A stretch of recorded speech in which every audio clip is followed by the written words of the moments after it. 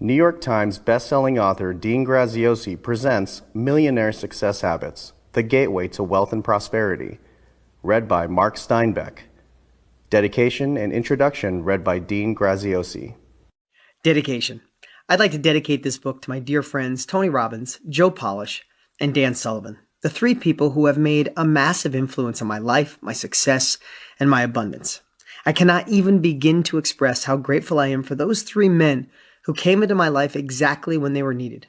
But I also want to dedicate this book to all the men and women throughout the years who had the will and the selflessness to share their life-changing wisdom through books and talks to those eager for a new path. I did my best to soak in all that I heard, read, and observed, and in turn, what I learned seeped into my thoughts and words. The exercises, the stories, the recipes, and the success habits you'll find in these pages I've learned through decades of my own trial and error, failures, and successes. But they've been greatly enriched by all the others who've walked the path before me, and I'm grateful for that. This dedication, then, is my way of recognizing all the people who have made such a big difference in my life. I'm hoping that in that same way, I'll serve you, and this book will make an equally big difference in your life. Introduction. In the spring of 1944, a boy who we'll call JP was born to immigrant parents in a rough neighborhood in the heart of Los Angeles. Before JP was 2 years old, his parents divorced. His mother struggled financially, and by the time he was 9 years old, JP was out on the streets looking for a way to help his mom make ends meet. Newspapers, flower pots, Christmas cards, you name it, he most likely tried to sell it. When his mother could no longer take care of JP and his brother, the two boys were placed in a foster home. As a teenager with no parental guidance, JP fell into the wrong crowd, joined a local gang, and struggled to pass his classes as a student at John Marshall High School in Los Angeles. One day in the 11th grade, JP's high school teacher caught him and his friend Michelle goofing off, passing notes in class, and proceeded to make them both stand up in front of the room while he proclaimed, "You see these two? Don't hang around them, because they're not going to amount to anything. They'll absolutely not make it in any business."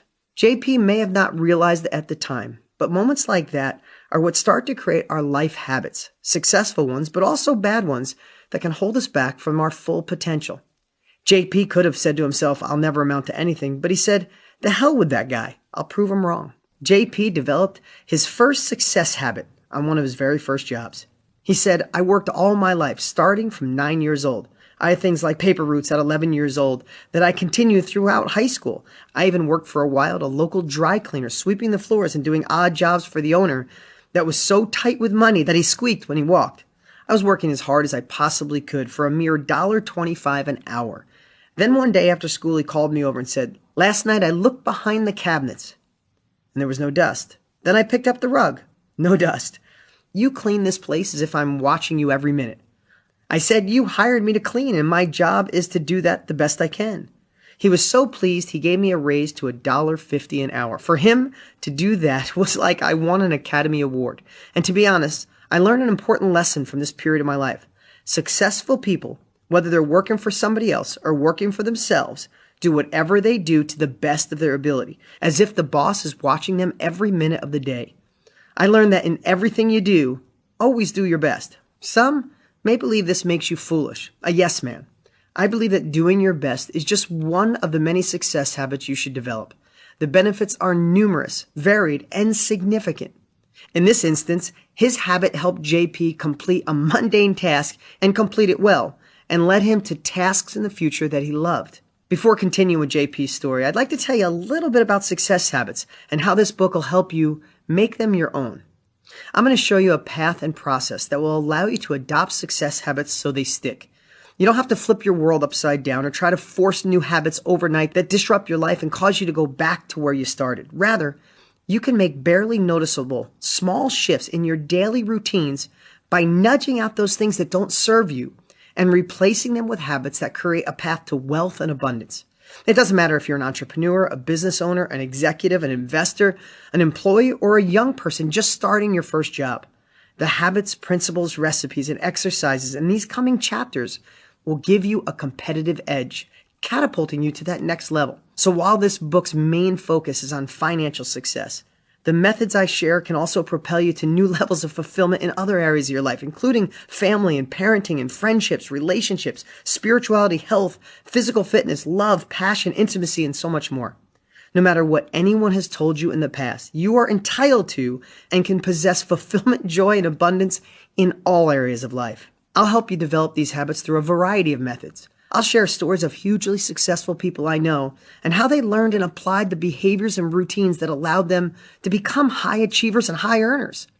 I'll provide exercises for you to develop and practice new habits. And I'll offer you some stories from my own life that I hope will inspire and instruct. More about all this a bit later. Now let's return to our friend, who when we last saw him was sweeping floors with great effort and skill.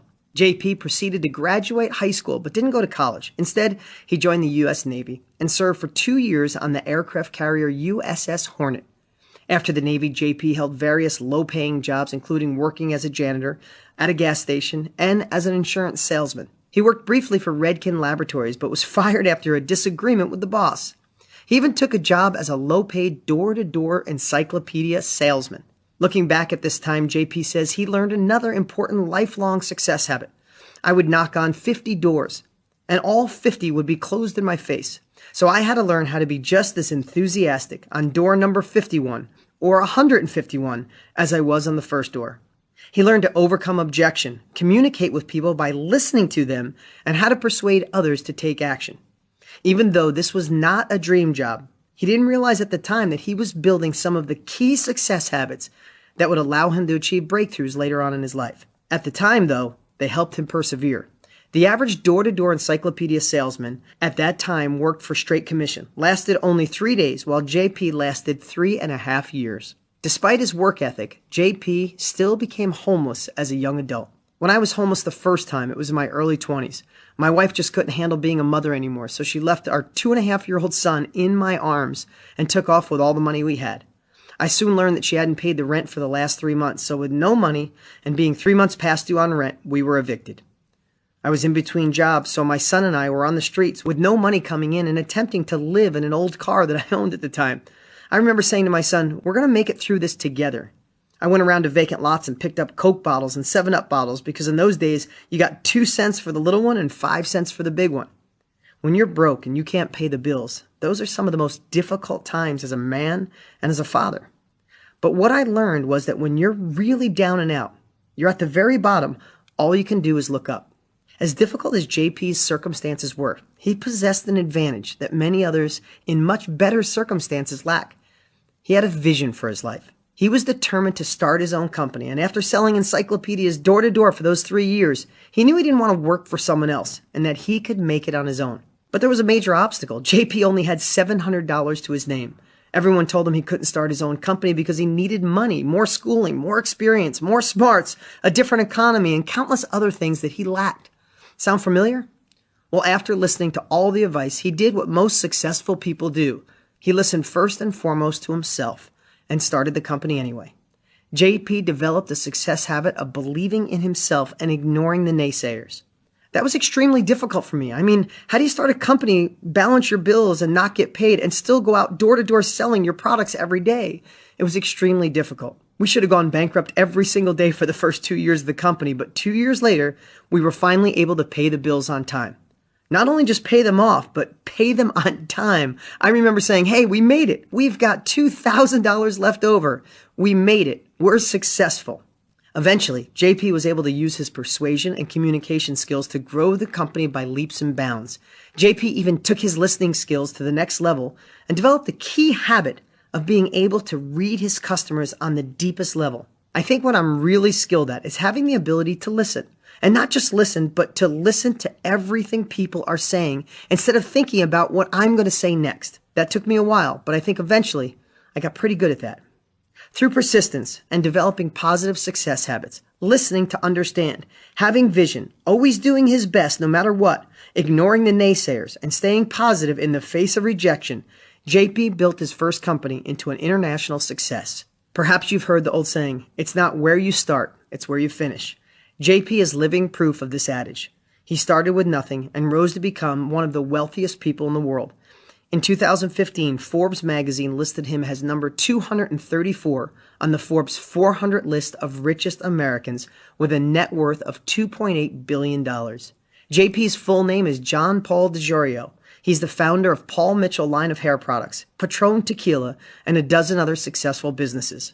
DeJorio often advises young entrepreneurs to develop positive habits, believe in their gut instincts, and take risks. He says you can't just let other people get you down. I mean, what the heck do they know? I was told, no, you could never enter the beauty industry dozens of times. Everyone told me there's too much competition and that I have no money. I was even laughed at when I started Patron. People said, tequila at $37 a bottle? Are you kidding? I could buy tequila for $4. So go with your own gut feeling and always do something good for someone else. Though I love all of John Paul DeJorio's story, I relish that early admonition of his high school teacher who told John Paul and his friend Michelle Gilliam they'd never amount to anything. Well, to say that they've proved that teacher wrong is a gross understatement. John Paul is a billionaire who's changing lives all over the world, and Michelle Gilliam is better known as Michelle Phillips, a founding member of the 1960s folk rock band The Mamas and the Papas, which sold 40 million records.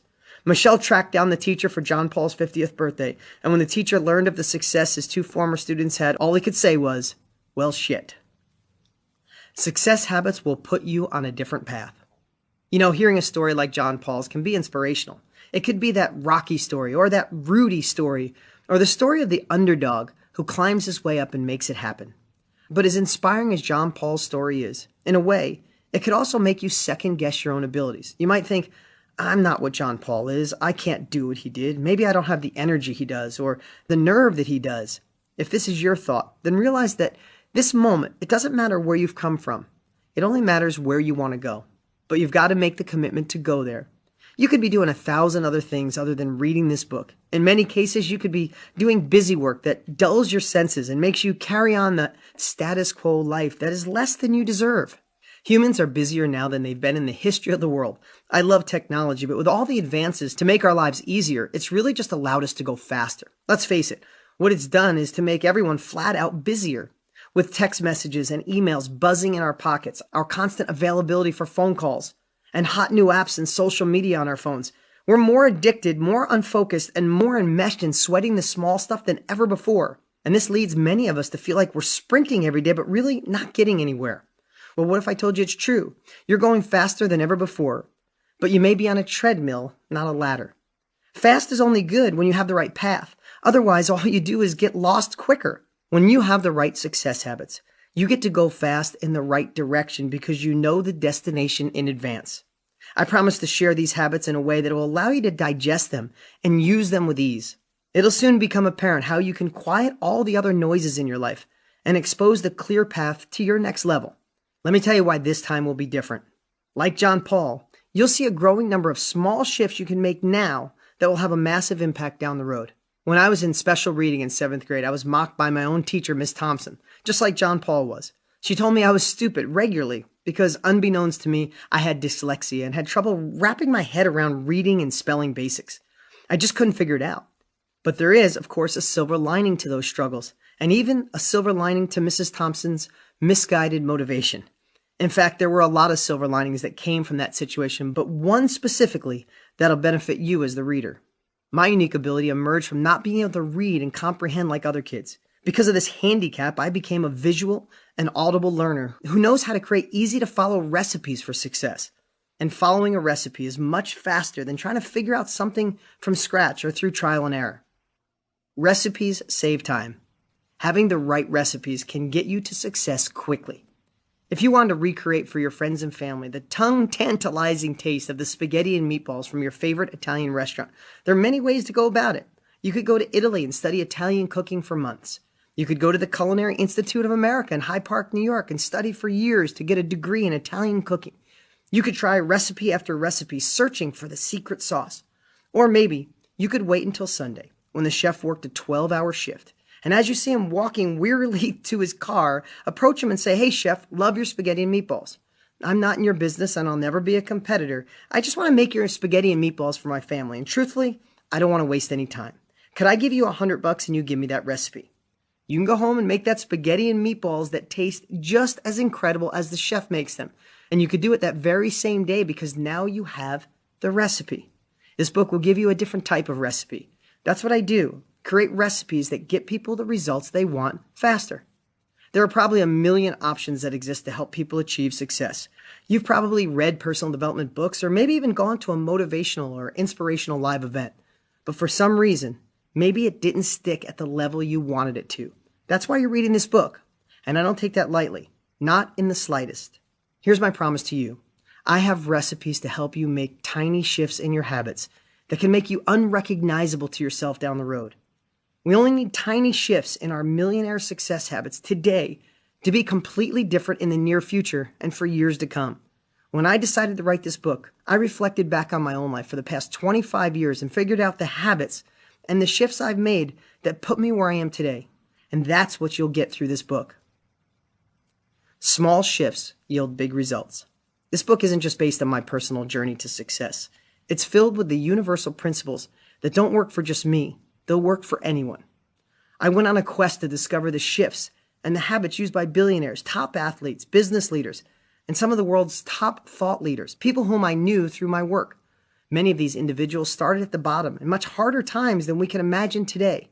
And when I extracted their strategies and viewed them within the context of my own personal strategies that have made the difference in our lives and will make the biggest impact on your life. That's what this book has, and that's what this book's going to deliver.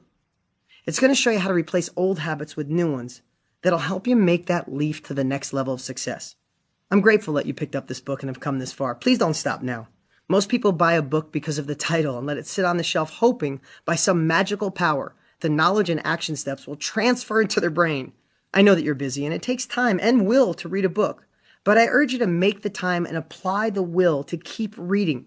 I promise I'll do everything in my power to keep it compelling and exciting, but also to deliver the tactical strategies to take away habits that don't currently serve you and replace them with success habits that can grow your life, your wealth, and your joy exponentially. Believe me, I know you may be feeling there's no extra time for you to implement these habits into your life. I know you're not sitting around reading this book right now with 5 extra hours a day. But as you'll see throughout this book, it's like removing a battery and putting in a new one. I've already shared this, but it's worth repeating. You don't have to add time to learn new habits. You just have to replace old habits. To do so, you need to recognize the counterproductive routines you've fallen into. Once you acknowledge them, you'll see how realistic it is to be able to switch them out. There are a million paths to success. But with all those options, I've learned that the fastest way to success involves one option above all others. When success habits become your new routine, your life will change dramatically. You've picked up this book for a reason. Maybe you're a baby boomer who's been in a job for 30 or 40 years because it was a responsible thing to do, and it's finally time to reinvent yourself. Maybe years ago someone told you stop being a dreamer and do what's right. Do what's secure and safe. And what you're doing has dampened your enthusiasm for work and life, especially when you know you're meant for so much more. Or maybe the world has made you insecure and you're staying in a job that has you living day after day just hoping something will change. Maybe you have your own business and it's not doing so great and it's time to take it to the next level. Or maybe your back is against the wall and money is so tight you need a new path. It really doesn't matter who you are or what your situation is. Whether you're a college student unsure if the world still has opportunities that your parents had, or you're someone ready to tap into your full potential and start something new, this book can help you take control of your life. It's time to stop being the thermometer of life and start being the thermostat. Stop hoping a break will magically come. You can create your own break and do it so much faster than you could ever imagine. But before we get into the how of it, I want to share with you the why now. Chapter 1. The time is right to change your habits. This is a volatile, even crazy time in American history. From diverse politicians whom people feel they can't trust, to negativity toward entrepreneurs who work hard and make a lot of money, societal norms are changing. As I shared earlier, most people will tell you that they feel they are working harder and faster to get things done, but to little effect. They strive to move up the ladder of success, yet for some reason it just isn't happening. Do you feel like you're not getting the results you desire or deserve? Well, besides technology affecting this outcome, another factor exists that you may not even be aware of. The good news is that you're not crazy for feeling like all your effort is going for naught. It's not your fault. Let's see what really is to blame. Productivity versus income. In doing my research for this book, one statistic on productivity grabbed my attention the most. If you look at the graph below, you will see that for many years productivity and wages were going up unilaterally on a steep 45-degree angle. However, as 1973 rolled around, things changed. Wages went flat, but productivity remained on the same incline. And what does that massive gap between wages and productivity suggest? It means we are getting more done as a society, yet income hasn't reflected this output. So when you feel like you're working quicker, harder, or faster and using today's technologies to accomplish more, you are. However, wages are simply not keeping up. That's why you feel busier than ever and squeezed financially. The unfortunate fact is that the gap continues to widen, and we can ignore it and blame others, or we can create the habits that multiply the income and success in our own homes and in our own life. The middle class is taking a serious hit. Some even say we are going towards a two-class society. Now I know that politicians and those pushing their agendas have harped on this point, but I'm localizing the conversation. I'm talking about how it affects the economy in your house and within your family. This isn't to bash the wealthy. Heck, in this book I'm giving you the habits to become wealthy or increase the wealth you already have. But the statistics don't lie. If you are not prepared and armed with the right tools, the shift that is happening in America could greatly affect you. And when I saw the graph below, I knew I had to share it. Up until 1981, all classes of income were rising at about the same rate. However, in about 1981, a split started to happen. The 1% broke away from the crowd, and since then the top 1% of earners' income has gone up 138%, while the bottom 90% of earners' income has gone up only 15%. Here's an alarming look at the actual graph, but give me a minute to go through the so-called facts and then let me explain how they impact you. From one perspective, the gap is getting wider and wider. It seems as though we are evolving into a two-tiered society. The middle class is getting squeezed out, and it's obvious from this graph that this is not just a theory. This is real life, and it's why you may be feeling the effects we talked about earlier. As scared as that graph makes you feel, imagine this. What if that income gap you saw on the graph did not matter to you? What if you knew there were ways to become financially bulletproof and for you to create the class you desire in your life, in your home, and with your family? New measurement of success. You see, I have to believe statistics. And if they are alarming to you, great. More reason to continue listening and take action in your life. But what is even more alarming is what the term middle class means these days. If you and your spouse make $120,000 a year combined, that means you're in the middle class. But should we cheer? What if one of you is working 2 jobs and the other has to put in extra time during the weekends? Sure, you might have a nice car, a beautiful house, vacations, and some other cool stuff. But maybe your kids are in daycare and you rarely get to spend time with them. Maybe you and your spouse haven't had any quality time together in a while because you were just too busy. Maybe you and your spouse are, in fact, less engaged with each other because when you do talk, it's in between emails and text messages.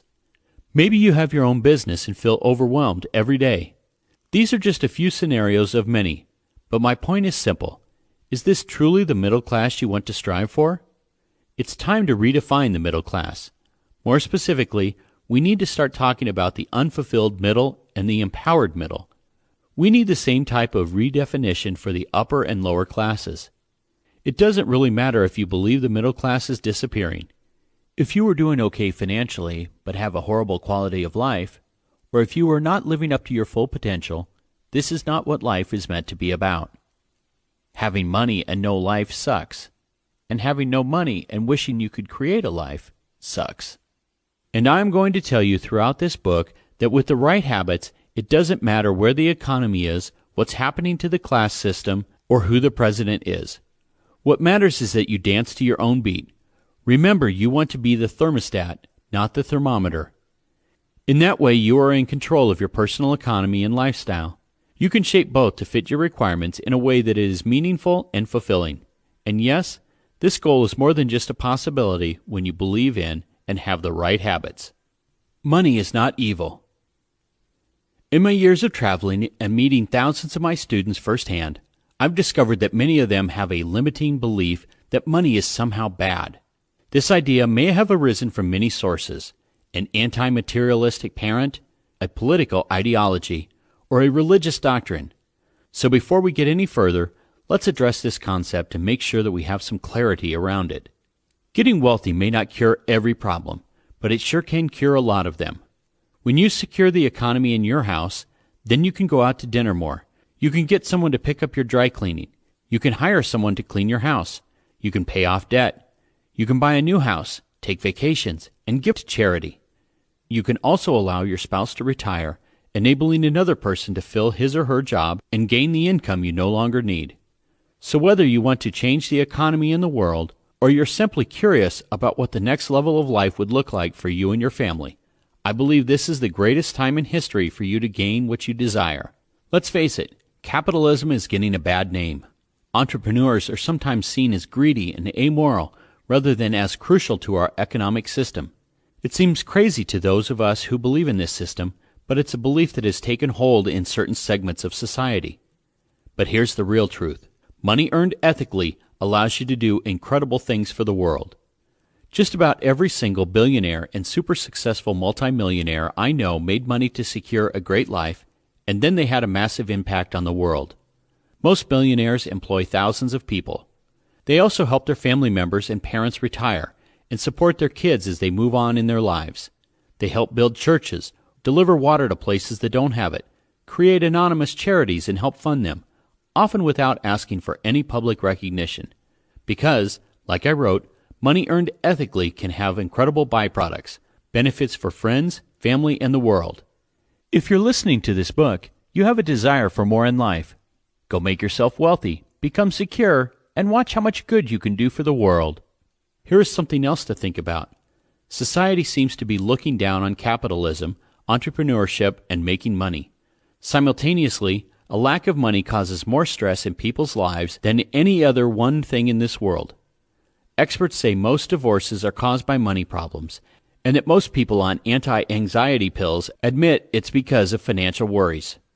Most people who aren't connected to their children and their spouse claim it's because of a lack of money, time, or having jobs they hate. Have you ever stressed or worried about money? Of course you have. Do I have enough? Am I enough? Those questions can rattle anyone's cage. Here's what one of my mentors taught me. If you can cut a check for a problem, you don't have that problem. Repeat it like a mantra. If you can cut a check for the problem, you don't have that problem. If you have bills that you're stressed over, you cut a check, that problem goes away. Worried about your kid's college education? Cut a check, that problem goes away. Worried about your parents getting old and not having enough for retirement? Cut a check and let your parents retire, like I did. Are you worried about your future? Cut a check, that problem goes away. Is your business not doing as well as it could? Cut a check, that problem goes away. Don't tell me money can't solve issues. When you get money out of the way, you're allowed to be your best self. Think of it this way. If I was sitting next to you right now and squeezed your throat, the only thing you could think about is oxygen. But prior to that, I'm guessing taking a breath of air wasn't occupying your mind. You just go about every day knowing it's there. The reason people are stressed about money is because they're being squeezed by the amount coming in, contrasted with how much they need to live the life they desire. When worrying about money comes off your plate, you have the opportunity to be your best self. By shifting certain habits in your life, abundance and prosperity will flow to you in ways that might seem impossible at this moment. No magic money machine is in this book. There's no button you're going to push so your mailbox will be filled with checks. But what you're going to get are simple recipes ideally suited to the complex times in which we live. They cut through all the confusion of modern life and provide a straight line between where you are now and where you want to be. Have you ever wondered how two people could be brought up in similar environments, work in the same field, have similar jobs, and one of them is making twice as much as the other? Or one person excels at his job and then leaves and does his own thing, while the other person says, "Oh, but the economy is bad, and the president and the Congress and our boss is holding me back." Two people, two completely different life results. The reason? The person who took his or her life to the next level had different daily habits than the one who sits and simply wishes and hopes for more. Throughout this book, you're going to see these habits and be excited about each and every one of them. And like I said earlier, it doesn't matter where you're coming from. It only matters where you want to go. Don't let go of the wheel. I want to end this chapter with a story I've been sharing for years. Imagine a farmer gets up every single day, and he puts his grain on the back of the tractor, and he puts the tractor in gear, and he drives out a mile into the pasture to feed the cows, and then they all come running. He dumps the feed and goes back to the barn. If he gets up every single day for 10, 15, 20 years and starts the tractor, puts the feed on, puts it in gear, and goes out to the same field, what will eventually happen? He'll build ruts on the path to the cows. Eventually, he could just get up, throw the grain on the back, start the tractor, put it in gear, and let go of the wheel. That tractor will take him right out to the same spot he's been going for years. Apply this story to your life and ask, have you let go of the wheel? Do you have ruts that keep you doing the same thing every day? It doesn't necessarily mean your entire life is in a rut, but do you unconsciously do the same things daily, expecting a different result? Do you have habits that make every day the same while simultaneously hoping an outside factor will change it? Maybe you're waiting for a shift in the economy, a person to intervene on your behalf, fate to present you with a winning lottery ticket. Have you become the thermometer instead of the thermostat? I'm not judging. It happens to us all. Most people have let go of the wheel. But it doesn't have to stay that way. So here's what's important about that farmer's story. To change that farmer's direction, to change his destination, he doesn't have to make a dramatic 180-degree turn. It's not like a New Year's resolution where you feel you need to change everything about yourself. You don't have to wake up tomorrow morning and start an entirely new routine, yoga, and then meditate, and then practice gratitude for an hour. Yes, all those things are worthwhile, but all you have to do tomorrow is put yourself in the position of that farmer and turn the wheel a quarter of an inch, just a tiny shift. If he got up tomorrow and turned that wheel a quarter of an inch, by the time he got a mile out in the field, he wouldn't even be able to see his old feeding grounds because he would be so far away. Those ruts would be no more, because he'd be carving a new path, a quarter inch at a time. I know that there are other things you could be doing besides listening to this book, watching television, going to a sports event, doing chores. But those things are always going to be there. Would you rather change a light bulb or your life? Getting rich isn't about a magic pill that puts money in your bank account for doing nothing. It's not about hitting the lotto. It's not about waiting for someone to do something for you. It's about changing your habits and your thoughts. And you can start today. As John Paul DeJoria says, the difference between successful people and unsuccessful people is that successful people do the things that unsuccessful people don't want to do. I would add that successful people have a core set of habits that propel them. The average person confuses success with luck, but luck has nothing to do with it. Millionaire success habits do. Now let's look at where you are in your life and where you want to go. Chapter 2. The Foundation for All Success. Where the heck are you going? In your life, that is. Many people struggle with this seemingly obvious question. Want to see the evidence of this struggle? During the week, ask 5 random people what they don't want out of life. I can all but guarantee that they will have a sizable list. It will be as if they metaphorically lick their fingers, clear their throats as if about to make some life-altering announcement, grab their figurative list, and begin to enumerate the items on it. I don't want to keep the same income and job I have now. I don't want my spouse to nag me about money and time spent at home. I don't want to keep driving this same crappy car for another year. The I don't wants always flow out easily, so easily that sometimes they seem like they have been rehearsed. It's as if people are constantly thinking about them.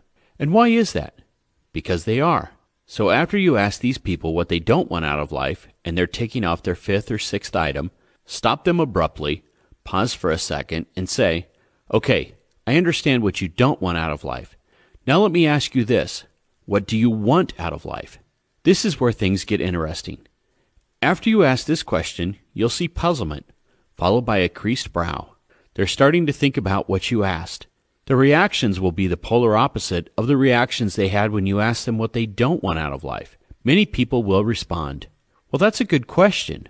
Or, I'll have to think about that one. It's like they're saying, I'm in a fast car. I'm driving 100 miles an hour, and I know for sure I don't want to go to Florida, Texas, or Arizona. but I'm not sure where I actually want to go. What happens then? You end up nowhere. You end up out of gas and unable to reach your destination because you only know where you don't want to go. Sounds pretty simple, right?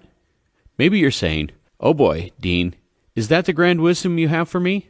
Actually, it's a huge part of it, but you have to wrap your head around what the wisdom really is. Once you understand it, you'll see why this may be the biggest reason you are holding yourself back from breaking through to the next level. So let me ask you a question. Do you know anyone who fits this description? Someone who has an easier time expressing what they don't want out of life than expressing what they do want? Maybe a friend, a relative, or a spouse who goes through life this way? Maybe even someone a little closer to you. That's someone you see when you look in the mirror after rolling out of bed each morning. You see, what's crazy about today's society is that everybody is racing around with Ferrari brains, but no one has her GPS on. And here's the unfortunate truth for a society like this. It doesn't matter how fast you can go. It doesn't matter how much passion you have. And it doesn't matter how much energy you put into something. If you don't have a vision and a clarity of the destination you want to reach, you'll simply never get there. The reason I call it a Ferrari brain is because you can buy the most expensive Ferrari in the world and drive it as fast as you possibly can, but if you don't know where you're going, you'll get nowhere quickly. Would you rather drive a Ferrari off a cliff at 200 miles per hour or drive a Prius to the promised land? In a moment, I'm going to share one of the most important millionaire success habits of them all. It's a habit I have shared with my students for the past 20 plus years, and a habit I will share until I can't share anymore. Look, I hope you listen to this entire book from cover to cover. Getting through this chapter alone will put you ahead of 98% of the world. The same 98% that is out there running on a treadmill wondering why they aren't getting where they want to go, or driving in a Ferrari with no GPS and wondering why they just drove into a lake. Here are a few of the things I hear far too often. I need more hours in a day, Dean. I wish I could clone myself or find good help.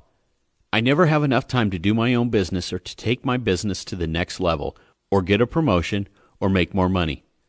Some people think they need 36 hours in a day, when in reality they are just lacking a crystal clear vision of what they want out of their own personal lives.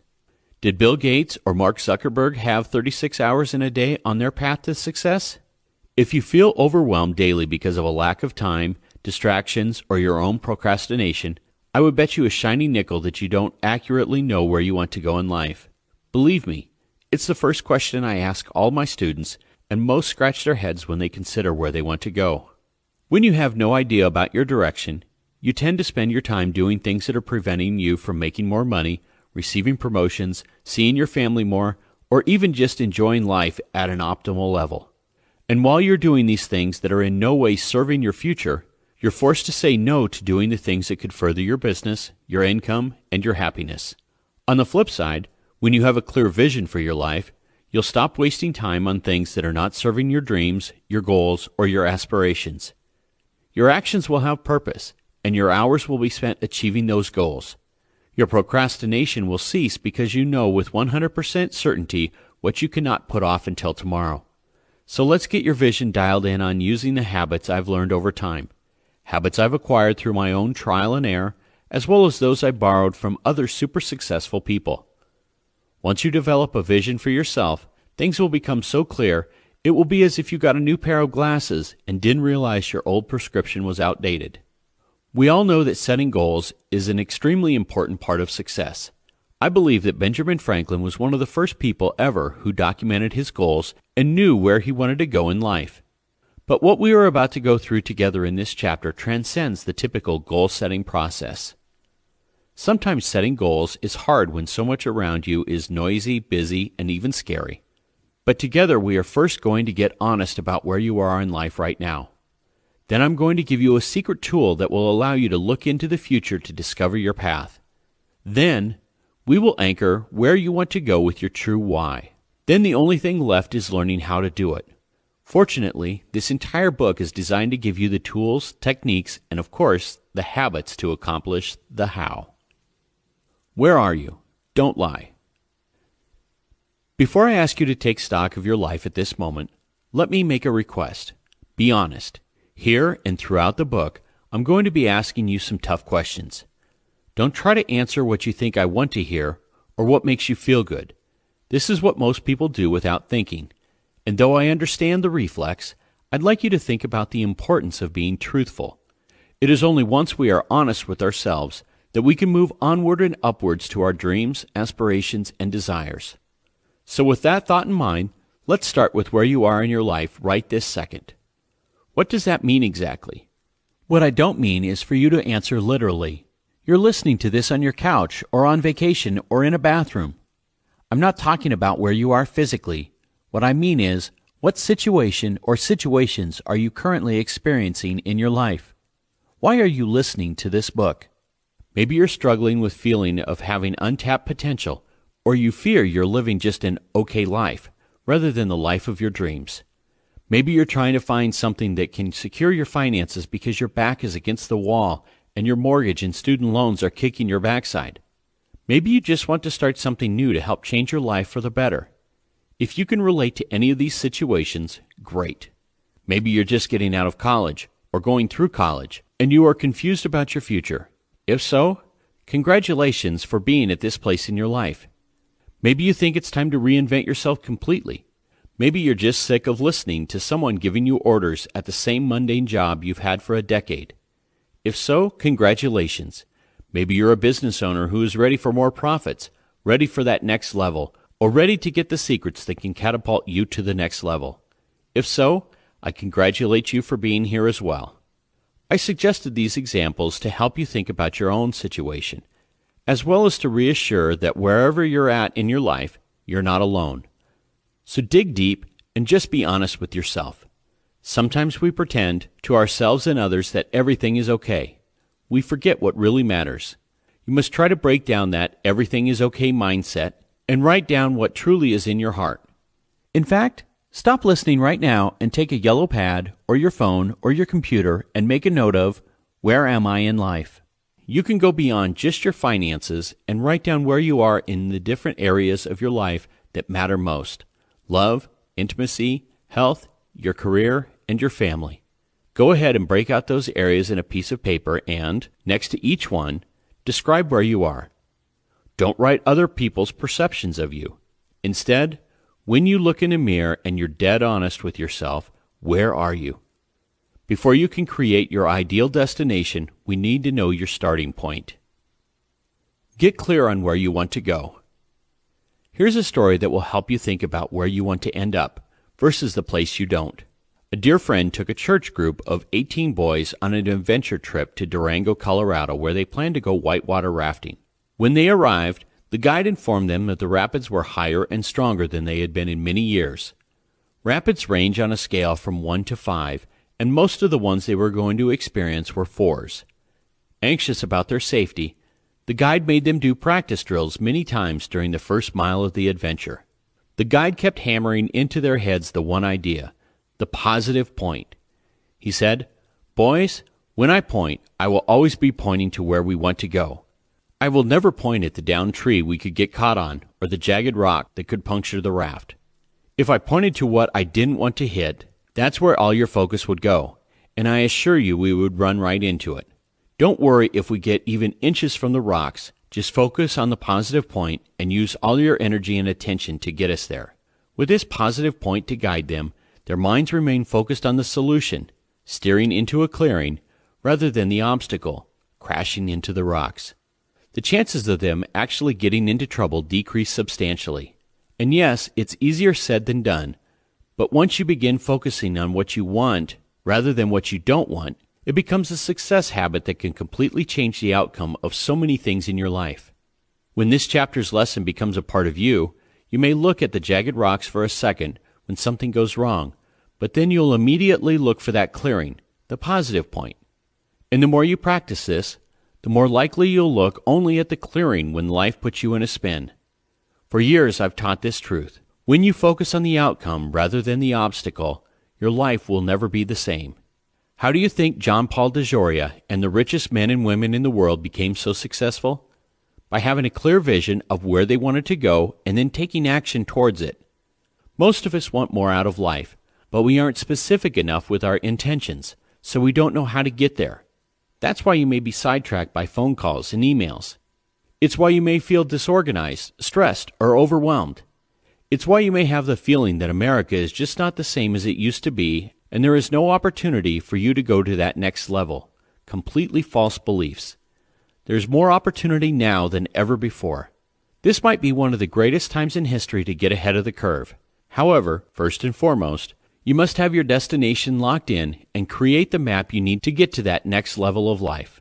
Once you find a truly crystal clear vision, things that bugged you or slowed you down no longer have any power to stop you from achieving your goal. Look back from the future.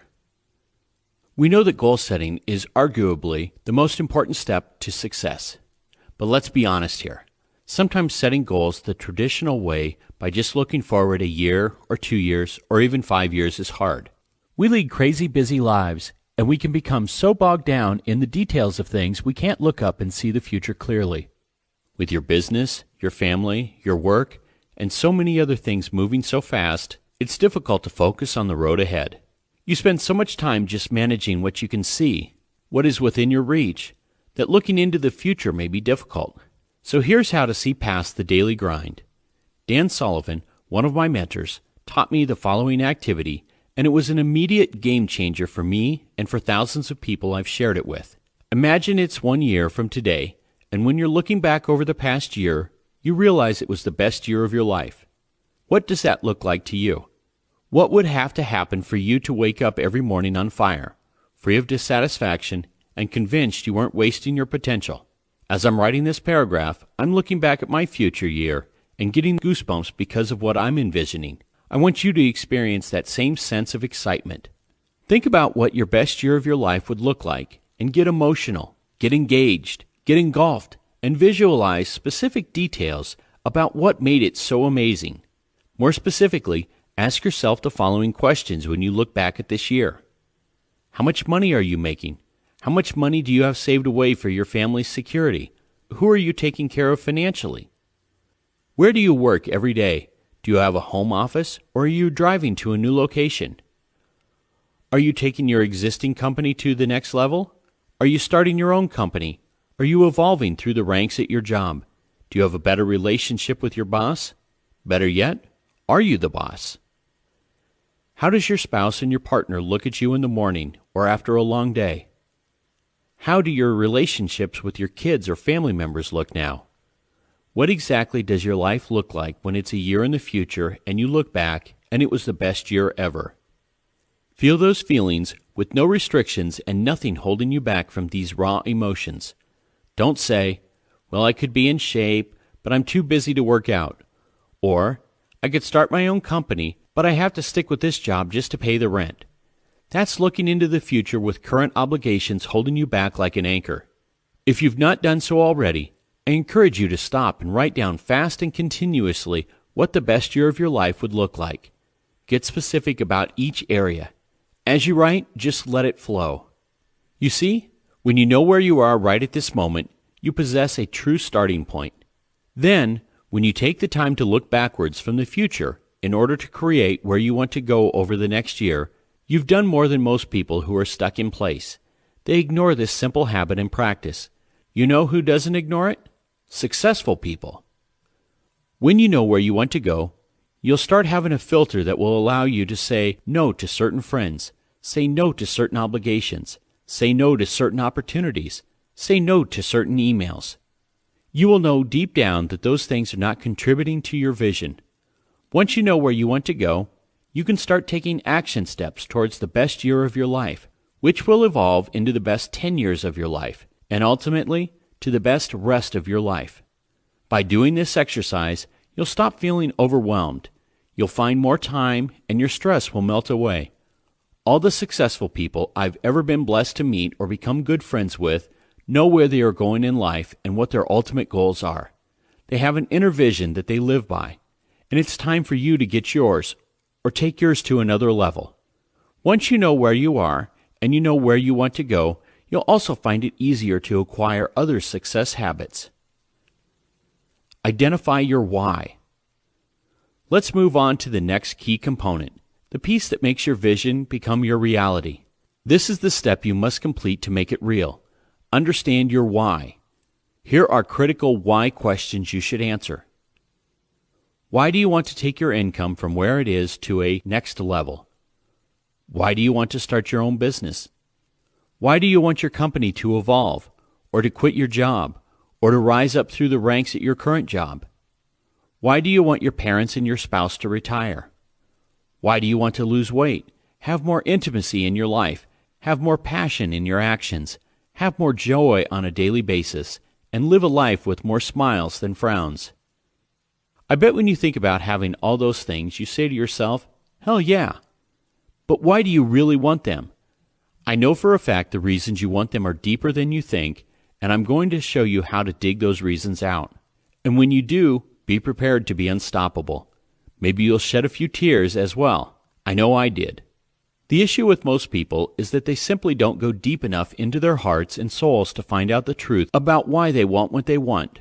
It's unfortunate that our brains can so powerfully obscure what's in our hearts and souls.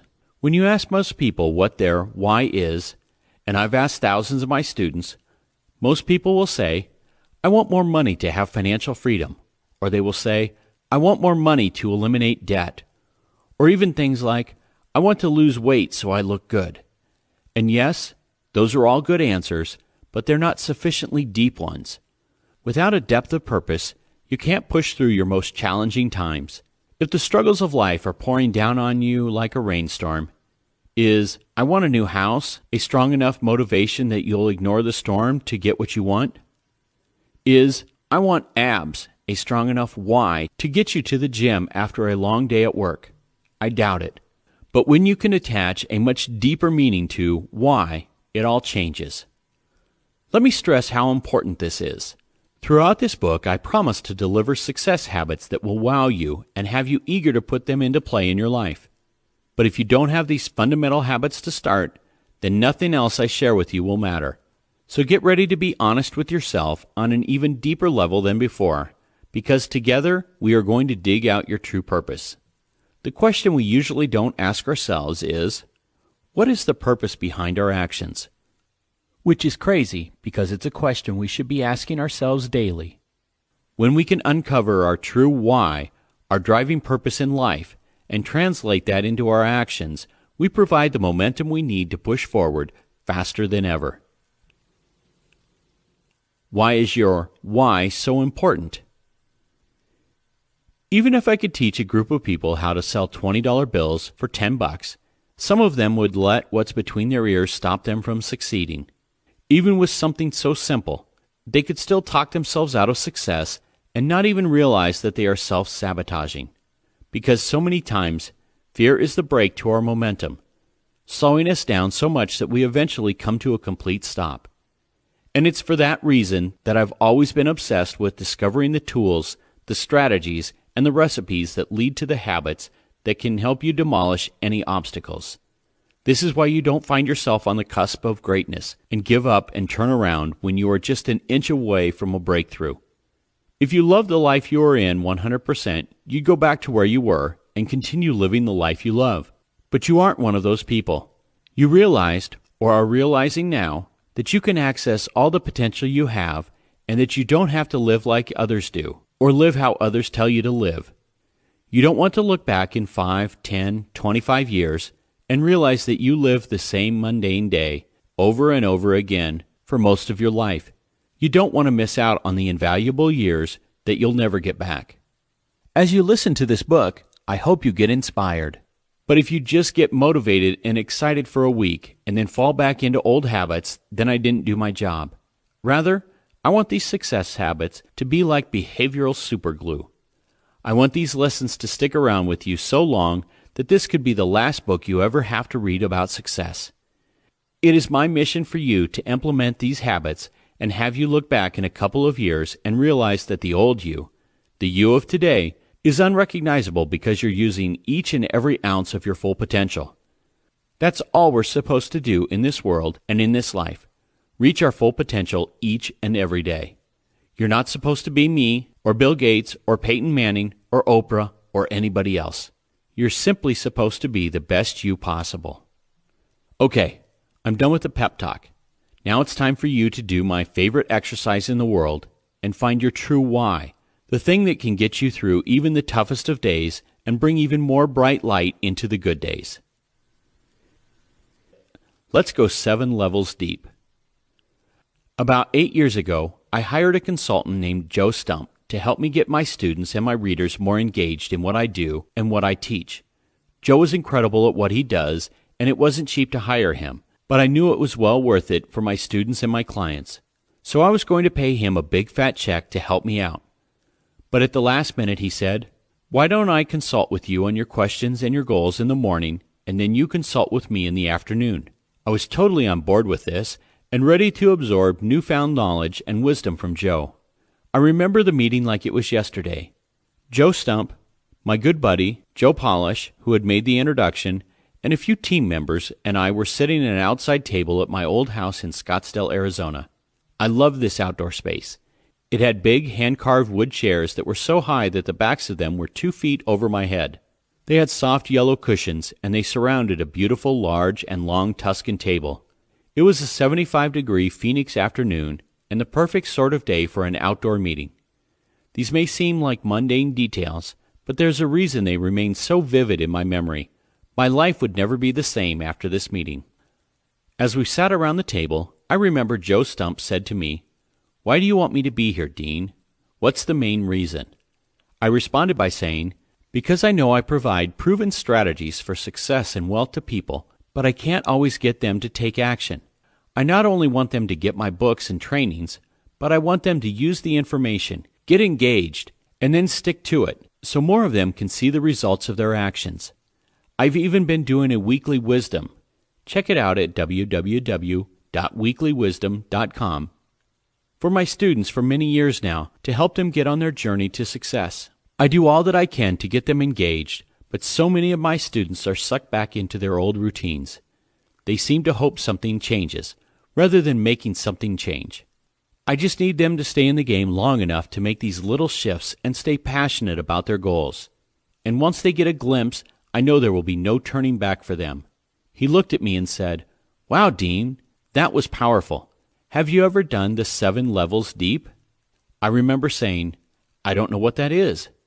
He said, "It's the most profound thing that you've ever done, and it can massively transform the life of the people you teach and make them stay engaged and motivated longer than ever before. It will actually keep them engaged for life." I was like, "Okay, amazing. Give it to me. Let me have it." Then Joe said, "Sorry, Dean, but no. I want to put you through the full experience first." I said, Joe, come on, man. I want to get there quick. I'm a fast learner. I want this 7 levels deep thing, and I want to give it to my students and my readers ASAP." Then, even more committed, he said, "Nope, the only way you're going to get it is if you go through it." I finally gave in and said fine. Now, as you listen to the next few paragraphs, I want you to picture yourself doing this exercise with someone else.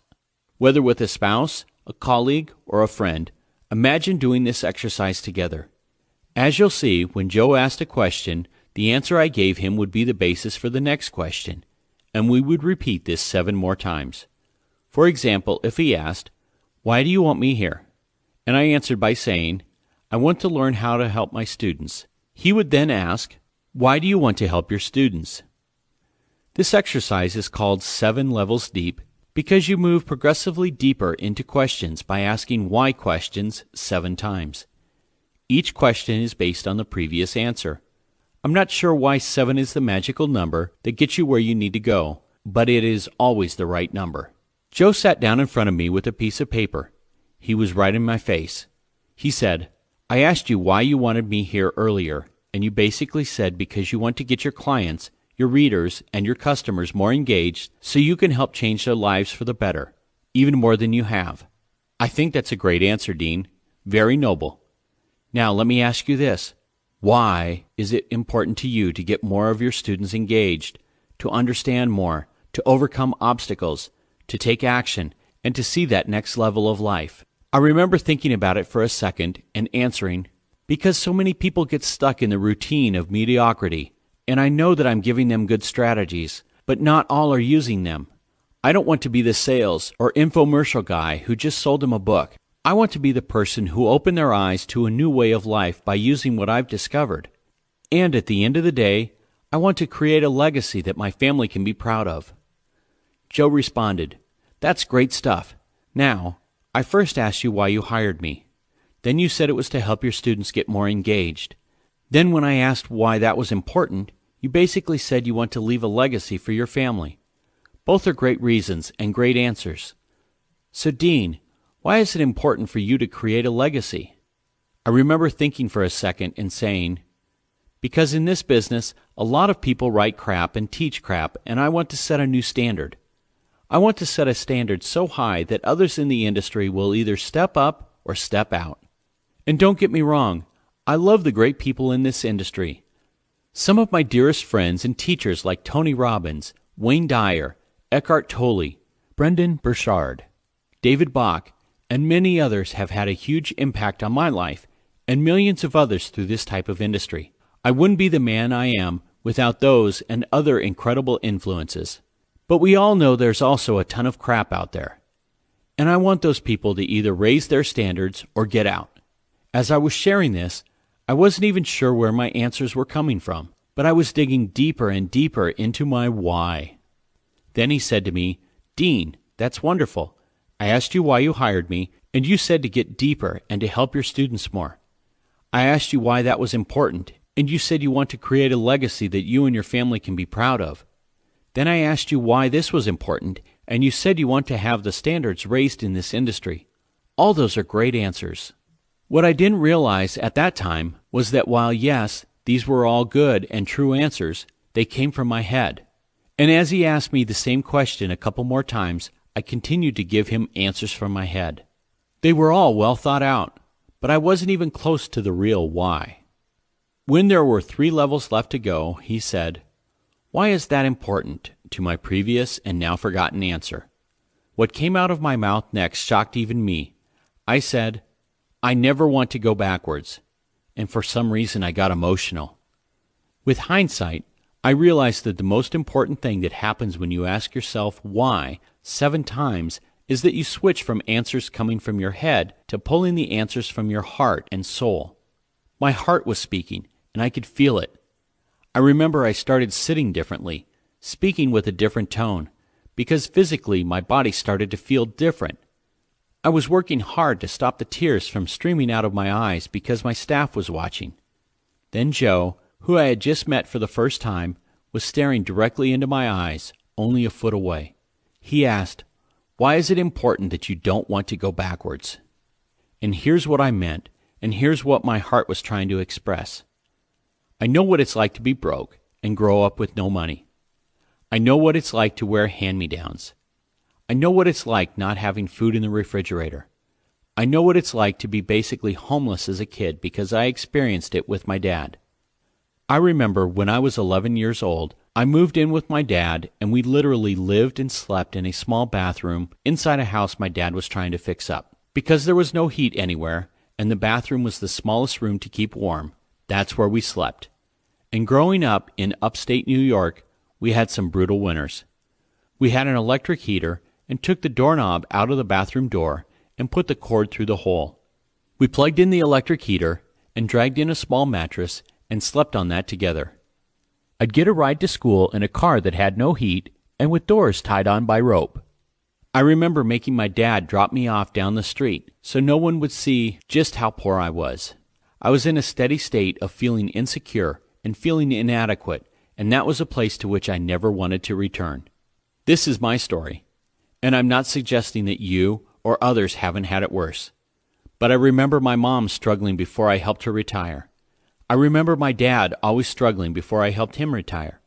I remember what it felt like not to be able to help other people or even myself. I know for a fact that I don't ever want to go backwards to where I was as a kid. After I explained all of this, Joe could see that I was getting emotional. And at the time I was thinking to myself, well, I found my why. But there were 2 more questions left for me to answer. Joe looked at me and asked, "Dean, why don't you want to go backwards?" At that point, I couldn't hold the tears back. They were streaming down my face. The first things that came to my heart were my children. I said, I think I know it. I think I know my why. I want to give my kids the choices and the options that I never had when I was a kid. I want my daughter and my son to be able to choose where they want to go in life and have the ability to become their best selves. I want them to have lives without worry of money choking them. I want them to know that they're financially secure, so that if they want to be teachers or astronauts or be in rock bands or yoga teachers or anything else, they can. I want them to have the freedom I never felt like I had growing up. I'm not saying I want to raise two entitled brats. I work very hard to make sure that never happens. I'm talking about choices to be who they want to be, not spoiling them so they don't have to make any choices at all. And the more I thought about it, the more emotional I got. I said to Joe, I know my why. It's my children. But then he said to me, I bet you started working really hard before you had children, didn't you, Dean? And he was right. And I had one more why left to answer. Dean, he said, thank you for sharing this, but I have to ask you, why is it important that your children have choices? And my true why emerged like a miracle. It just flew out of my mouth. I said, because I want to be in control. Before that moment, I'd never thought or talked about wanting to be in control, and I never felt that surge of passion run through me to my core. I realized at that very moment what my whole life was about. I finally realized why I wanted to go to the next level, why I got into business, why I started cutting firewood and fixing wrecked cars when I was a teenager, why I knocked on 1 million doors and did my first real estate deal before I was 20. It all made sense now. It was all because I wanted to be in control. Not a control freak, but rather in control. You see, my parents were married 9 times between them. In fact, as I write this book, my dad is engaged to a great lady, and it will soon be an even 10. Also growing up, I moved a lot. I moved 20 times by the time I was 19 years old. Over the years of my childhood, I would have new stepbrothers, stepsisters, and step-grandparents that I loved, and then I'd be uprooted and have to move without any say in the matter. I always felt totally out of control. We would find an apartment I loved, couldn't pay the rent, and would get evicted. I'd move into my grandma's house and love it, and then within a year, I would have to move and go someplace else with a new dad or a new mom, and with new siblings that in some cases hated me for intruding. I would go to a new school, find new friends, and then we'd pick up and have to relocate again. It was an epiphany, this 7th why. I don't want anybody to tell me how to dress, where to live, or even how to raise my kids. I don't want anybody to tell me where I can eat, how I can function, what I can do with my time, or how much money I can make. I want to be in control so I can make the decisions that empower me, bring me joy, and make me feel alive. And at that very moment, I realized I didn't want anybody to take that away from me in any area of my life. I had finally found my true why, and my mission had never seemed clearer. What's your deeper why? What about you? Would you like to have total control of your life and make the choices you want? Of course you would, but that's my story and my why. I don't know what yours is yet, and you probably don't either, but I assure you that you need to find it. When you have a tough day, when things don't go your way, when your new business fails, when things go wrong in your relationship, when your kids disappoint you, what pushes you to keep moving forward? Financial freedom? That's not deep enough. You need to find the root of your why. Why are you listening to this book? Why do you want to make more money? Why do you want wealth to come into your life? There is a much deeper level of purpose that is driving you. And when you find it, you discover the driving force that will never allow you to get off track. Listen, I feel blessed for the life, the security, and the income I have right now. But do you think I don't have tough days? I absolutely do. We all do, no matter what our financial level of life. And at the end of the day, my why guides and pushes me through hard times. When I have a tough day, or even think of quitting, I remember my whys and know there is no way I could possibly give up. Because I know I am never going backwards. I know I'm giving my kids the security they deserve, and I know I'm always going to be in control of my life. This 7 levels deep why exercise is the foundation of all success and possibly the most important millionaire success habit you can develop. This is an exercise you should do 4 times annually, and once you know your why, you will use it in 100 different ways to motivate your actions. It will become one of your daily success habits. Anchoring the process. At one point in my life, I was on a stage speaking at an event every month, year after year. During that time, I did the 7 levels deep exercise pretty much every time I was on stage. I would randomly pick someone out of the audience to come up and participate. I remember each and every person's story to this day, but there's one that comes to mind at this moment and touches my heart. This tall, awesome dude with dreadlocks who seemed nearly twice my size came up on stage, gave me a hug, and nearly lifted me off my feet.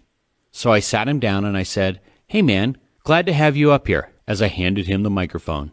The audience was just sitting, staring, waiting for what was going to happen next. I proceeded to ask him, "Why are you here? Why did you spend money to come to an event like this and learn how to take your life to the next level?" I remember his first answer was typical. It was financial freedom or a version of that. I, of course, proceeded to ask him why financial freedom was important to him. And his second answer was really deep and freaking awesome. "Dean, in my neighborhood, a lot of dads just aren't there. They're either in jail or they abandon their kids." Then he said, "I'm working to create a way to give those kids a fatherly influence." Wow, could there be a better why? It was an amazing why and an amazing driving factor. I mean, how could he not be empowered and inspired? He was at that event to get juiced up, ready to obtain the tools to go faster and make more money to turn that dream into reality. But from my experience, I knew he could get deeper, so I asked him why that was important to him. He gave another good answer. Then I asked him why again and again, and all of his answers were great, but they were coming from his head. Then we got to the last couple of questions, and I watched as his whole body changed. His smile disappeared, his lips started to quiver, and his hands started to shake. This is when he began to speak truth from his heart. He looked me dead in the eyes and said, "Dean, I can't believe I'm sharing this with a whole audience. But my mom died a few years ago, and when she died I was a drug addict. I feel like I completely let her down as a son. She was a good mom who worked her butt off to raise a good boy, but when she died she didn't see that. And after she passed I quit doing drugs. I got my head on straight, and I am on this mission." He then said, "I'm going to show my mother in heaven that she raised one awesome son who's going to make a positive impact on the world." The audience members were either in tears or at a loss for words or jumping up and clapping with wild enthusiasm. He officially found his why. And what a why that was. That's a purpose that will carry him through the toughest days life could ever throw at him. This man has a true why. Not only does he know where he is and where he wants to go, he knows why he wants it. When you attach a why to your actions, you get your emotions involved and you anchor your goals to your life to a point where they become a part of your soul, a part of your heart, and not just another well-intentioned thought. Imagine the conversation he has with himself when he has a tough day. It doesn't sound like, "I need to keep working because I want to be a good role model for people." And while yes, that is a good why, it is not powerful enough to push him through the most challenging of days. What his conversation sounds like is, "I need to get myself into that office and work my tail off because I want to show my beautiful mother up in heaven the amazing son she raised down here on earth." It's an emotionally potent idea, isn't it? Consider the effect that man's why has had on his success. And then think about how much your why will affect your life. Now it's your turn. I think it's crucial that you go through this process with someone else. Though it can work if you do it on your own, it's much more effective when you have a partner. Because you're familiar with the exercise, you go first. Lead them through the 7 whys. Then take your turn. Find a partner who will take the exercise seriously and is willing to write down what you share. Start the exercise by simply asking why you are listening to a book like Millionaire Success Habits. The initial question gets the party started. Then proceed to ask the 7 why questions in the sequence I've suggested, with the previous answer restated each time. Remember, you're going to have to ask or be asked the question 7 times. It's not 5, it's not 9, it's 7 times. I've been doing this for years now, and it works every single time. When I share the exercise with an audience, half the room is crying by the end because they realize with crystal clarity why they're sitting in the audience, what the deeper reasons are for attending my presentation. When you finish the exercise, you will realize why you're listening to this book, why you desire more, and why you want to unlock your true potential. To make this exercise easier to complete and to gain more clarity on how it works, go to www.thebetterlife.com right now and grab the 7 Levels exercise sheet by clicking the Book Resources tab. Also, I have filled out and completed my own 7 Levels exercise sheet below to give you an even better snapshot of how this exercise will play out when you complete it. Note the natural evolution, especially the evolution from head thinking to heart and soul sharing. The 7 Levels Deep Exercise. Why did you write this book, Dean? To change 1 million lives by helping them see a better path and better habits to success. Why do you want to change 1 million lives? Because it feels amazing to serve and help others. Why does it feel amazing to serve and help others? It allows for an even more successful business based on solid principles and values. Why is it important for you to have a business based off principle and values? I want to leave a legacy my family will be proud of. Why is it important for you to leave a legacy for your family? I never want to go backwards, hated being broke as a kid. Why do you never want to go backwards? I want my kids to have choices as they grow up. Why is it important for your kids to have choices that you never had? Because I want to be in control. I want to live life on my terms and be free to do as I choose. Now that you've reached this point, you possess one of the most important success habits needed to create true abundance and prosperity. When you know where you are, where you want to go, and why you want it, there is only one thing left. How do you get there? Well, great news. I've spent the last year of my life crafting the pieces of this book to be your how and deliver the roadmap to your next level of life. As part of that how, you should be aware that there is a hidden villain inside you, and he's working against your goals. This villain is made of self-doubt, an inner resistance that's been holding you back your entire life. I'm going to show you how this villain was created by the outside world, how to identify it, and then how to ultimately kill it, allowing an inner hero to awaken. It will all make sense soon, so don't stop now. Chapter 3. The Villain Within. So who exactly is the villain within? Well, the villain within can disguise itself as many different things in many people's lives. But no matter what form it takes, we all have it somewhere inside. To most of us, it's that self-doubt, that inner voice saying, "You can't do this," or "What makes you think you deserve that?" And in so many cases, it holds you back from taking proper actions to move your life in a better direction. It's that inner resistance that in the past talked you out of pursuing the things that made your heart smile and helped you reach that next level of life. I call it a villain because it's sneaky and up to no good. It hides in the back of your mind, and you don't even realize it exists. And the worst part about this inner villain is that, in most cases, external factors in your life that seemed innocuous created this villain. We'll address these factors soon. You may not realize it, but this villain has created a glass ceiling, an artificial limit on what you can achieve and who you can be.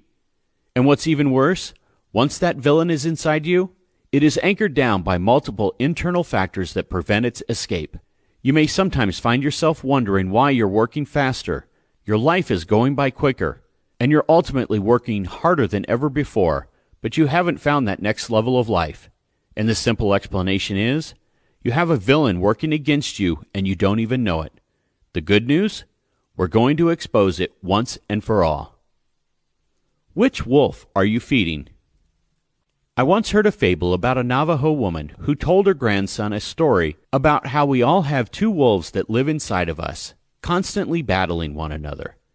It starts with the grandmother sitting her grandson down and explaining to him that one of the wolves is jealous, has envy in his soul, is malicious and has a scarcity mindset. To that wolf, everything in the world is wrong and unpleasant. He believes that people are mostly bad, things are no good, and that the world is a cold place. As you can imagine, nothing good ever happens for that wolf because it is a negative, pessimistic animal, always seeing things as glass half empty. Then the woman says to her grandson, "But you also have a different, powerful wolf that lives inside of you. This wolf has empathy, love, compassion, positivity, and knows it can accomplish anything it puts its heart and soul into. This wolf sees the bright side of everything and constantly sees things glass half full. And grandson, this wolf, the powerful wolf, can take you many amazing places." Then the grandson looks at his grandmother and says, "Well, which wolf wins the battle, Grandma?" She replies, "The one you feed, grandson, the one you feed." I love this story because it is so applicable to all of our lives. We all have the bad wolf, or the villain, as I call it, living inside of us. But we also have this hero just waiting to be released. Here, I'll help you learn how to expose the villain hiding inside you, discover how it got there, and proceed to destroy it. Because in so many cases, once it's gone, you can't even begin to imagine how much more you will be able to accomplish in your professional and personal life. The villain is a parasite. A few years back, a man went to a third world country in South America to volunteer for a worthy cause, helping those in need. After his emotional journey, he arrived back in the States filled with gratitude and ready to kick his own life into high gear. But shortly after the trip, he started feeling sluggish and a bit weak and sick. He was in his 50s, and he simply assumed the cause was aging, and it was something he just needed to start accepting. Over the next few weeks, he stopped doing certain activities that he loved. He stopped playing with his recreational basketball team and being active in the community, and he started to try to process the new thoughts of an aging man. What he didn't realize is that when he was in the jungles of South America helping out families in need, he was infected with a dangerous parasite. And from that moment on, this parasite was living inside of him, feeding off of him. Every minute of every day, it was robbing him of nutrients, sapping his energy, and diminishing his quality of life. He simply had no idea something was living inside of him, holding him back from his full potential. However, he eventually went to the doctor, found out about the parasite, got the right medicine, and the parasite was gone for good. This man appreciated life once again. In fact, he appreciated it even more so after this experience. With a new perspective on life, he felt like he could accomplish anything. Why do I tell you this story? Because the villain that I spoke of earlier in this chapter is, to all intents and purposes, a parasite that is living inside of you. No, it's not robbing you of your nutrients or feeding off of your body, but it's taking away from the quality of life you deserve. It's decreasing your confidence, your joy, your inspiration, and ultimately your passion for life.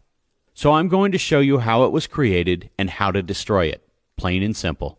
This chapter will be like going to the doctor and getting medication to destroy the self-doubt and the pessimistic voice that has made you miss opportunities. If we don't flush this villain from your system immediately, it will continue to do damage. And even worse, it will continue to erode your confidence. And we all know that reduced confidence hampers your ability to move in a better direction. When was the last time you made a great move, made a sale, had a great date, got a promotion, or started something new when your confidence was in the toilet? Probably never.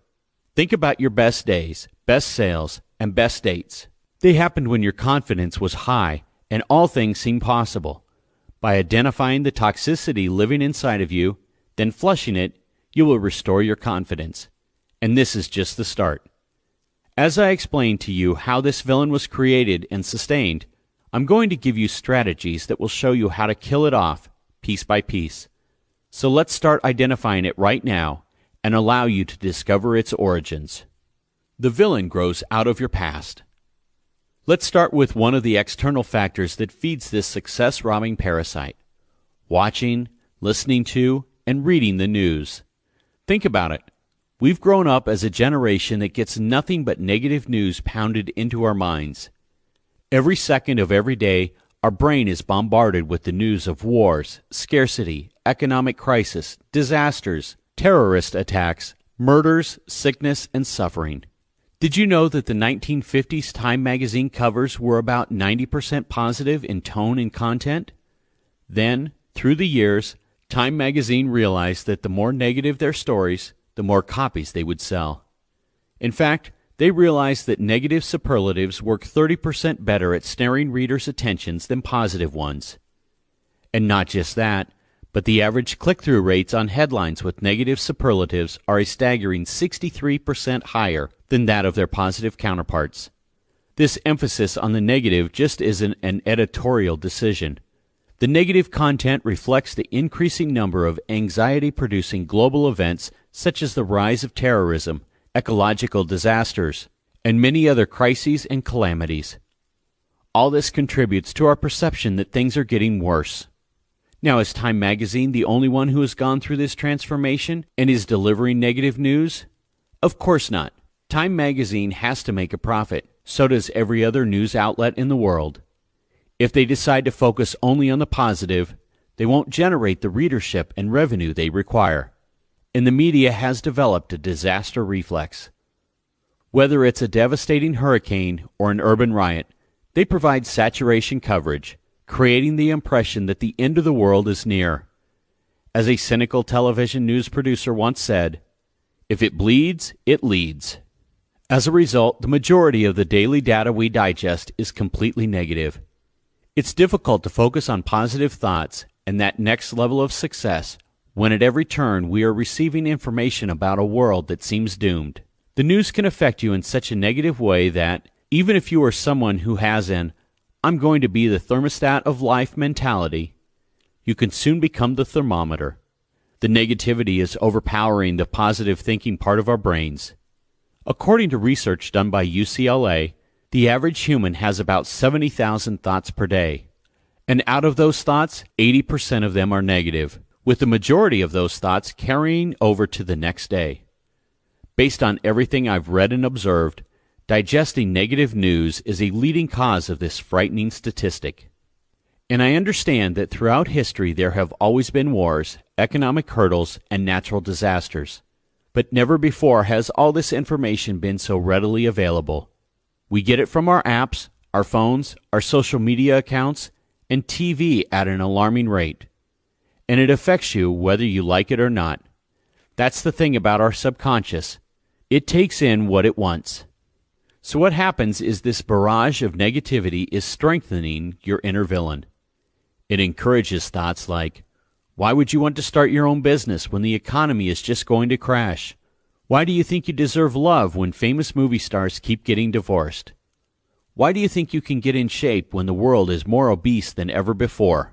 When you consciously or subconsciously absorb even a portion of the negative news out there, it slowly chips away at your confidence and reinforces your staying exactly where you are, rather than motivating you to get where you want to go.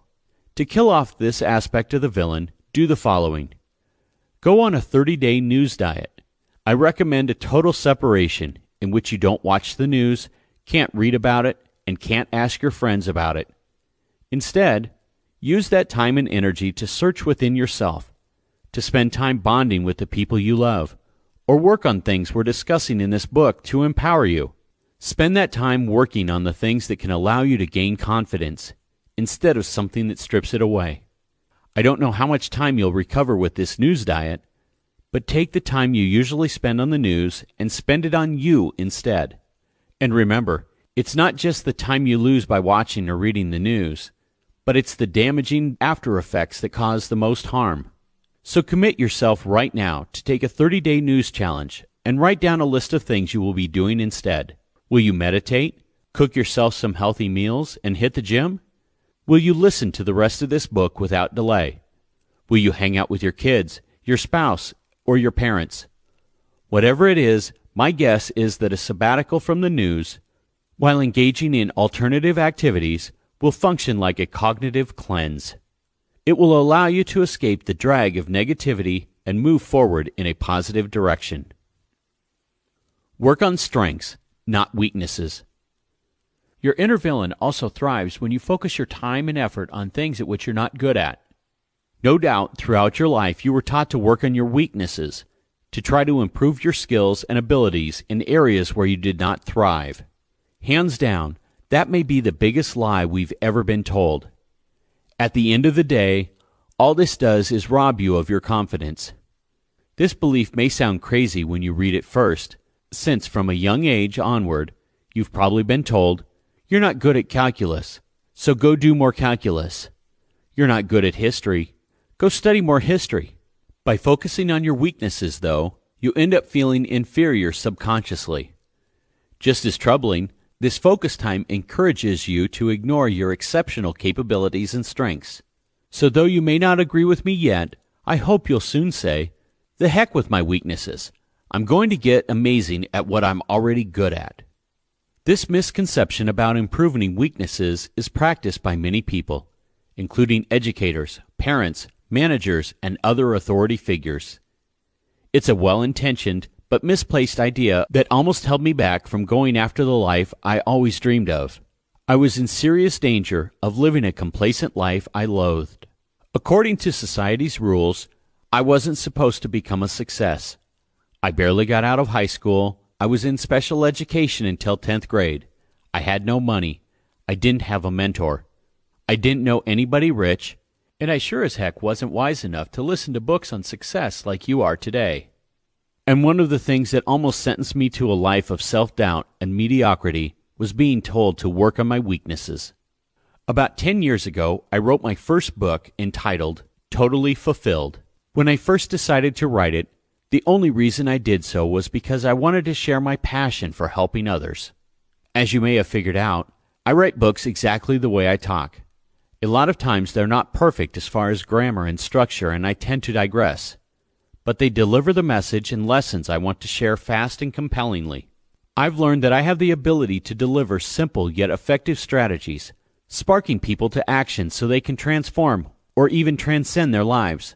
But no, I definitely am not an English major. As I sat down to write my first book, all these thoughts about my lack of writing skills started to fill my mind. I began to think things like, "You barely graduated high school. There is no way you can really write a book." Or I would tell myself, "Your ADD won't allow you to focus that long. It's impossible." But what made me move forward was my conviction that I had a message to deliver to the world. So I wrote my first book, not without some difficulties and episodes of self-doubt, but I got through it. When I was done, I knew I would need an editor to go through it and clean up some of the mess that I am sure I had created through my lack of formal grammar and writing skills. So I found someone I was told was one of the best editors in the country, and I took a plane to meet her. We had a nice meeting. I explained my desires and my passions and the fact that I knew the manuscript needed some cleaning up. I left her with this task, and I couldn't have been more excited to get it back and get it published. However, 2 days later I got a call from her, and I remember to this day what came from the other end of the phone. She said, "Dean, this isn't a book. This is a 200-page conversation. You don't need an editor. You need a complete rewrite." I was devastated. I remember hanging up the phone and allowing disempowering thoughts from the past to flow back into my mind like some sort of dam had just broken. And the reason they came back so fast was because, like many of you listening to this, I had been taught to work on my weaknesses for most of my life. My subconscious tried to make me believe I was incompetent for thinking I could ignore my weaknesses.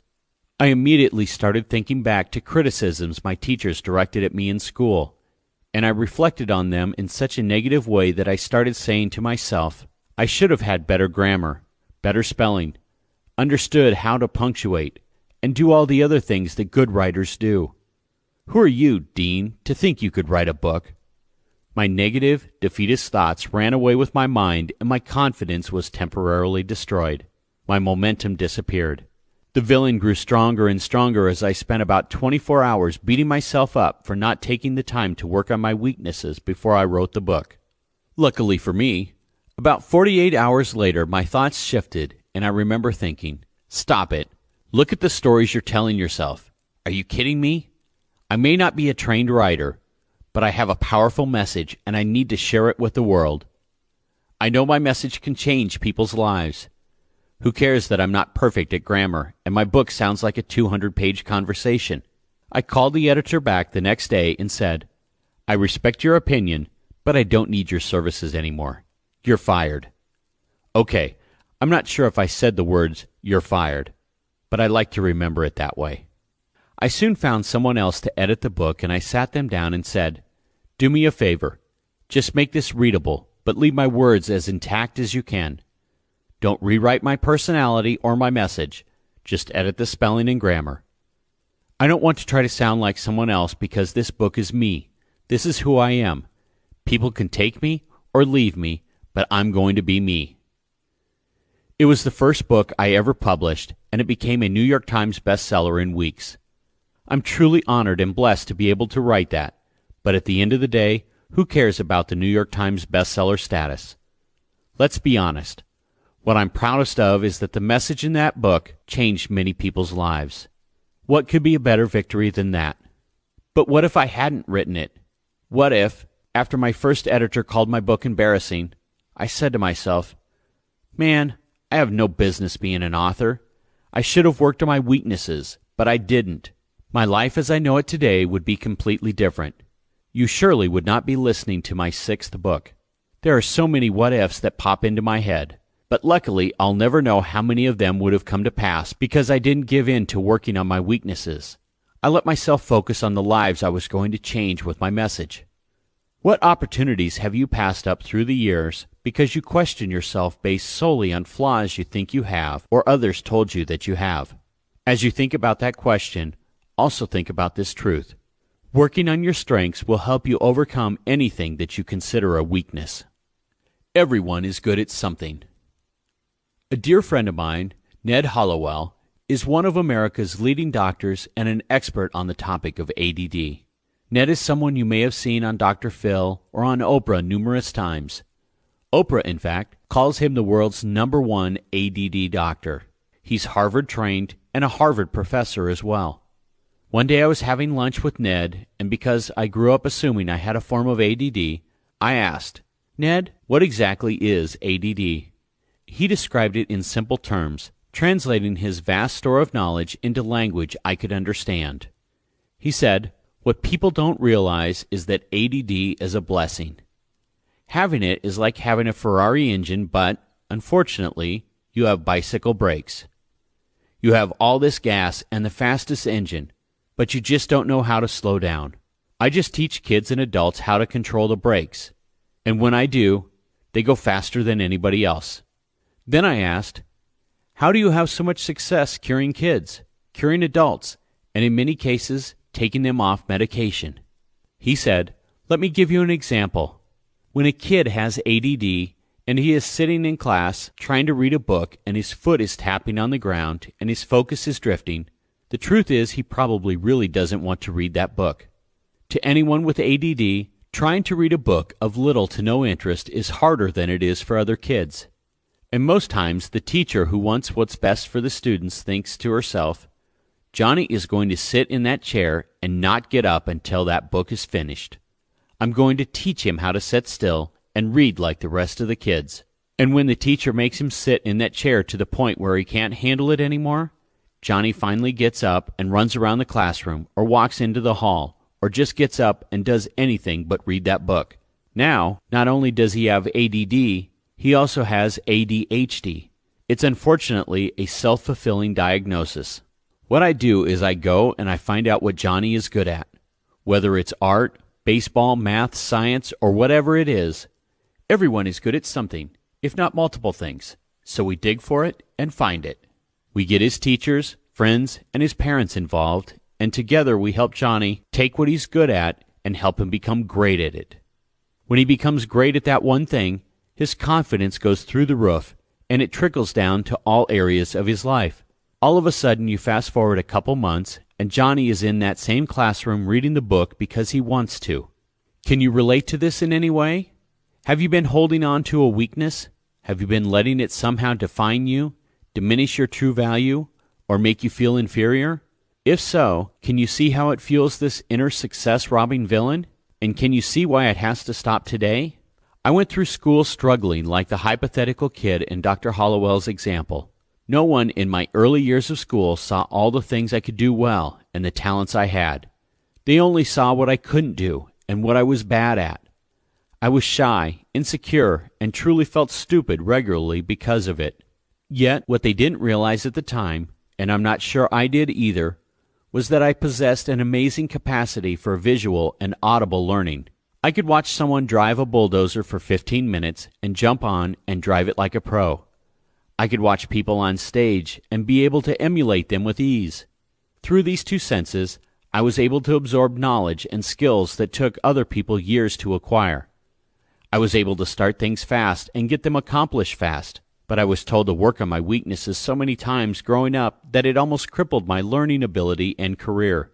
Many adults inadvertently strip kids of their confidence and their abilities because of this insistence on addressing weaknesses. The truth is that when we're taught to work on the things we suck at, it makes us struggle constantly and it diminishes our belief in ourselves. There is only one way for us to say, heck no to working on our weaknesses and to make sure it doesn't cripple our success like it does for millions of people around the world.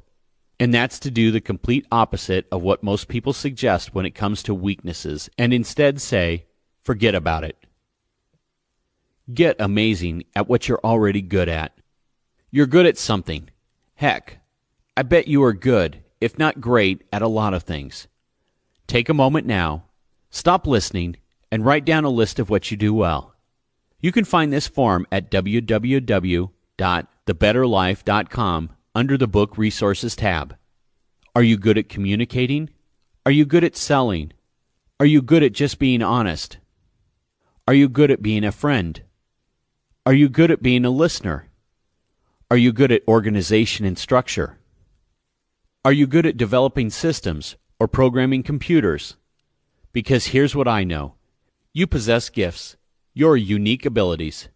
There's no real explanation as to why you're good at some things, you just are. And your success depends on making it a habit to focus on improving what you're already good at to the point of greatness. Because we are told to work on the things that we naturally don't do well, we focus on this little 10% bucket of things we suck at and ignore the other 90%. And out of that 90%, there is undoubtedly something at which you excel. Remember the story of the two wolves? About how the wolf you feed is the wolf that wins? If you put energy and effort into the things you stink at, it's inevitable you'll lose your confidence and your momentum towards success. If you put energy and focus into the things you're good at and then become great at them, you can eventually pay for someone else to do the things you are not good at. This one strategy will help improve more than just your bank account. It will improve every area of your life.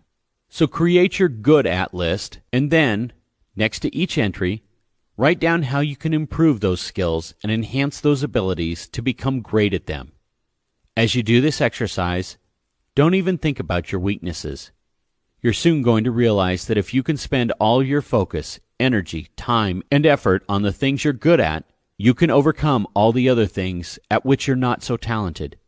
Becoming exceptionally good at one key skill is far more valuable than struggling for years and years to become average at the things you find difficult. If you want financial success, if you want to build real wealth, make it a habit to focus on the things you do well. To cement this thought process and success habit into your life, here's a story I think you'll appreciate. A few years back, I was doing a small round table mastermind, and there was a great guy in the group named Tom. I taught Tom real estate investing skills to help him diversify his portfolio and create long-term wealth. He was in his 60s, recently retired, and at the time of this session, he had done 4 real estate deals. From memory, Tom told me he had averaged roughly $15,000 profit on each deal, which is absolutely great. Tom was one of 12 people at the table, and I remember going around the room and asking each person, "What's holding you back from that next level? What's the biggest obstacle in your way of going faster and doing more?" And then I asked these questions of Tom. He answered, "Dean, I have to tell you, I'm so unorganized and sloppy, you have no idea. I can clean my car, and a week later it's a disaster. My home office has invoices and papers and clutter all over the place.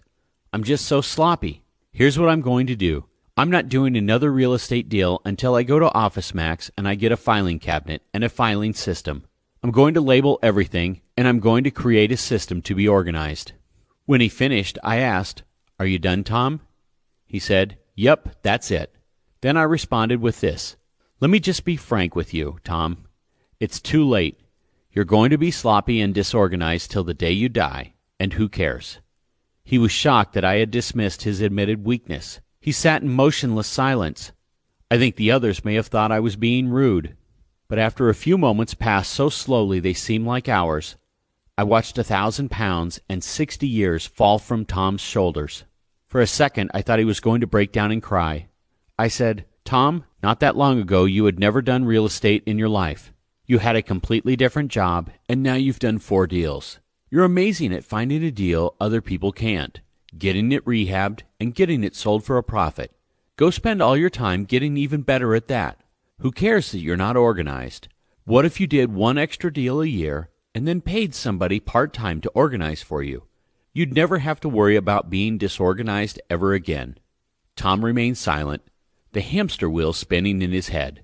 I think he most likely was reminiscing about a teacher, a parent, or maybe a spouse saying, "You're sloppy. You better learn to get organized." He had all those years of bad advice sitting there, and then I watched them just melt away as he shifted his focus from weakness to strength. And you can do exactly the same thing. What weaknesses are holding you back? What have people told you that you need to work on? What false beliefs do you have about yourself because of a so-called weakness? For the next level of success in your life, answer these questions. Make going from good to great your success habit, and plunge a dagger through the inner villain's heart. Not a fatal blow, perhaps, but one that does the villain some serious damage. The cost of bad advice. So what is the most costly advice in the entire world? Yes, of course, bad advice. Let me tell you this. Have you ever had an invention, a thought, an idea, or a creation that you thought could change the world and make you money? Then you told a family member, or a friend, or even a loved one, and they gave you every reason why they thought it wouldn't work. Maybe they said things along the lines of, "Inventions take money, and you don't have enough. It's probably been thought of already. You'll have to get a patent, and you don't have time for that. Oh, you want to get it on TV? Well, it's too much money to be on TV. It will never work." And maybe their advice swayed you enough to make you ignore your idea. Then, some years later, you see your original concept changing the world and making someone else wealthy. Well, what robbed you of that experience? What robbed your life of that invention or opportunity being yours and those experiences being yours? Nothing more than bad advice. You see, we so often get advice from our single friends telling us what to do about our relationships. We get pounded with advice from our broke friends on how we should make money. This is truly why bad advice is the most costly advice in the world, because we are learning from the wrong people. Would you learn how to sing opera from Jimi Hendrix, or how to throw a football from LeBron James? Of course not, because they are not the right people to listen to in those specific instances. At the end of the day, bad advice feeds that inner villain, and just as troubling, encourages us to play it safe. By safe, I mean it stops us from taking action and calculated risks that can help us evolve to the next level of life we desire. And this dream-stealing advice comes at us nonstop. And what's even worse is that friends and family wrap it with a bow of love. It's mom and dad thinking they're protecting you from failing. It's your spouse afraid that change may negatively impact your relationship. It's a coworker who thinks you might get ahead of him, or a boss who's afraid of your power. It's a friend who was burned by a relationship so badly that she wants to protect you from that same pain. It's a relative who experienced bankruptcy who wants to save you from starting your own business and falling as hard as he did. In some cases, people may sabotage you maliciously, but most people genuinely feel they are protecting you or saving you when, in fact, they are feeding the villain, creating doubt, lowering your confidence, and keeping you at status quo. So we must make it a habit to be consciously aware of the bad advice that is flowing at us 24 hours a day, 7 days a week, and create a filter that doesn't allow it to get in. When someone is spewing their bad advice to us, we can force a smile, but we need to shove that advice into our inner trash can immediately. I have no doubt that bad advice has created pain in your life or cost you dearly, as it has me. So don't worry, you are not alone. But it's time to stop that negative flow and become bulletproof to it in the future. Here's a cautionary tale about bad advice, albeit one that is also humorous. A handful of years ago, during a book tour, I found myself having a conversation with a group of students talking about why they had not yet reached the level of success they desired. As each person shared his or her thoughts, I started to spot the similarities in their stories. It wasn't lack of knowledge, experience, or money that was holding them back. Rather, each and every one of them had a basket of bad advice delivered by someone, and it robbed them of the courage to take action towards their next level of life. They heard it from husbands and wives, parents and coworkers, and it killed their momentum. So after I left this group of people, I jumped on a plane and flew back to my office in Phoenix, Arizona. As soon as I landed, I called my team and said, "Guys, go ahead and set up the studio. I want to film an infomercial for my new book, and I don't want to wait because I'm fired up right now." I have to admit, I was aggravated that all these people were robbing my students of their next level of freedom with often well-intentioned but destructive suggestions. So I got to my studio, threw on a sports jacket and a tie, still wearing my gym shorts and sneakers which are hidden by the desk I sat behind, and we started filming. From there, I proceeded to do my first ever direct-to-camera infomercial, which means no host, no announcers, no fancy graphics, just me talking to the camera for half an hour, and offering my book to viewers a few times throughout the show. But I did the show with pure passion, no notes and no script. I wanted nothing more than to serve and help people. And what was on my mind? The bad advice that was robbing my students of their confidence, happiness, and ability to go to that next level. So as I was recording the show, I found myself saying something I hadn't planned to say, but it just emerged in the moment. I looked at the camera and said, "I really want you all to listen. You can't ever take advice from people who have failed at what you want to accomplish. You may think you can learn from their mistakes, but in most cases you simply can't. They only know how to do it wrong, and they'll put the wrong spin on any advice they give you. For example, my parents have been married 9 times between them. I love them dearly, and they're both in amazing relationships right now, but as I was growing up, marriage wasn't something either of them was great at. If I want advice on relationships and marriage, I'm going to find a couple who's been married 30 or 50 years, who has intimacy, passion, and love for each other, not from someone who's been in and out of relationships their whole life. And I meant what I said with all of me because it was the truth. And I want to stress again, I love my parents dearly, and I'm not trying to make light of how many hard times they must have experienced, but the truth is that taking advice from them about marriage would be like asking Bernie Madoff for a lesson on ethics. But here's the kicker. After I filmed the show, I completely forgot my spur-of-the-moment reference to my parents. The show ended up being the most successful infomercial I'd ever filmed, and it aired on national TV day after day after day for over a year. And about 3 months after it aired, my mom called me. I picked up the phone, and all she said was, "Really?" I said, "What's up, Mom?" And she said, "Really? You had to tell the whole country that your mom was married 5 times? Most of our family doesn't even know that." She made the remark with a chuckle in her voice. She saw the humor in the situation, fortunately. And of course I apologized and then explained to her that I had been in the moment and not reading a script. But during our phone conversation, we discussed the bad advice she had gotten in her life and how costly it was to her. And even better, 2 days later, I bought my mom a new car as an apology. Take the time to filter all the advice that comes your way and see if the person sharing it is qualified.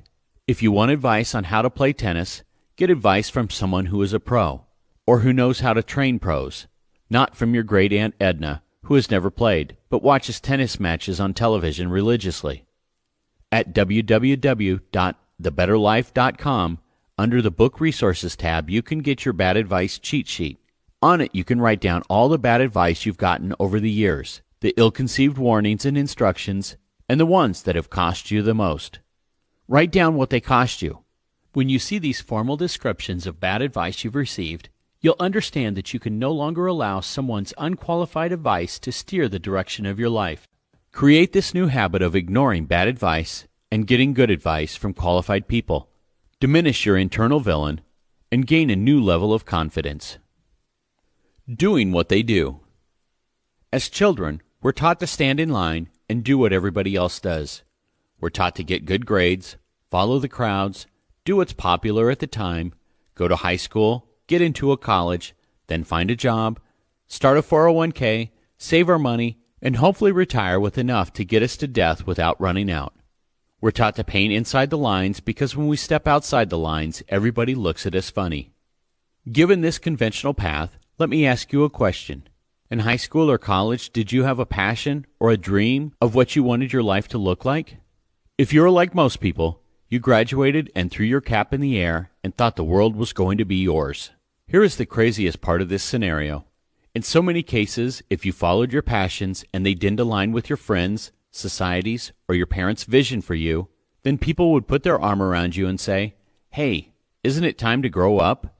Isn't it time to get responsible?"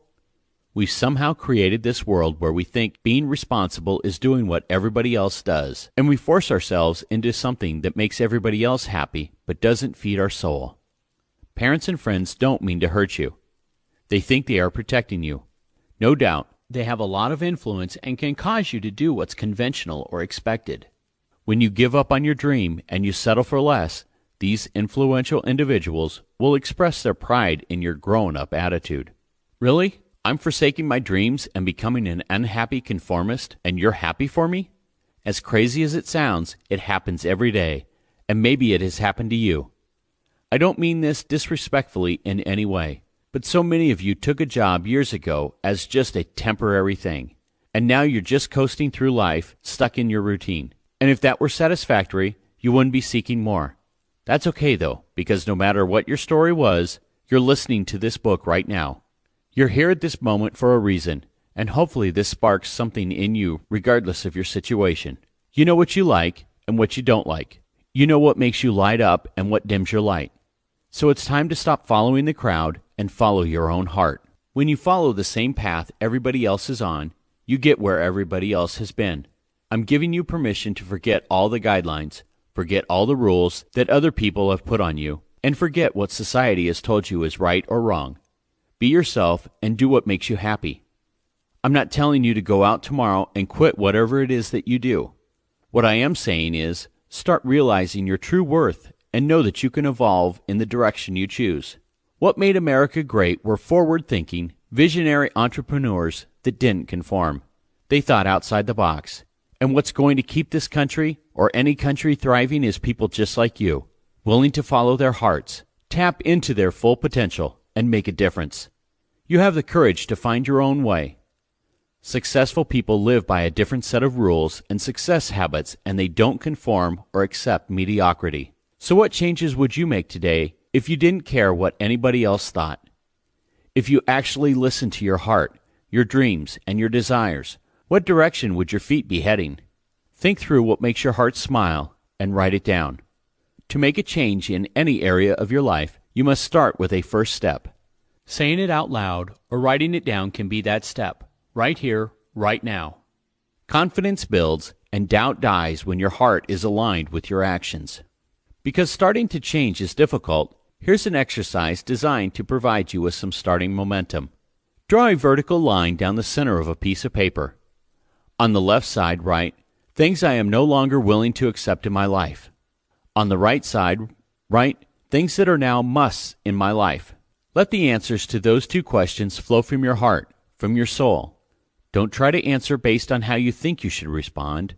Dig deep and answer with complete honesty. When done, circle the top 2 or 3 items on each side.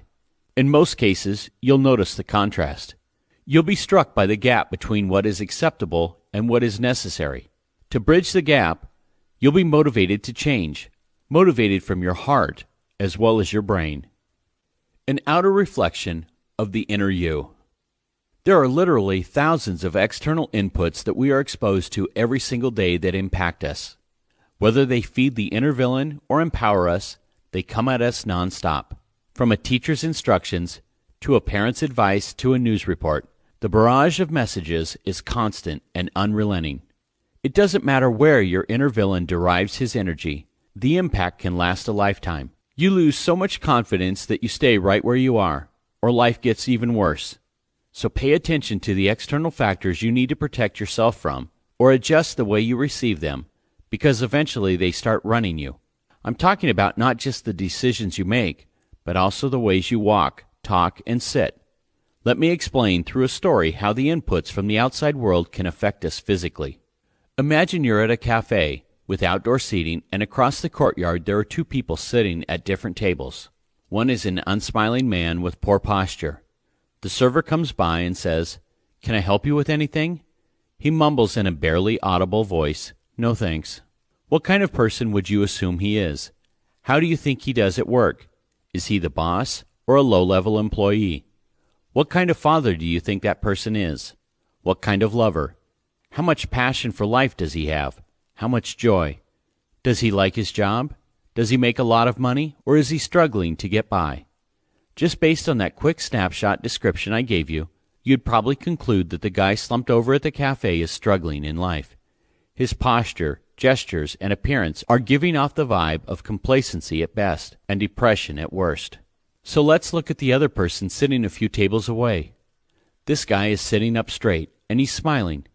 When the server approaches carrying his lunch, this guy says, "Oh, that looks good, thank you." He notices the waitress's name tag and says, "Thank you, Jessica." What would you assume about this guy? Think about his enthusiasm on display. I'm not talking cheesy salesman-type charm, but secure and confident friendliness. More than that, he seems comfortable in his own skin. How do you think he does at work? Is he the boss or a low-level employee? What kind of father do you think that person is? How much passion for life does he have? How much joy? Does he like what he does for a living? Does he make a lot of money, or is he struggling to get by? I'm sure you sense the difference between these two men. That's because your subconscious is much more powerful than your conscious mind, and it's constantly working in the background. Your subconscious is like a hard drive into which you feed data throughout your life. When you have a gut feeling, that is your subconscious speaking to you. In the case of these two men at the cafe, your gut is saying, "I can identify these two men in half a second. I've been pulling this data for years about people, and that first guy is probably depressed, or lazy, or beat down, and he's probably not getting much done in his life. The other guy, however, is most likely a go-getter, full of high energy, enthusiastic, and a winner." This isn't judging a book by its cover. This is just listening to your subconscious. So given your intuitive, subconscious judgment, how important do you think your outer appearance is to your success and happiness? Extremely. Did the inner villain get to the first man so badly that it's now showing from the inside out? Or has the outside appearance reflected back on him so much that it is actually feeding his self-doubt? It's a chicken or egg question. It really doesn't matter. What matters is the effect, and that effect is bad. Is that person you see with his shoulders down, a frown on his face, and his eyes staring at his shoes the person who's looking back at you in the mirror? If so, you've got a villain inside trying to convince you that you're not worthy. You've turned that villain's accusation into a self-fulfilling prophecy by the way you carry yourself. Spend the next few days observing yourself and other people. Pay attention to how you carry yourself and how others carry themselves. You will see all postures and styles, but your subconscious will clue you in to what you like and what repels you. The point of this exercise isn't to be someone you're not. You may observe someone with swagger, who's strutting around like the king of the roost, but that may be so far from who you are, it would be silly to try to be that type. What I am talking about is taking the time to check how you're presenting yourself to the world. Check your physicality numerous times during the day and try to smile, stand, talk, and gesture in a manner that represents the best you.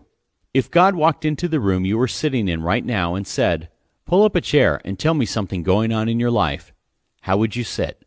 Would your shoulders be straight? Would your eyes be half shut or wide open? Would you be attentively listening or just waiting to talk?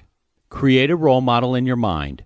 God is good, but anyone will do, and pretend they are always watching. Not only will these physical traits become a habit, they will create a byproduct so much bigger than you think. What do you think a smile is worth? Did you know there have been numerous studies done about the power of a smile? This absolutely blew my mind. Someday when you have time, try Googling the effects of a smile. I recently learned that when you smile, your brain says, "I thought we were stressed, but maybe we're not because we're smiling." Stress literally goes down immediately when you show the pearly whites. Your subconscious is so powerful that it's able to tell your brain, "Hey, everybody, we're smiling. We must be happy." The science and the studies prove that if you smile more, you'll live longer, and it will actually lower your blood pressure. You'll make more and better friends, and it will actually improve your marriage.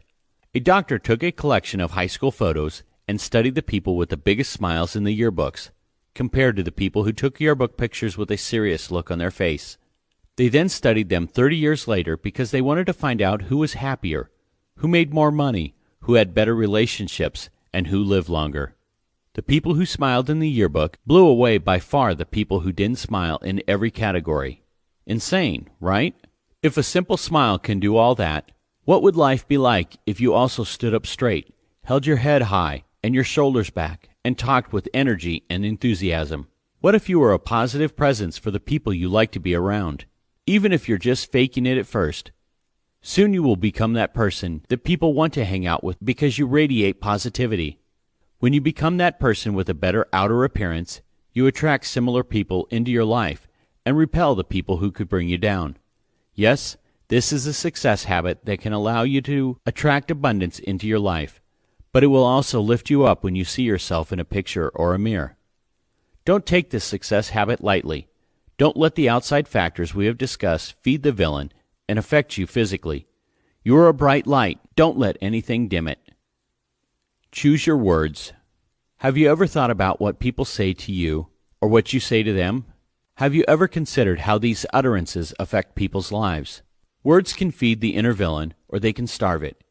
In this section, I want to make you aware of their impact in a variety of ways. Without knowing it, we start attaching certain emotions to certain words in ways that alter our daily lives as the years pass by. We know that if someone calls us stupid, lazy, ugly, fat, or hopeless, it can really hurt. But what's even worse is when we attach an emotion to each and every one of those words. As humans, we feel sadness, loneliness, anger, and many other emotions based on the words we hear. And let's face it, those emotion-packed words can stay with us for years. But do they have to? Remember the childhood saying, "Sticks and stones may break my bones, but words can never hurt me." Yeah, we've all heard it, but it can be hard to live by. As I write this, my kids are 7 and 9. The number one thing I try to teach them is that other people's words and actions can't affect you unless you let them. I've said this a lot throughout the book, but it's a question I'd have you ask yourself during every chapter and every day. Do you want to be a thermostat or a thermometer? Do you want to suffer from hurtful words and allow them to create negative physical changes, tears, stress-induced illness, etc.? Or do you want to decide to live in a more beautiful state where you don't care about what other people say or do because you create your own joy and passion? You can absolutely choose to disempower the words that cause negative emotions.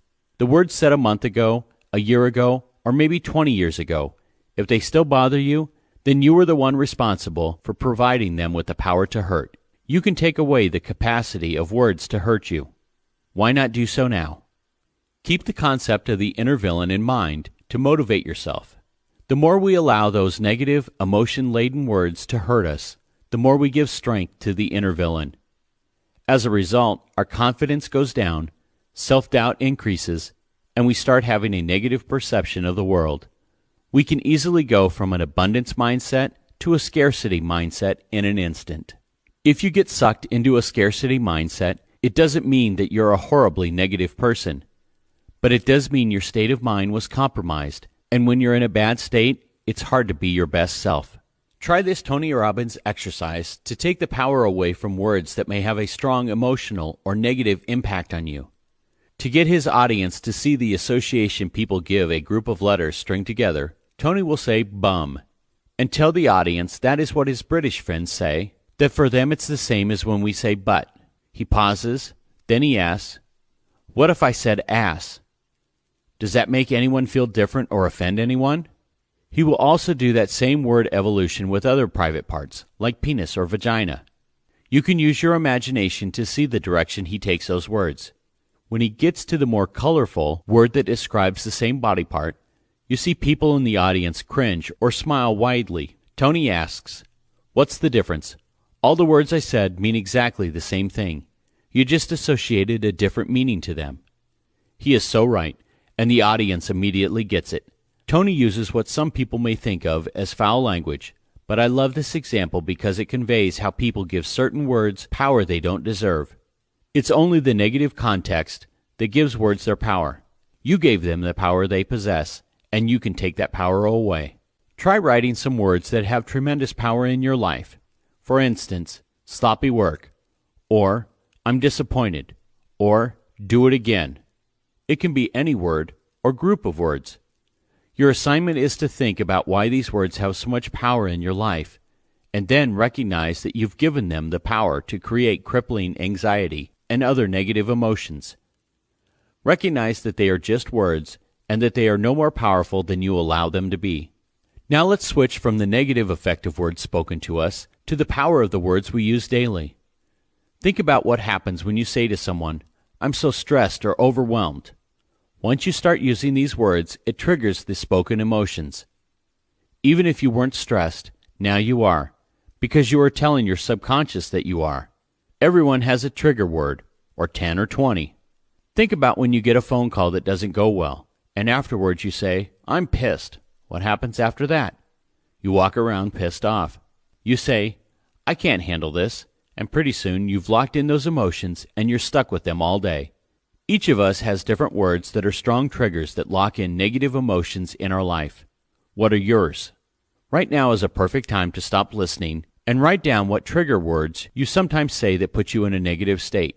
You can find an easy cheat sheet at www.thebetterlife.com under Book Resources. I know for me, when I say to myself, "I'm overwhelmed," it starts to intensify the feeling. I've learned to change those words and their meanings in time, and I'll show you how easy the technique I use can be to implement. Before I share it, though, consider the subtle ways in which our bodies reflect our words. I have a friend who, when asked how he is doing, his shoulders slump immediately, and he always says, "I'm doing okay." His body mirrors his words. He looks okay, but certainly not good or great. I have another friend who always says, "I'm so damn busy." But he says it even on weekends, when he isn't busy at all, and immediately I can see him tense up. Contrast their physical reactions to Joel Weldon. Joel is someone I met in recent years, and every time I see him and ask him how he is doing, he always says, "Fantastic." Joel is in his mid-70s, and I watch him perk up every time he says fantastic. It makes him look vital, engaged, and intensely alive. His eyes light up and he looks 25 again. He programmed himself to feel good when he says those words, and consciously or not, he is becoming fantastic as soon as he says it. Fantastic is Joel's trigger word. And while trigger words are a good thing, having the right trigger words is a must. So write your trigger words, and as you write them, describe the emotions each word brings out in you. If your trigger word is stressed, it could cause all sorts of different feelings besides a sense of being overwhelmed. You might also experience fear, loneliness, self-pity, and so on. Here is the cool part about bringing these words out in the open. You can flip them. Earlier we talked about our appearance. Shoulders back, big smile, and eyebrows up. Doing those things alone can make a big difference in your life. Your days will be better with just those minor physical adjustments. But what if you also took all those negative trigger words out of your vocabulary? What if, instead of saying, "I'm overwhelmed," you say, "I'm busy because I'm blessed with opportunities"? Make it a success habit to catch yourself and the negative word or statements before you say them. Take a moment and use a new word that doesn't spark those negative feelings. And if you slip like we all do, then just readjust and restate. For instance, if you find yourself saying, "I'm overwhelmed today," you can stop yourself and say, "Wait, nope, let me rephrase that. I'm blessed with opportunity, and I'm learning a ton." Replace the negative triggers with positive words that won't strengthen that inner villain, but rather engage and enlarge your inner hero. Who's in your inner circle? Who surrounds you? Who do you spend the most time with? Who is in your inner circle? You probably know where this is going, but go there with me. We all know how impactful the people closest to us are. Some rob us of confidence, while others empower us, right? And you may think, "I know I have negative friends, but I don't let it bother me." I'd have to disagree there. Every industry mogul, life transformer, and world changer I've ever met has said pretty much the same thing about their inner circles. With whom you surround yourself with is who you become. If you have 3 negative friends and 3 positive friends, your outlook will end up somewhere in the middle. If all your friends are coasting through life and barely scraping by financially, then it's going to be hard for you to break out of your financial rut on your own. If you have a spouse who is negative every single day when you're trying to be positive, you will both land somewhere in the middle. Now, I'm not saying go get a divorce. Please don't take that the wrong way. Maybe you could listen to this book with your partner and share its lessons with the people closest to you. Keep listening for another way to deal with this situation. You see, there are 2 types of people in this world and in your life. There are battery chargers and there are battery drainers. I got this concept from my good friend, Joe Polish. We were having lunch one day and he said to me, "Just so you know, Dean, if you're around somebody and within a few minutes you start to feel amazing and you're not sure why, it's because that person is a battery charger. The more time you spend with that person, the more energy you have, the more you think you can accomplish in life, and more you start to pick up on their positive success habits. In contrast, you can be around someone else for a few minutes and feel drained. That person is a battery drainer that is sucking away your positive energy. And soon enough you'll be picking up their bad habits and negative attitudes and adding them to your own life." Before talking with Joe, I had my own definition of the people I should surround myself with. But Joe's labels of charger and drainer were perfect, and I adopted them. When it comes to strangers and first encounters, create the habit of identifying quickly if they're chargers or drainers. For example, ask someone, "How is your day going?" You'll be able to tell a lot from their response. If they say, "It's great, fantastic," or "good," that is a quick sign that they are a battery charger who you will want to strike up a conversation with and get to know. Pay attention to how they act, the habits they have, and even their work ethic. On the other hand, if a person responds, "Having another rough day, man. I can't wait for this week to be over," you may want to just nod and walk the other way. Your energy is too valuable to have it drained away by someone else. Keep that in mind when someone asks you the same question. "Hey, Dean, how are you doing?" Why not make it a habit like Joel did and learn to say, "Fantastic," or "Never been better," or something close to that. It's truly a subtle but powerful success habit. This law of human nature is very simple. If you want financial success, you must surround yourself with financially successful people. If you want to be an entrepreneur and start your own company, socialize with other entrepreneurs and other people who have started their own companies. Want to get in better shape? You get the idea. How do you develop your inner circle? You must make it a habit to expand your social circle and deliberately include successful, career-oriented people and business owners. Maybe you are saying, "I don't have any successful friends." That is the case more often than not, so start one step at a time. Read a lot of books about success, or listen to podcasts or audiobooks while you work out. Go where successful people are likely to be, like meetup groups and masterminds, or get a coach. You can start with Success Habits 30-Day Challenge at www.thebetterlife.com. You can also call us anytime at 866-505-4200, and one of our certified coaches will share ways we can assist you on your journey. I mentioned this earlier. You don't have to push negative people out of your life. They will, however, in many cases, drop by the wayside as you evolve. Because once you start changing your physical demeanor and you start changing the words that come out of your mouth, those people may be inspired to follow your example, or they may self-select and drop out of your social circle all on their own. And yes, I know in certain cases you have someone very close to you that is negative and you can't push him away, or you don't want him to fade away. Unfortunately, you can't teach someone to be positive or point out their negativity. You can't just talk people out of their bad habits. Instead, you need to model the way you hope they will begin to act. You can brighten the room so much that they can't dim your glow, and instead, they are motivated to get brighter with you. You have the strength to change the few select people that you want to take with you on this journey to becoming your best self. Be a light in their lives, and even the most negative person can change for the better. As simple as some of the preceding success habits may seem, their impact is undeniable. Success isn't luck. It isn't magic. It's a series of habits that those who have thwarted their inner villain know to be true. The fact is, they work. And remember, as is true with anything new and significant, there's a lot to remember and integrate into your life. With that being said, remember what I shared earlier. It's not about adding more things to your already busy life, but replacing things slowly and subtly. What you're doing is taking out the negative habits, like watching negative news reports, and replacing them with habits that serve you better and will help propel you forward with no extra time needed. You just have to switch out a few bad habits with these new empowering success habits. Same amount of time, totally different results.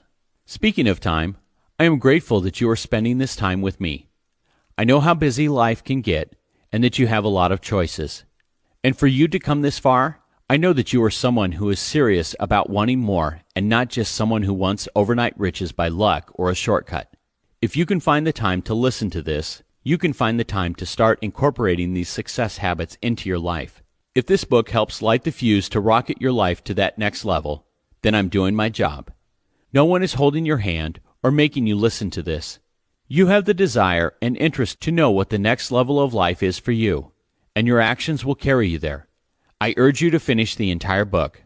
You deserve all the advantages you can get your hands on, and I have many more great ones on the way. Next, we are going to get to the critical success habit of understanding your story.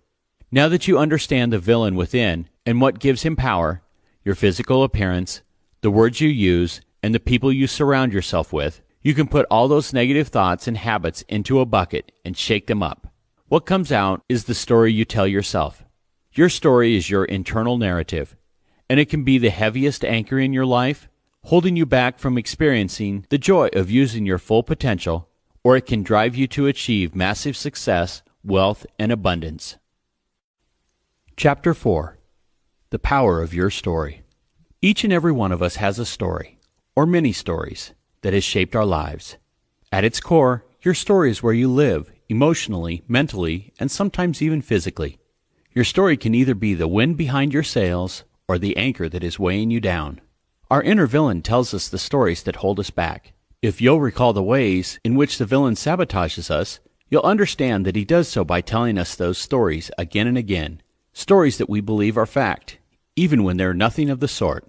What we need to do is figure out what stories we should be telling ourselves, the ones aligned with the new vision we have for our lives, the ones that enable us to leave our old story in the past. The habit of aligning your story with your vision takes a little work. But aren't your wealth, your happiness, and your future success worth a little effort now for a better tomorrow? Of course they are. So get engaged, roll up your sleeves, and let's do the work together. In this chapter, we're going to uncover the story or stories that you tell yourself and how even the seemingly harmless ones may be holding you back and limiting your full potential. And our first step is to understand why you tell yourself and other people certain stories.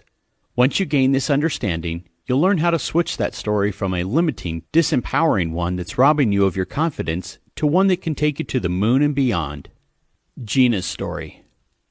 One of my students, Gina, is an amazing lady who eventually became a dear friend. When I met Gina, she had a very specific story she told herself about who she was at that point in her life and who she believed she could be at some point in the future. But before telling her story, let me give you some background about who Gina used to be.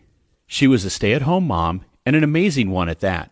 While her husband worked hard outside the house at his job, Gina ran the household and managed the family with great diligence, organizing, scheduling, taking care of her husband Nick, giving piano lessons to make some extra money when she could, and basically being supermom. And Gina enjoyed this role immensely. In the back of her mind, she sometimes thought that she had deferred her dreams and goals in order to make sure her family was solid and secure. We all question our choices at times, but for all intents and purposes, Gina was happy with her chosen role. What would eventually make her unhappy, though, was the inner villain who used this lifestyle choice to create a story in Gina's mind that would become debilitating and cause her to question everything. A big shift occurred when, one by one, Gina's kids started going off to college and finding their independence. One daughter married a great guy, and Gina was blissfully happy over this event, as well as her other children's accomplishments. Simultaneously, however, her inner villain created a much different story and a negative emotional state. And when her husband, Nick, came to her and said, we need to make some extra money to handle the escalating costs of college and our daughter's weddings, Gina's old story gained power. This old story went something like this. At 60 years old, I had done what I was put on this earth to do and was the best wife and mother I could be. I supported my family at every turn, but now that job has come to an end. Now I'm old, lonely, and with nothing of significance to do anymore. As my friends say, this is the time in life to wind down, to cherish the past, and to spend less so we can make it through until the end. I have no special skills, so hopefully I can make some extra money teaching more piano lessons, or maybe by being a greeter at the local department store. This is a youth-based society, and there is no way an older woman like me could do anything of significance. Well, at least I did a great job as a mom. This story isn't that bad, is it? Actually, it's worse than bad. It's horrific. This story made her feel depressed, that she had no worth, and that her best days were behind her. Even though it was fiction, she told herself so often that it started to become her reality. She said it so many times subconsciously that she actually believed it as fact, a common reaction. The emotions that result from the stories we tell ourselves every day create the life we are going to live. It's impossible to boil down what I want to convey into one statement, but if anything comes close, this is it. Your emotions, your thoughts, and your story are your life. It is who we are at any moment, and we project those three things into everything we do. In Gina's life, she was projecting, I'm an old lady now, and I just can't do much. Maybe this is the down part of my life, and I'll just settle in. And that was the life she was living until I helped create a pattern disruption. She started reading one of my books, and slowly, but surely, she exposed her story as a lie. When Gina learned about her internal villain and how he shaped the story she heard in her head, she was motivated to defeat the villain. She treated this villain as an actual foe rather than just a symbol for her stagnation. The more she learned about the villain and how he functions, the more motivated she was to stop his harmful storytelling. Gina recognized that if she changed her story, she could change her present and her future. And that's exactly what she did. Gina began telling herself a brand new story, one that totally transformed her life, her family, and the future in front of her. I am a strong, young, 63-year-old who has discovered the next phase of my life. I'm vibrant, beautiful. There is nothing anyone at any age can do that I can't do. Age doesn't limit us. It empowers us to use the wisdom we have gathered to be and act smarter and faster. Nothing can stop me from the joy, happiness, wealth, and abundance that I desire. God gave me so many amazing gifts, and I intend to use them all. Wow, a little different from the woman thinking her best days were behind her, and it was time to curl up, get old, and fade away. Gina's new story launched her on a new path, and here's what she has accomplished in the 5 years since she changed her story and her habits. Started her own business that's making more than enough for her perfect life, and her husband doesn't need to work anymore. Has traveled to over 25 cities in America and multiple other countries.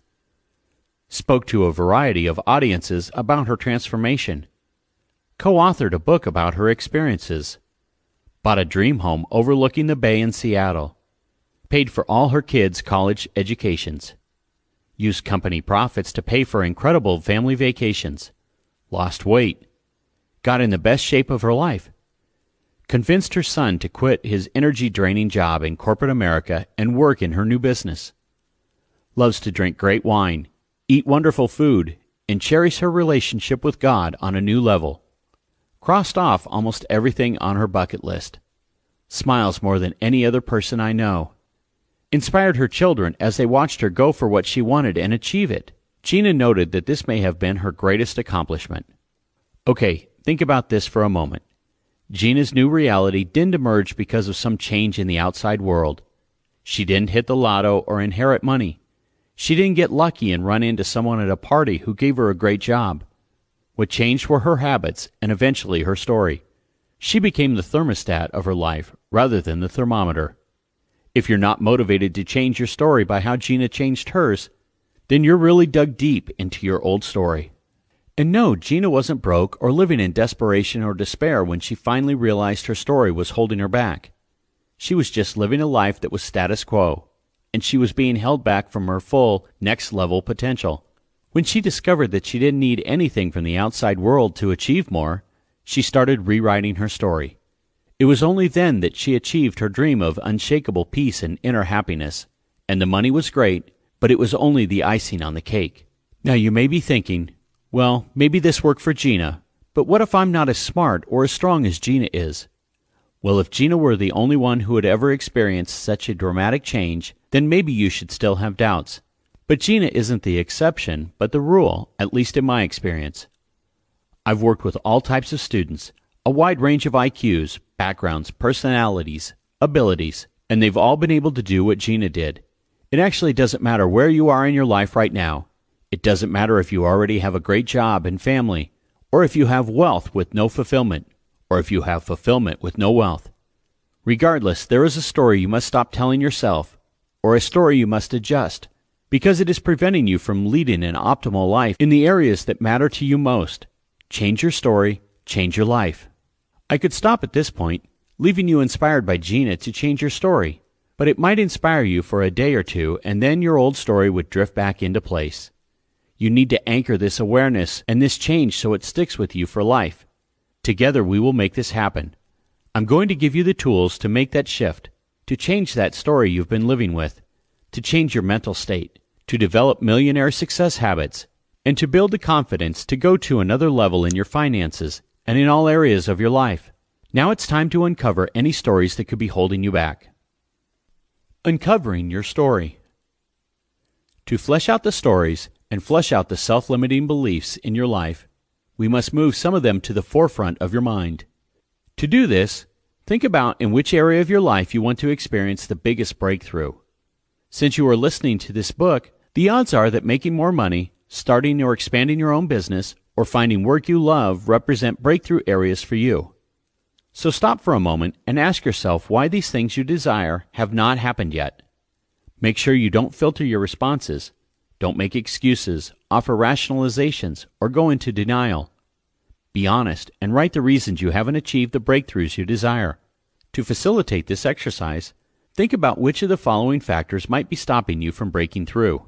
The economy, lack of time, your boss, your employees, your unsupportive spouse, your education, your lack of capital, your health, your relationships. Many other possibilities exist. I list these just to get you started thinking about what stands in the way of your dreams. Focus on what comes to mind immediately when you think of why you haven't reached the point in life that you desire. What is the story you have in your head?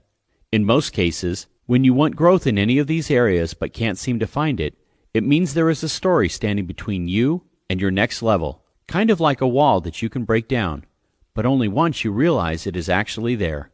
Now think about the stories that popped into your head and complete the negative story exercise sheet at www.thebetterlife.com under the Book Resources tab. Can you see how the factors from the previous chapter, the internal villain, the lack of a deeper why, fuel these limiting stories and make them real as heck in your subconscious? Consider, too, how your story became part of you. Maybe the negative news reports you received daily supported your negative story. Maybe hearing that you need to work on your weaknesses helped create your story. Or maybe friends' bad advice anchored your negative story until it became your truth and your belief. Did some stories come to mind? If they did, write them down. If not, stop listening for a moment and think of what you are holding back. Perhaps you're resisting this exercise, telling yourself, well, I don't have a good story. This is reality. If that is what you think, good. Write down what you consider to be your reality. Remember Gina's before story? Remember Gina's before story, or use the previous bulleted list to spark yours. Now let's dig a little deeper to find the limiting beliefs that crafted this deeply embedded story. Just so you know, these stories may have been with you for many years. They may stretch back to early childhood. The crazy part is that in most cases, the stories that disempower us have been instilled in us by the people we've encountered along life's journey. These stories create the excuses our subconscious gives us for not living up to our full potential.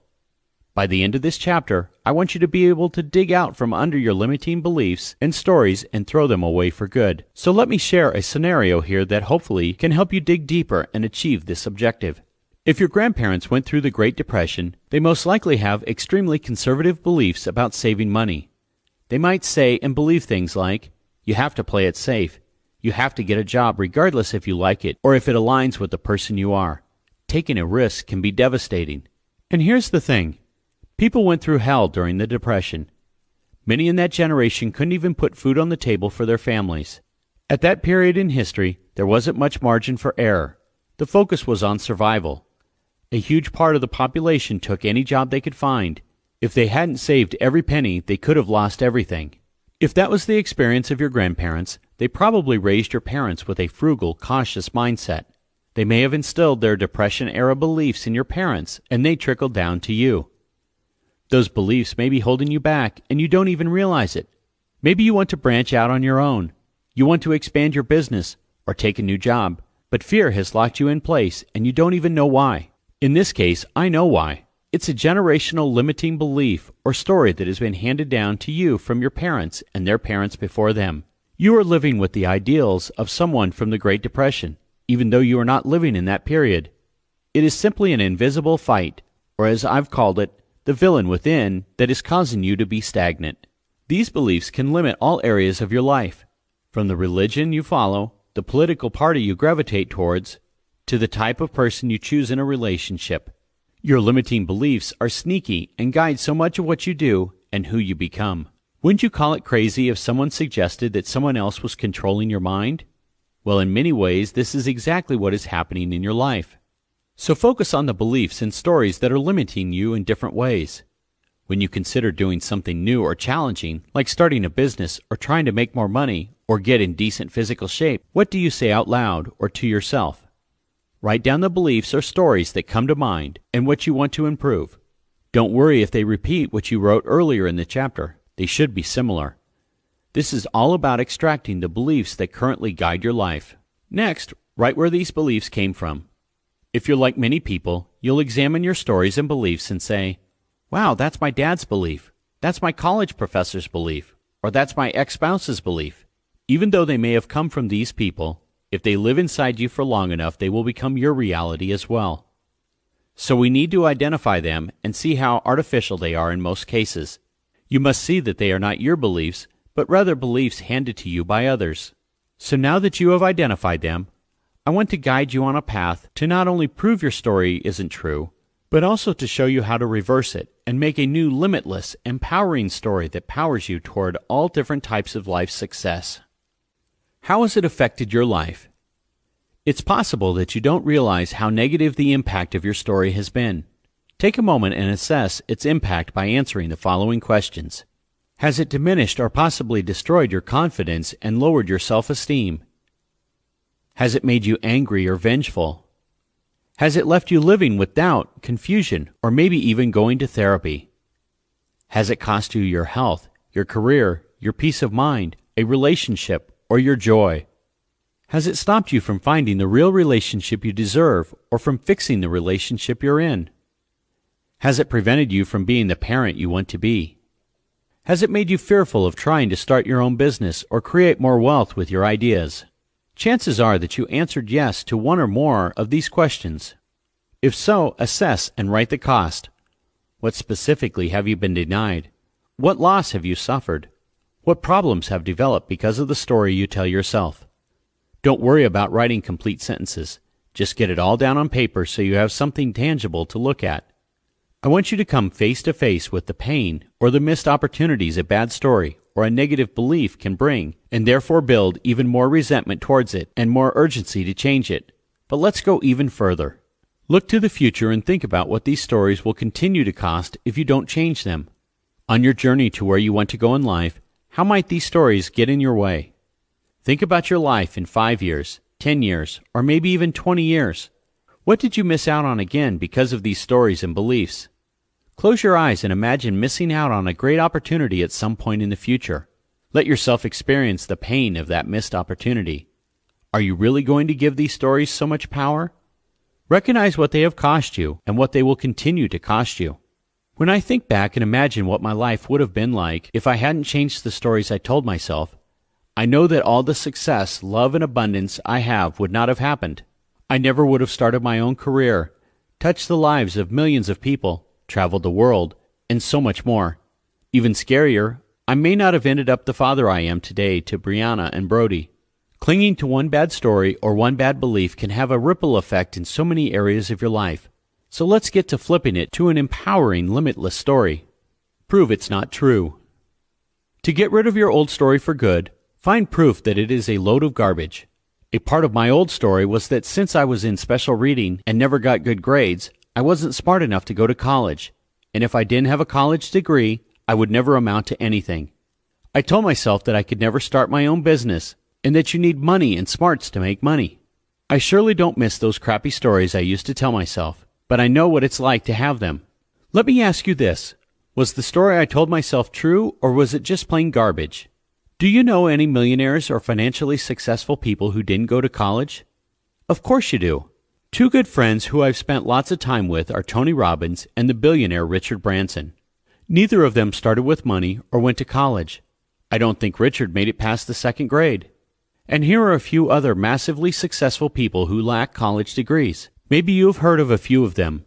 Bill Gates, Michael Dell, Abraham Lincoln, Andrew Carnegie, Andrew Jackson, Benjamin Franklin, Coco Chanel, Henry Ford, James Cameron, John D. Rockefeller Sr., Walt Disney. The list goes on and on. I researched the topic many years ago and found out that the story I was telling myself was total nonsense, and I proved to myself that the story was wrong and a lie. Maybe you can tell by my writing style that I don't always express myself with the best grammar, and that I haven't read as many of the great books as I should have. When I was younger, I convinced myself that I had no chance of doing anything in life that required reading or writing skills. I couldn't conceive of the thought of writing a book, let alone multiple New York Times bestsellers. Am I an exception to the rule? Or are there other people who have written New York Times bestsellers who aren't good at grammar or reading? Of course there are. So clearly my old story was completely false. With a little research, I was able to figure out that the story didn't hold water. Have other people with no money or horrible childhoods gone on to do great things, be great dads, enjoy rewarding relationships, have amazing friends, and be massively successful financially? Yes, the chances are that the old story you've been dragging around is wrong. You just need to prove that it is a bunch of crap. It's nonsense to think that you are the only one with certain issues holding you back. Get the proof that those limiting stories and beliefs are nothing more than fiction. Have a conversation with God. Here is an exercise that will elicit true disgust for your old stories. Pretend you're having a conversation with God, the universe, or whomever you believe your Creator is. Imagine God saying to you, "Why are you not living up to your full potential that I wanted for you? I put you in this amazing world and gave you limitless possibilities in your life. What's stopping you from being your best?" Sit in silence and contemplate that question. Then imagine yourself responding to God with the story that you may have uncovered recently, or should I say, the excuse. "I'm not living up to my full potential because my dad was rough on me when I was little." Or, "The economy shifted." Or, "My spouse doesn't support me." Could you really say anything like this to your Maker with a straight face? Now imagine offering these excuses and rationalizations to someone who endured unthinkable cruelty or tragedy like a war, or a concentration camp, or cancer. Maybe you've endured an equally tragic life, but the odds are your story is more typical than tragic. You endured your parents' divorce, or you've had a lot of expenses, or you always felt shy and had low self-esteem. I'm not discounting your difficulties, only asking you to think about them relative to going through the worst that life can throw at you. And even if you've experienced the worst, I have seen people endure epic struggles and still pull through to achieve the seemingly impossible. And most of them overcame their dark past because they refused to let the tragedy and hardship define them. They created a different story for their lives. So when you tell God about how you have never achieved your career goals because your parents were highly critical of you, doesn't it make you resent this story? Aren't you sufficiently angry at the story that you're motivated to change it? Well, I surely hope so. Say it out loud. Because of the process we have gone through so far in this chapter and how we have framed your story, another way to rid yourself of your old story is to simply say it out loud and listen to how silly it sounds. Say it several times, over and over, and listen to yourself articulating it repeatedly. Say out loud, "I don't have a good life because..." Fill in the blank with your own reason. Here's what I say. "I can't reach my goals because I'm dyslexic and can't read well." Yes, I'm embarrassed by my story, but that's the point. I know your story may have been traumatizing in the past, but when you say it out loud as an adult, you start to hear how misguided it sounds. Again, your life might be worse than anything I can imagine, and I'm not in any way trying to minimize your experiences. But no matter what it was, no matter how bad it was, you need to get disgusted enough with the old limiting story to take steps that can help you replace it with a new story. Look for the good in every story. Now let's start the process of flipping that limiting story to an empowering, limitless one. When you change parts of the story, your narrative begins to improve. Let me share my own experience of how this is so. I was deemed stupid in school, and it certainly hurt a lot, causing me pain and setback for years. Or so I thought. As I've noted, I suffered from dyslexia and struggled to read because of it. Back then, teachers and other kids called me stupid because of my reading problems. I didn't attend a politically correct school. But without realizing it, not being able to read like the other kids taught me how to be good visually and orally. I figured out how to learn by watching and listening. These are skills many of the other kids probably never developed, and if they did, it took them a lot longer than it did me. This is why I can stand up on stage for hours and speak without a teleprompter or a script. My childhood dyslexia taught me to be able to communicate in a really simple, straightforward way. Even if the content is really complicated, when I teach it, it comes out easy to understand because that's the way I think. And I know that's one of the reasons why my message resonates with millions of people from all different walks of life. So what is something good that came out of your story? What is something that you once thought was an obstacle in your life, but in fact created skills that have made you who you are today? Maybe you were cheated on in a relationship, and at the time it seemed like the end of the world, but now you are with the best partner possible because you've learned what kind of love you deserve. Maybe you got fired from a job once, and it made you feel like you weren't good enough. But it was that event that allowed you to spend more time on yourself and get into the best shape of your life mentally and physically. Find the good that can come from your story and start changing it into an empowering story. Remember the words of Tony Robbins, "What if life happens for us, not to us?" When he shared that with me, the last 10% of the old stories I was holding on to about my family disappeared.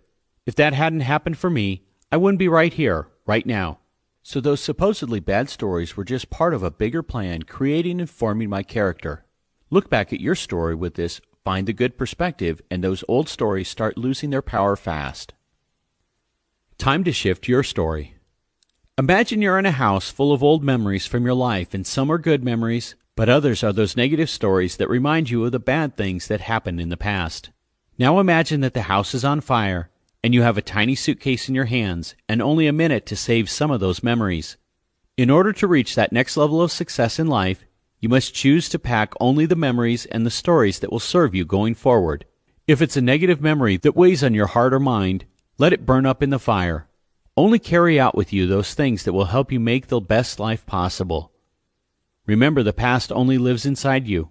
You have to think of the past as research and development. It is there to learn from and develop your better self. If the past haunts you, holds you back, or doesn't serve your grander future, then let that memory burn up in the fire. In The Power of Now, Eckhart Tolle says that yesterday is the past and we can't change it. Tomorrow is a movie in our head that's not even filmed yet, and we only have this moment. So why carry all that heaviness of the past when you can let it go forever? It's time to adjust your story. Now that you're aware of what the old story has cost you, why it's not even true, though it feels like it is, how it is fueled by small outside factors, and most of all, how you should be disgusted by it, you should be primed to remake it. For example, I took my "I'll never be successful because of my rough childhood" and flipped it 180 degrees to my new story.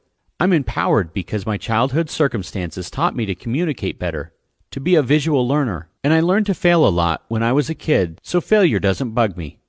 When I combine the ability to learn fast, not fear failure, and be tenacious, my life is limitless. That new story is empowering and my new truth. You can find your new, better story just as I did. Remember, no matter what your old circumstances were, you have the ability to leave them behind. If you were cheated on, your partner stole your money, or your parents didn't love you, throw those stories away and develop a better version of your story in their place. Write your new story. As you craft this new story, Do the opposite of what we did earlier and find proof that your new story is true. Search the internet to get proof. Ask successful friends. Seek out a mentor or talk to one of my trained coaches. Do whatever it takes to find proof that what you are now saying is possible. If, for example, you say, "My adversity made me strong, bulletproof, and I can handle anything that comes my way," do a search for strong women of the past and see the adversities they went through. Look up Rosa Parks, or Mother Teresa, or Helen Keller. Most successful people went through hell once or many times in their lives. Find their stories and use them as leverage to create your own. The proof is everywhere, so go find it. Write it, revise it, but get it crafted. When you think you've perfected it, then email it to your phone and copy and paste it in the Notes app so you can read it every day. Start repeating it to yourself like it's a mantra and try to memorize it. And when the old story pops back into your mind, be consciously aware of your thoughts.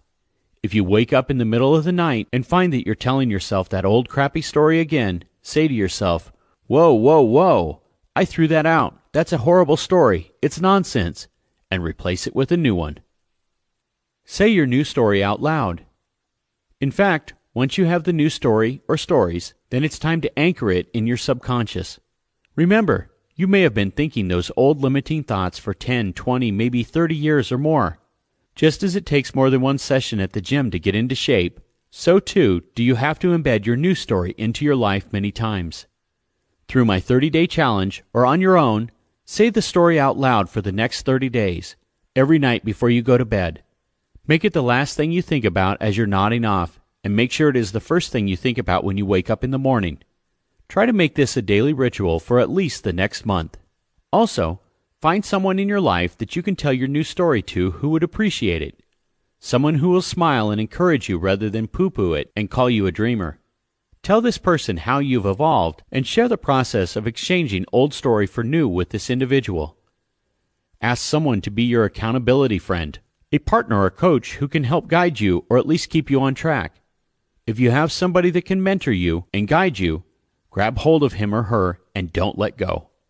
I'm willing to commit dollars to make sure 2 of these folks are in my life at all times. I go 4 times a year to meet with Dan Sullivan at Strategic Coach, and he's my accountability coach, delivering the wisdom that helps me be a better educator, a better businessman, and a better person. I am also a member of Joe Polish's Genius Network Mastermind in Phoenix. Joe assists me in sharpening my marketing skills and allows me to be immersed in better thinking and positive focus. I pay $25,000 a year to each of these guys because they keep me accountable to my own goals. I'm a teacher, and changing people's lives is my obsession, but I want to be held accountable for my own growth as well. A coach is someone who can really help you do that. If you have someone in your life that can be your mentor, please allow him or her to do so. Either way, make sure to take my fun and engaging 30-day challenge at www.thebetterlife.com, and you can also call my office at 866-505-4200, and let's see if one of my certified success coaches can assist you on your journey to becoming the best you. Compare your 2 stories. Lastly, after you've written your new story, compare it to your old story. See how radically different the outcome of your life will be by not only changing one story or one belief, but by changing all the stories that do not serve your higher purpose or your true why. You've spent so many years with the old story that it may take some time to erase it from your consciousness. And that's okay. So don't be impatient, but stay persistent. Remember to make a commitment to repeating it every night and every morning. It may require 10 minutes each day, but meditate on it and try to feel that new story. You can learn so much about yourself and your future success by changing the stories of your past and killing the villain within. More importantly, once you kill the villain within and change your story, you've started down the path to unleashing the hero that lives inside of you and finally attaining the wealth and happiness you deserve. Chapter 5. Awaken the Inner Hero. Hero, a noun. A person who is admired or idealized for courage, outstanding achievements, or noble qualities. Inner, adjective, situated inside or further in. Internal, either mental or spiritual. Those 2 definitions are pretty clear, and each taken on its own can represent a lot of different things to a lot of different people. But when you combine the 2, the words take on a new meaning. Inner hero represents your full potential, your best you, the one designed by God that made you special, limitless, and the one who needs to be in charge of your life. When you awaken your inner hero, and yes, we all have one, you will open your world up to new opportunities and amazing levels of abundance and joy. As I explained the best way to activate your inner hero, don't forget its opposite, the inner villain. As you have learned by now, the villain fights against your growth and does all it can to rob you of your confidence, trying to prevent you from developing and anchoring new success habits. If the villain doesn't work hard to be in control, it will have to bow out and let the inner hero take over. The villain doesn't want to lose its power over you. The way the villain works is by telling, or better yet, reminding you of an old, disempowering story and trying to sabotage your subconscious so you can't create a better one. Yet, by the time this chapter is over, you will have the tools and the clarity to let the best you guide your thoughts, your happiness, and abundance. Recall the definitions. When the inner hero runs your life, you are filled with confidence, optimism, and are a solution-focused person. When the villain is in charge, it's the polar opposite, robbing you of the courage, energy, and confidence to make the shifts toward the best you. This mindset ends today. I've given you the tools to know where the villain came from and how to eliminate it. Here, though, we're going to put a dagger in the heart of that villain once and for all and let the inner hero be in control. This process isn't about turning you into something you're not, changing an introvert into an extrovert, for instance. It's about accomplishing something deeper, better, and more custom-tailored to you and only you that can last a lifetime. Once the villain doesn't run your life, but your confident inner hero does, your possibilities are limitless, and then you will know what it is like to tap into your best you. Remember, I'm not offering you a magic pill for success. You're not going to read these words and instantaneously achieve wealth and abundance. Instead, as I've been emphasizing throughout this book, you'll learn how to make tiny shifts that can be implemented quickly and feel and see dramatic positive effects in a short period of time. Working together, we can accomplish this. You are worth it. So keep listening, pushing forward, and sticking with it. You've come this far, so don't stop now. As we continue on this journey, and I continue to share new habits, thought processes, and exercises, keep your eye on your why. It's easy to put exercises and behavioral tweaks off until another time. You have done that before, and typically it hasn't worked out. This isn't just about inspiring you and telling good stories. Plenty of other books do that. Instead, it's about small actions that can add up to massive positive effects. No more roller coasters. It's time to move forward in a straight, sure line.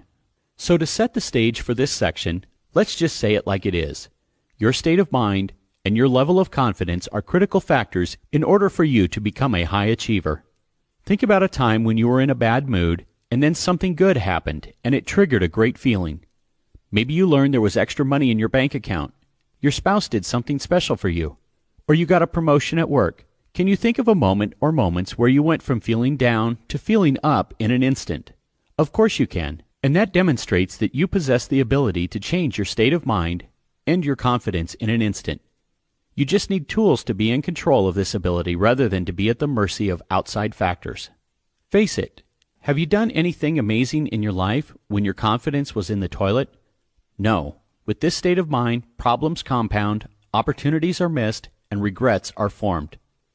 On the other hand, when you had a day or a moment of high energy, confidence, or were in a great positive mood, I bet you can think of incredible things you were able to accomplish, even if only for a brief time.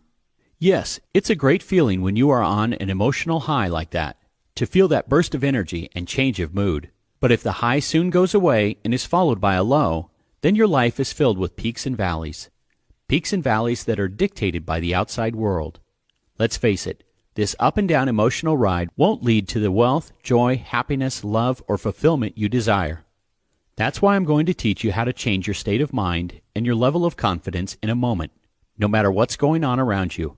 With this ability, you can limit those valleys and eventually prevent them altogether because you will be in control of your emotions and thoughts rather than allowing circumstances to dictate what they are. I'm going to show you how to tap into a higher level of confidence that lives inside you, to boost it, and to have it on call when needed. Most people believe that they either have total confidence or none at all. But low points are not caused by you having zero confidence. They can happen when your confidence drops by as little as 5%. Even a small hit to your confidence can be deadly to your aspirations, goals, and dreams. So be prepared to learn how to keep your confidence at 100%, or at least ready to access its full potential instantly. This level of confidence simply does not leave any space for the villain to exist. Your inner confidence is the hero inside of you waiting to shine. I've seen my students fumble with tactical skills and wonder why they were stalled, or worse yet, overthinking what to do to the point of paralysis. Why couldn't they build momentum and stay on a course that would free them to be who they aspired to be? Almost every student who didn't give up in the first few moments of transitioning learned that the problem was a lack of confidence. Once they went through this process, though, they obtained the ability to create confidence at levels they never thought were possible. And once they did, there was no stopping them. Before we discuss how to tap into this resource and give you the ability to change your state of mind and raise your confidence when you need it, I want to give you the chance to visualize this internal power shift and the huge difference it can make in your life. Profiles in Courage. Two Heroes. Carol Stinson let the villain run her life, in no small part because she had grown up extremely poor in Philadelphia. Then she eventually moved to a not-so-pleasant area in New Jersey. She summarized her philosophy this way: the poor stay poor, the rich get richer, they have advantages no one else does. But it wasn't just her upbringing that allowed the villain to dominate her thoughts and her life. As an adult, she encountered one hardship after the next. Her husband lost his job during one of the toughest economic periods in American history, instilling even more negativity and supporting the villain's cause. She was raising 5 children of her own plus 2 grandchildren. The youngest was a special needs child. Some days all they could afford to eat was peanut butter, and their electricity was turned off because of non-payment of bills. She told me she would wake up and immediately feel fear and panic because in New Jersey, if your electric is shut off, CPS, Child Protective Services, could take your children. So you probably understand why Carol told me the following. When you're from the wrong side of the tracks, this is what you believe is the lot in life you were dealt. You're supposed to live in poverty. You're supposed to live in scarcity. You have envy and disdain for those with money because you feel, somehow, if they're making money, they must be robbing it from us. And of course it was really easy to assign blame. It's the economy, the president, rich people, smart people, and 100 other scapegoats that encourage self-doubt and feelings of hopelessness. This happens when you resort to thinking, this is what we have. We create change when we desire to have more, and this desire is powerful and deep. But we can also create change when we hit rock bottom. Let's hope the second option is never the reason you have to make a shift, and you decide you want more. Carol, for instance, was running out of time, money, and excuses. With her residence in foreclosure, no money, and the pantry empty, she did something completely out of the ordinary for her. She bought one of my books with her last few dollars. She went against her family, her husband, and even her own inner voice to do so. And yes, I gave her strategies to make money. I gave her business ideas. But Carol told me that as she read, she kept saying to herself, this can't be true. This isn't what I've believed for so long. But it started to make sense to her, and she realized that the negative stories she was telling herself were lies.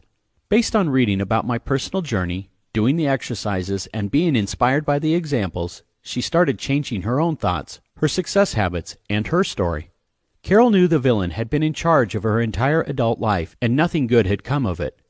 She was brave enough to awaken her inner hero and allow that to be her new guiding force.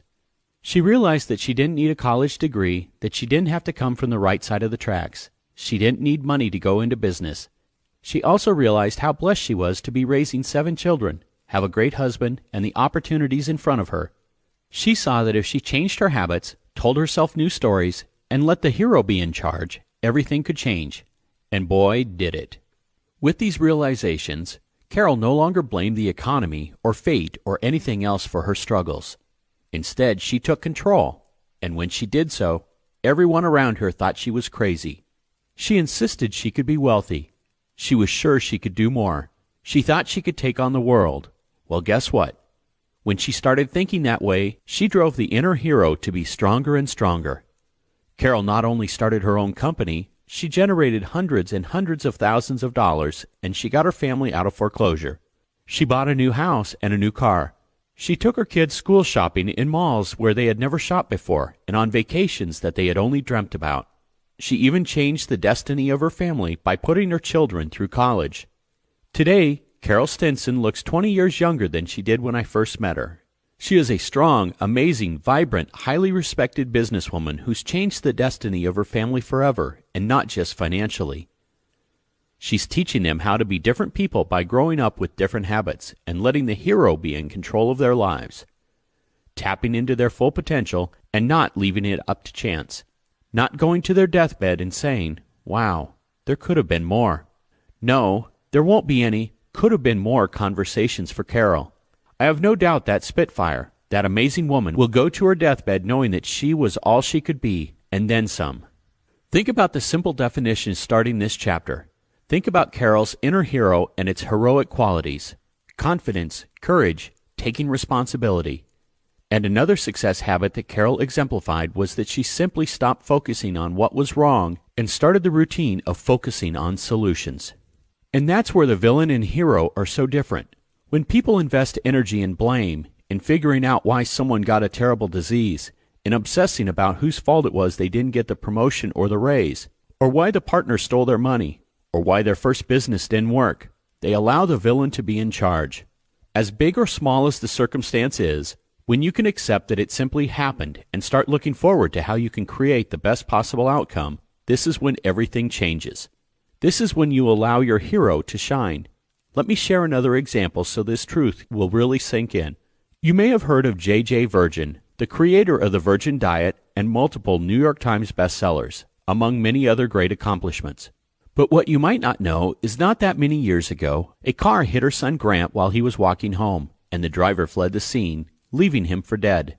In fact, Grant was alive, but barely. He had 13 broken bones, and that wasn't the worst of it because of the serious head trauma and likelihood of irreversible brain damage. The doctors didn't think he would survive, but added that if he lived, he would probably not be able to walk, talk, or communicate coherently. As of this writing, PBS is currently doing a documentary on JJ and Grant and the journey they went through together after this tragic event. They asked to interview me for the documentary, and of course I said yes. I was unsure of what they wanted from me, but was honored and delighted at the chance to support JJ and Grant or add value where I could.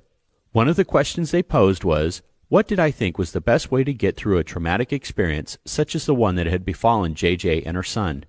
What instantly came to mind and exited my mouth before I could even filter it was, focus on the best outcome and try not to waste energy on why it happened and who is to blame. Now that may seem naive, given the circumstances and the tragedy in this case. But is it? I went on to explain my thoughts, but as I did, I realized that JJ acted in a way that focused on the best outcome. She, of course, went through all the emotions that we would as a parent getting that call. But as quickly as she could, she got obsessed with Grant not only surviving, but having the chance to live a normal life. She refused to accept what the doctors told her and Grant. When the doctors were not in alignment with her ideal outcome, she loaded Grant into a helicopter and, against just about everyone's advice, took him to another hospital more aligned with that outcome and better able to deal with Grant's situation. She did what she had to, made cold calls, knocked on doors, was forceful when necessary, and got the best possible people to help Grant. JJ found a vision, focused on solutions, and let the hero take over, and nothing got in her way. When I was talking to the documentary interviewer about all of this, she stopped me when I was almost done and said, "So the way you are answering, I'm guessing that you don't know that JJ didn't seek legal action against the hit-and-run driver. In fact, she never even spoke about her." I had no idea, but I wasn't shocked. It would have been so easy to place blame and expend energy on revenge. Others might have tried to get the driver prosecuted in the criminal courts, and if that didn't work, sue her for everything she had.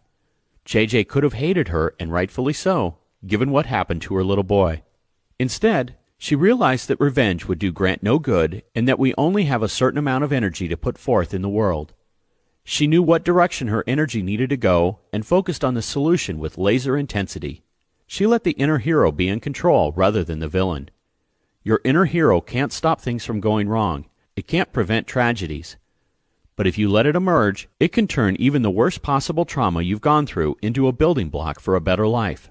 It can help you generate energy from whatever challenge you face and use it to achieve the life you deserve.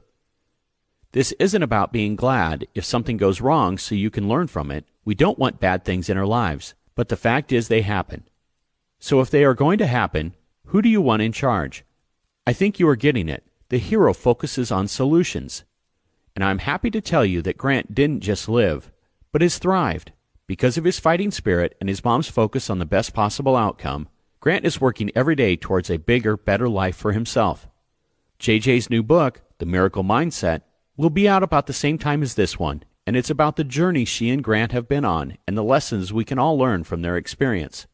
So now you have a better idea of what the inner hero looks like. We need to examine how you can develop the confidence to put that hero in control.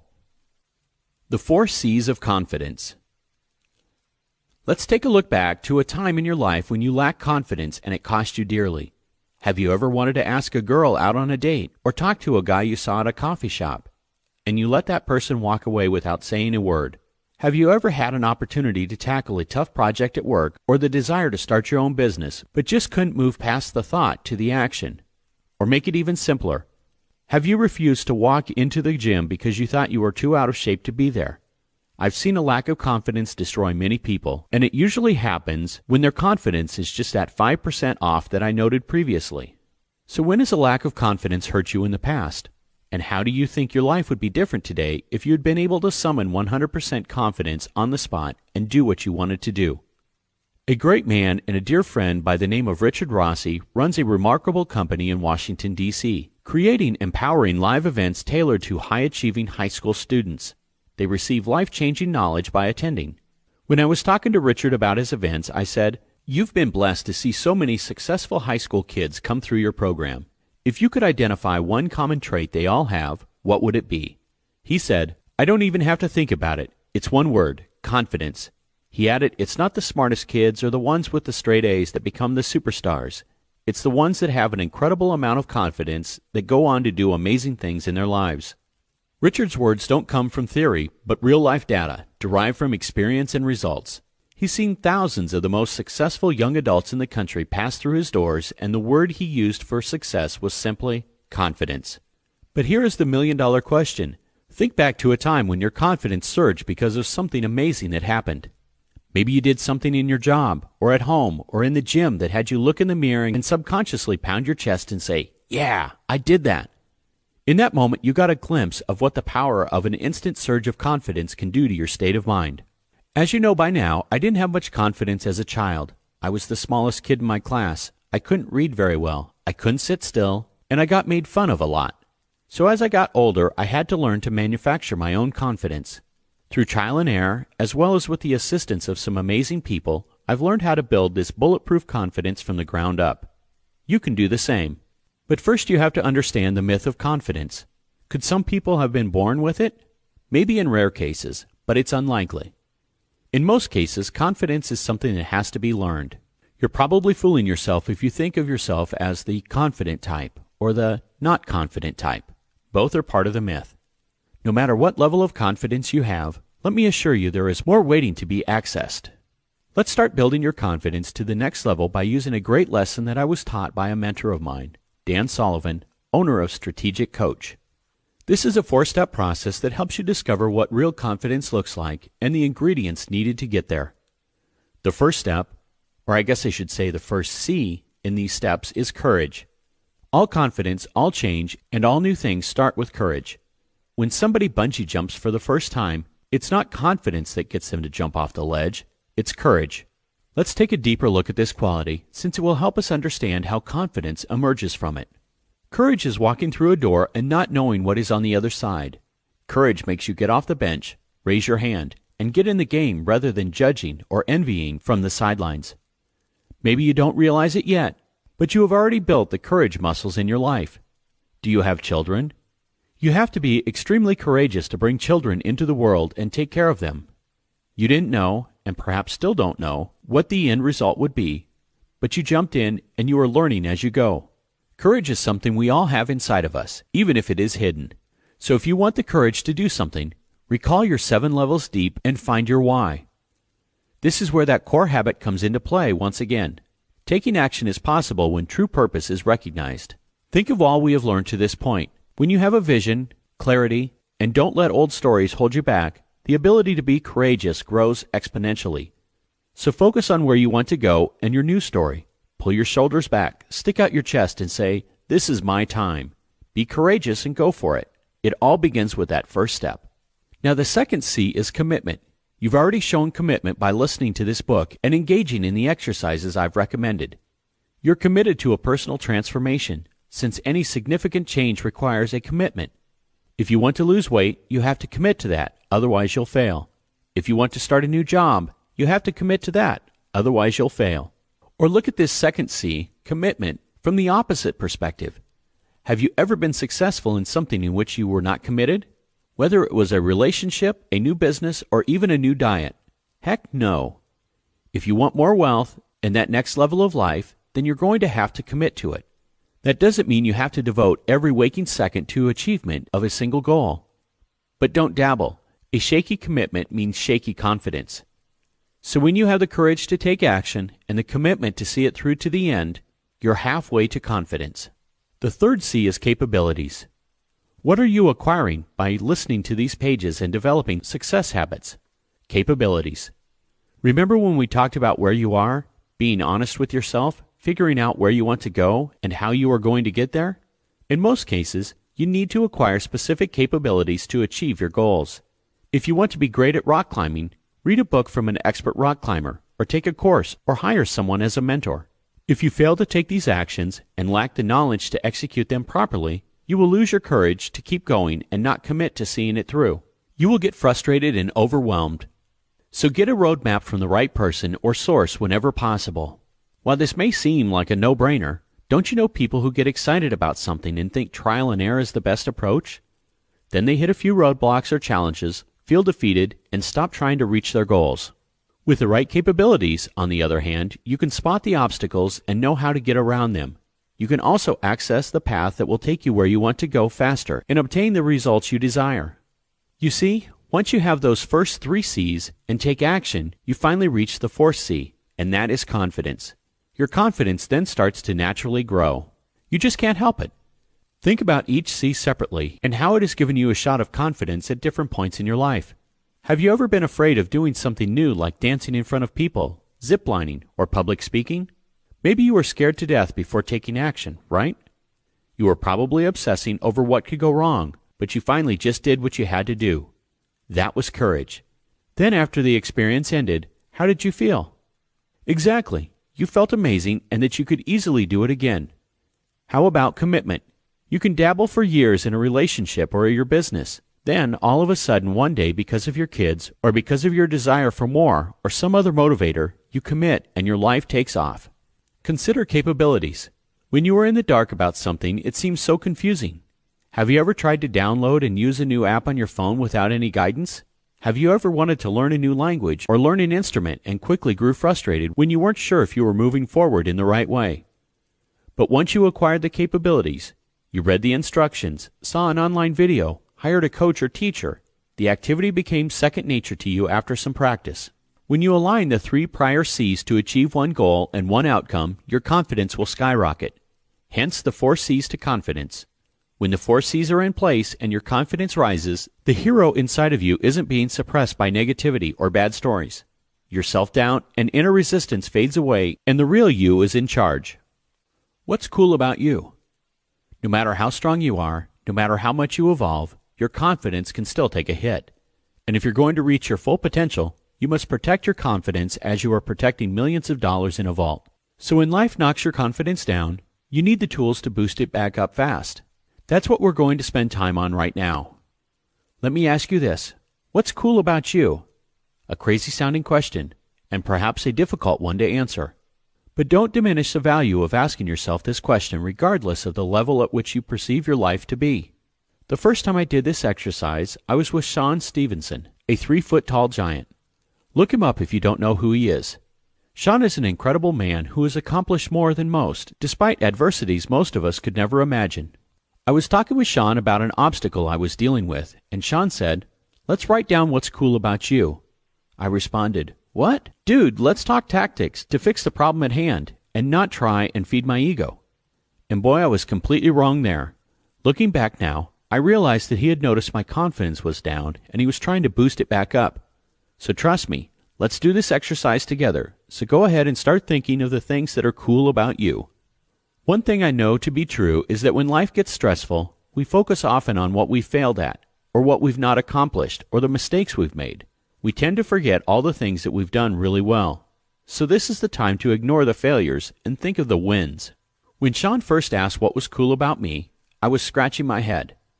He called me out because of my reaction. He knew I was focusing on what was going wrong at the time, and it took me a moment to think of what was cool about me. Like the great teacher he was, he started probing, suggesting examples of coolness to get me started. And slowly my answers emerged. I wrote down things like, I put my kids first over work and accomplishments. I was in special education classes and barely graduated high school, yet I'm a multiple New York Times best-selling author. I can operate a bulldozer and a backhoe. I learned how when I used to build houses. I was a mechanic when I was younger, and I can take apart an engine, fix a banged-up fender, and paint a car. I donate money without anyone knowing. I create simple messages to get people to take action in their lives. I was the New England State Snowmobile Grass Drag Champion in my 20s. I still have my best friend from 5th grade. I always try to show the people I love what they mean to me. I can solve problems without conflict arising, even when someone wants to be confrontational. I am good on camera after years of practice. I've met some of my heroes. The list went on and on. Once I really started thinking about how I was cool, the items started to flow. Now think about what you can put on your list. Feel free to download the easy-to-follow Cool List on www.thebetterlife.com under the Book Resource tab. Get creative and include unusual skills you may have, as well as accomplishments. Your list should include anything that you like about yourself that has a coolness factor. Maybe you're a great friend, or you have great fashion sense, or you're generous to the needy. Whatever these traits or achievements may be, write them down. What is cool about your job, your business, or how you treat your employees? What about the daughter or son you are to your parents? The parent you work so hard to be for your kids, or the partner you are in your relationship? Even though I don't know what's cool about you, I do know with little thought that you will find plenty of items to list. And after you write them down, take a moment, be silent, and read what you wrote and let the list sink in. When I did this exercise, I remember thinking, wow, there are a lot of cool things about me. I have a lot of unique abilities, and I've accomplished some ambitious goals. After completing the exercise with Sean, I remember my confidence grew immediately just by acknowledging my successes rather than my failures. Just as I shared all the little pieces that created the villain within, now I am sharing the pieces that will replace that villain's voice and put the inner hero in control. When Sean first said, do a "What's cool about me" exercise, I was like, waste of time. Doing it felt odd. I was wrong though, and if you experience the same negative thoughts for even a second, you were wrong too. Take the time and reflect. You are not only cool, you have already achieved so much more than you give yourself credit for. A tale of two pictures. This next exercise may seem like a little work, but with effort comes results. And it's an exercise that will help you trigger an instant confidence boost anytime you need it. You can download the blueprint at www.thebetterlife.com under the Book Resources tab. Start by finding an unflattering picture of yourself. It can be a digital image on your smartphone or an old photo you've stored in a shoebox. It could be from a time in your life when you were overweight, just pulled an all-nighter, were broke, lost a job, or you just looked like crap on the day the photo was taken. This picture is going to represent the version of you that is letting the villain control your life. If it's a digital image, print it and also save it to your computer. Then I want you to create a list of the negative traits you associate with this version of yourself. For instance, I was fat, I was messing up at work, I just had my heart broken, I was really mad at my sister, I was focusing on all the things wrong in my life, I blamed others for my problems, and so on. You see, those are the traits that have fueled your inner villain, allowed it to be in control, and absolutely demolished your confidence. Imagine how the person in that picture is letting the villain run his or her life and steal confidence. The villain is constantly saying, we're not going to be able to pay the rent, our career is not progressing, we're not financially successful, we'll never be rich, why should we even get out of bed in the morning? That's the definition of someone living with a scarcity mindset and limited confidence. Now attach negative emotions to that unflattering picture of yourself. Were you angry, sad, depressed, embarrassed, ashamed, insecure, and so on? Then I want you to name that person. Maybe you name that person the nickname you hated as a kid, or make one up that you would never like. But whatever it is, make it an unflattering name. Next, take it one step further and create a complete avatar of that negative version of yourself. What are the limiting beliefs and habits of this version of you? What do you stand for in this form? What do you accept as a given in your life? Who wants to be around this person? Even if you've evolved since then, focus on the version of you that you observe in the photo, the outdated version of what you are. Describe that person in the picture, the one not reaching his or her full potential. We are halfway done with this exercise. To complete it, find a picture of the happy you, the joyous you, the best you. It could be from a time when you felt great and you looked your best. It could be from the time when you were the shining hero, or the top earner, or just completely alive. Now describe in writing what attributes the hero version of you has. Is that person vibrant, powerful, energetic, wealthy, financially secure, a business owner, in control of his or her money, alive, passionate, enthusiastic, and strong? Does that person exercise regularly, eat right, and have an incredible relationship with his or her children? Does this version of you make a lot of money? Is he or she financially independent? Do others respect this person? Then I want you to name your heroic persona. Maybe you borrow a term from the digital world and call yourself John 4.0 or Mary 5.0. Next, create another avatar, only this time the hero version. What are your limitless beliefs and newly adopted millionaire habits? What does this version of you stand for? What do you accept in your life now? What will you absolutely not accept? Who wants to be around this heroic avatar? This version of you is officially the new version of you. Just explain you, living at your full potential, no boundaries, no judgment, totally in control. Who is the real you when the hero is in charge? Realize this truth. The two versions of you aren't separate people. Each of us has the good wolf and the bad wolf living inside, the old you and the new you, the villain in control versus the hero in charge. I bring up the wolf analogy for a reason. This is your chance to decide which one you feed, since that's the one who will take ownership in your life. Next, put your two pictures side by side, along with the text descriptions of both underneath them. Use your phone to photograph these images so you have access to them anytime you want or need to see them.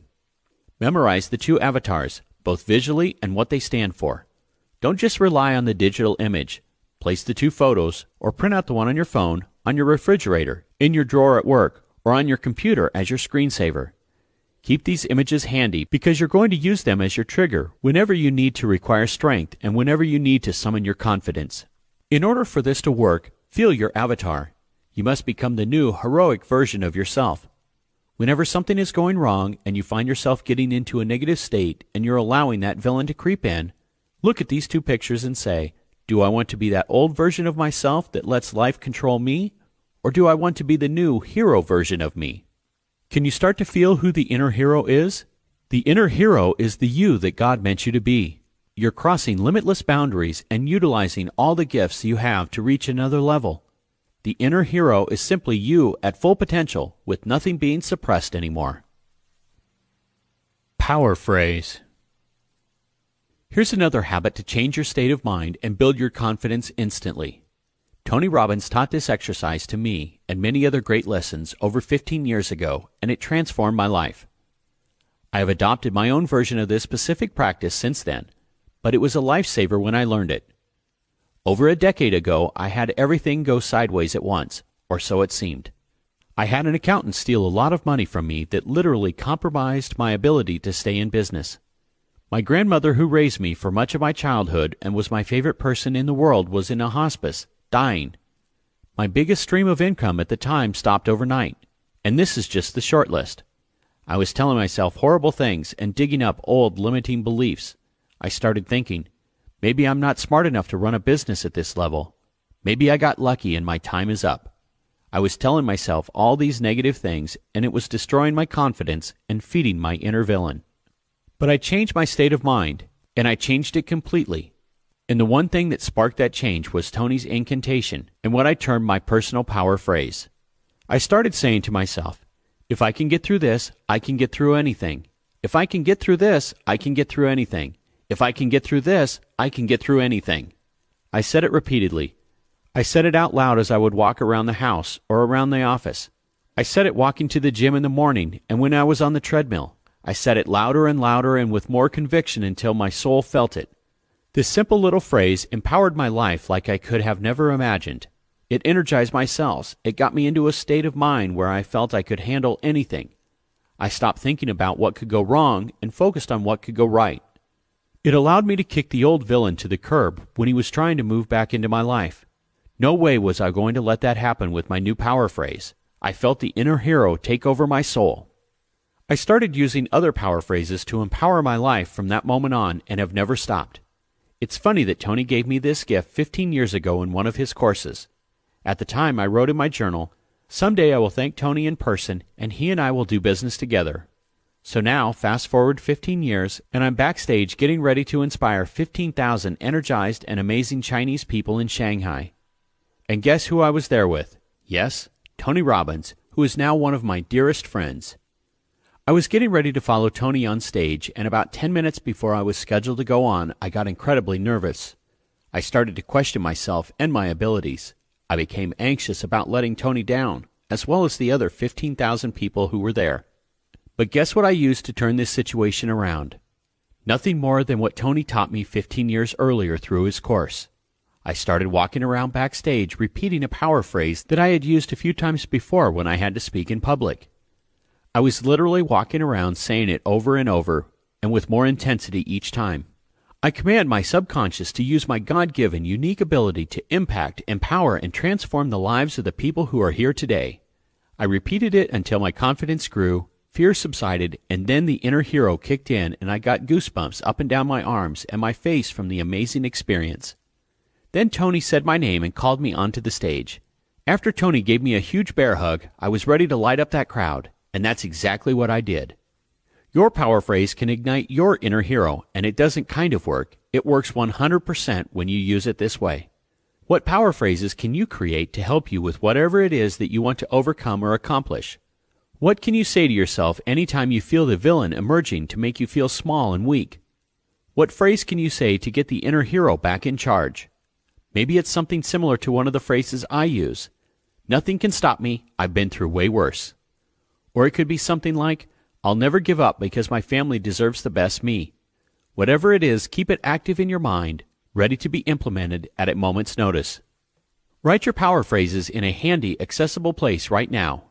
What could be your phrase as you're walking into an important meeting and you're a little nervous and need a confidence and strength boost? How about speaking with a spouse about something critical in your relationship, or when talking with your kids about a difficult subject? Is there a phrase you can use before talking to employees or your employer about a tense topic? Once you find the power phrases that fit you, pick one and say it out loud over and over again in a private setting, walking in the woods or around the house by yourself, when driving in your car alone. Don't just say it, but feel each word. Do it until you feel the energy in your body change, your state of mind shift, and the hero take control. This is you living at your full potential. No boundaries, no judgment, totally in control. Don't be embarrassed. No one is watching. Your state of mind and your confidence are vitally important to your next level of success, wealth, and joy. I've never met anyone who had limited confidence and still had massive success.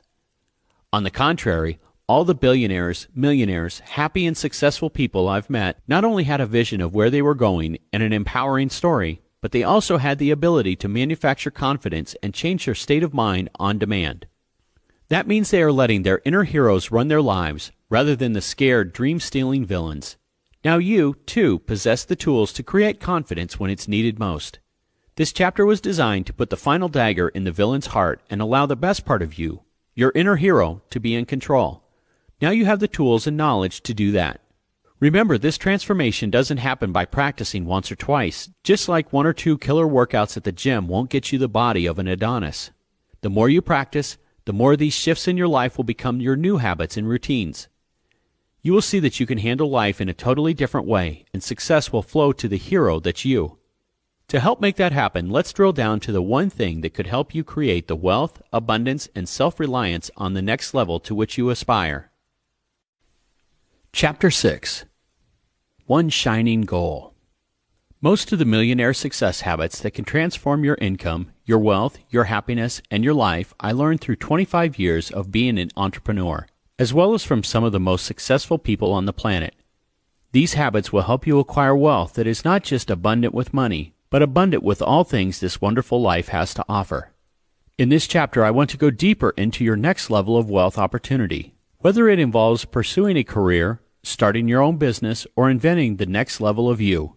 In this busy world, we can be overwhelmed by opportunities and choices and end up doing nothing other than standing still. You are listening to this because you want that next level of wealth, and I'm guessing you already have an idea of the direction you need to go to accomplish that goal. Maybe you've just been scared to take action, or maybe you're trying to find exactly what that action could be. So in this chapter, I'll help you determine the exact route you should take for your personal abundance and wealth creation. Warren Buffett is quoted as saying, "The difference between successful people and really successful people is that really successful people say no to almost everything." So let's dig in and define what should be a yes in your life and what may be best left as a no. At the same time, I'm going to help you avoid the mistake of saying no because of an I can't do something mindset. There truly is nothing you can't do when you have the right habits and confidence in place. I also want to dedicate this chapter to one of my mentors, Dan Sullivan.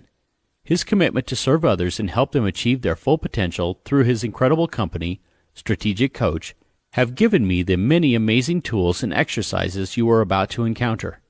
Dan has worked and trained top entrepreneurs from around the world for over 40 years and has made a significant impact on my life. Thanks for the guidance and the gifts, Dan. These tools are not only powerful, they have helped me tackle new projects and clear my thinking so I could create many successful enterprises. Your magic list. Right now I want to do an exercise that will help you accomplish two things. First, it will help you discover what you should not be doing. Secondly, it will open your eyes to the opportunity that truly is aligned with who you are and help bring you bigger checks. You can grab this exercise and share it with friends and family at www.thebetterlife.com under the Book Resources tab. First, answer this question. What do you love to do? What fires you up? What makes your heart come alive? Puts a smile on your face? Raises your confidence? Do you love negotiating deals? Do you love helping people? Do you love solving complicated problems? Do you love math, science, art, or literature? Do you love taking risks? Do you love being adventurous? Do you love solving conflict? Do you love selling? Do you love marketing and advertising? Do you love inventing? Take a moment and think about what it is you love to do. So many times in life we forget what we love because we get stuck in the mundane day to day and we forget our passions. Make a list of 5 or 6 things that light you up. Next, think about what you're really good at. If you weren't in the room and your best friends, coworkers, or employees were talking about you, what would they say you were good at? Would they say you could walk into a room when there's a problem and solve it? Would they say you're meticulous, someone who measures twice and cuts once? Would they say that you have an ability to try something new, and that while you're a risk taker, you're an educated risk taker? Maybe you're good at solving problems, creating ideas, developing ideas, or putting processes in place. I don't know what you're good at, but you do. Write down what comes to mind. Next, we need to talk about money, and big money at that. What thing in your life, if you just took action on it, would bring you the biggest check? Is it advancing the career that you are in, starting your own business, or taking the business you are in to the next level? It could be getting a promotion at your current job. Maybe it's getting a loan or hiring a marketing expert to help you create more sales in your business. Whatever it is, what one thing will cut you the biggest check in your life? Think it through and write down what it is. Next, list your money goals. Earlier, you formalized your goals with the exercise, where are you? Where do you want to go? So where do you want to go with your finances? Take that earlier list and implement it here, making it specific to your income. Is there a certain amount of money you want to accumulate so you can retire earlier, help your parents, and protect your family? Where do you want to live? How much do you want to spend on a residence in a given area? How much does your dream home cost? Do you want to work for yourself? And if so, what is your revenue target? Do you want to have more employees? And how much revenue do you need to make to afford them? Do you want to sell your company? And if so, for how much? Then I want you to think about what actions you need to start taking today to move these goals forward. The action or step can be, and in many cases should be, small, but you must take a step in that direction to generate momentum. Like General Creighton Abrams Jr. explained, how do you eat an elephant? One bite at a time. And how do you run a 100-mile race? One step at a time. How do you take your finances to that next level? Start a new business, get a new career, obtain a promotion at work, or advance your company? With one step at a time, and that can start today. So what are the actions that you have to take? What emails do you have to send? What negative people do you have to start pushing out of your life? What people do you need to attract into your life?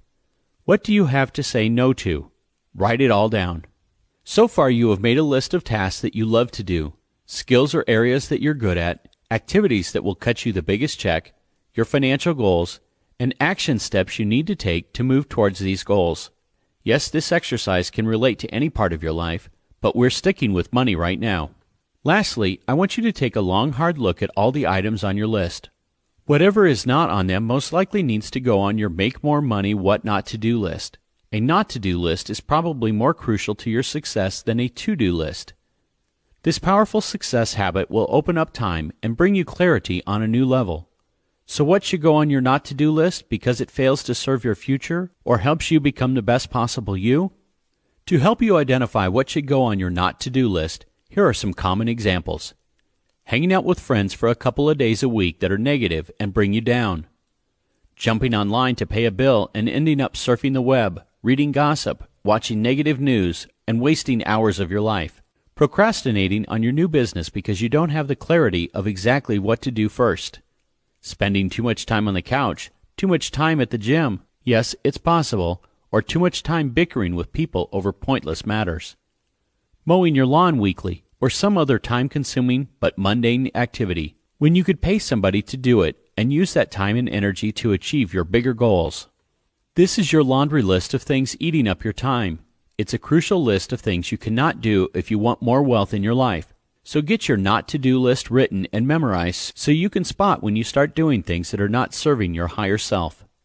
Once you have your not-to-do list crafted, here's an extra bonus step.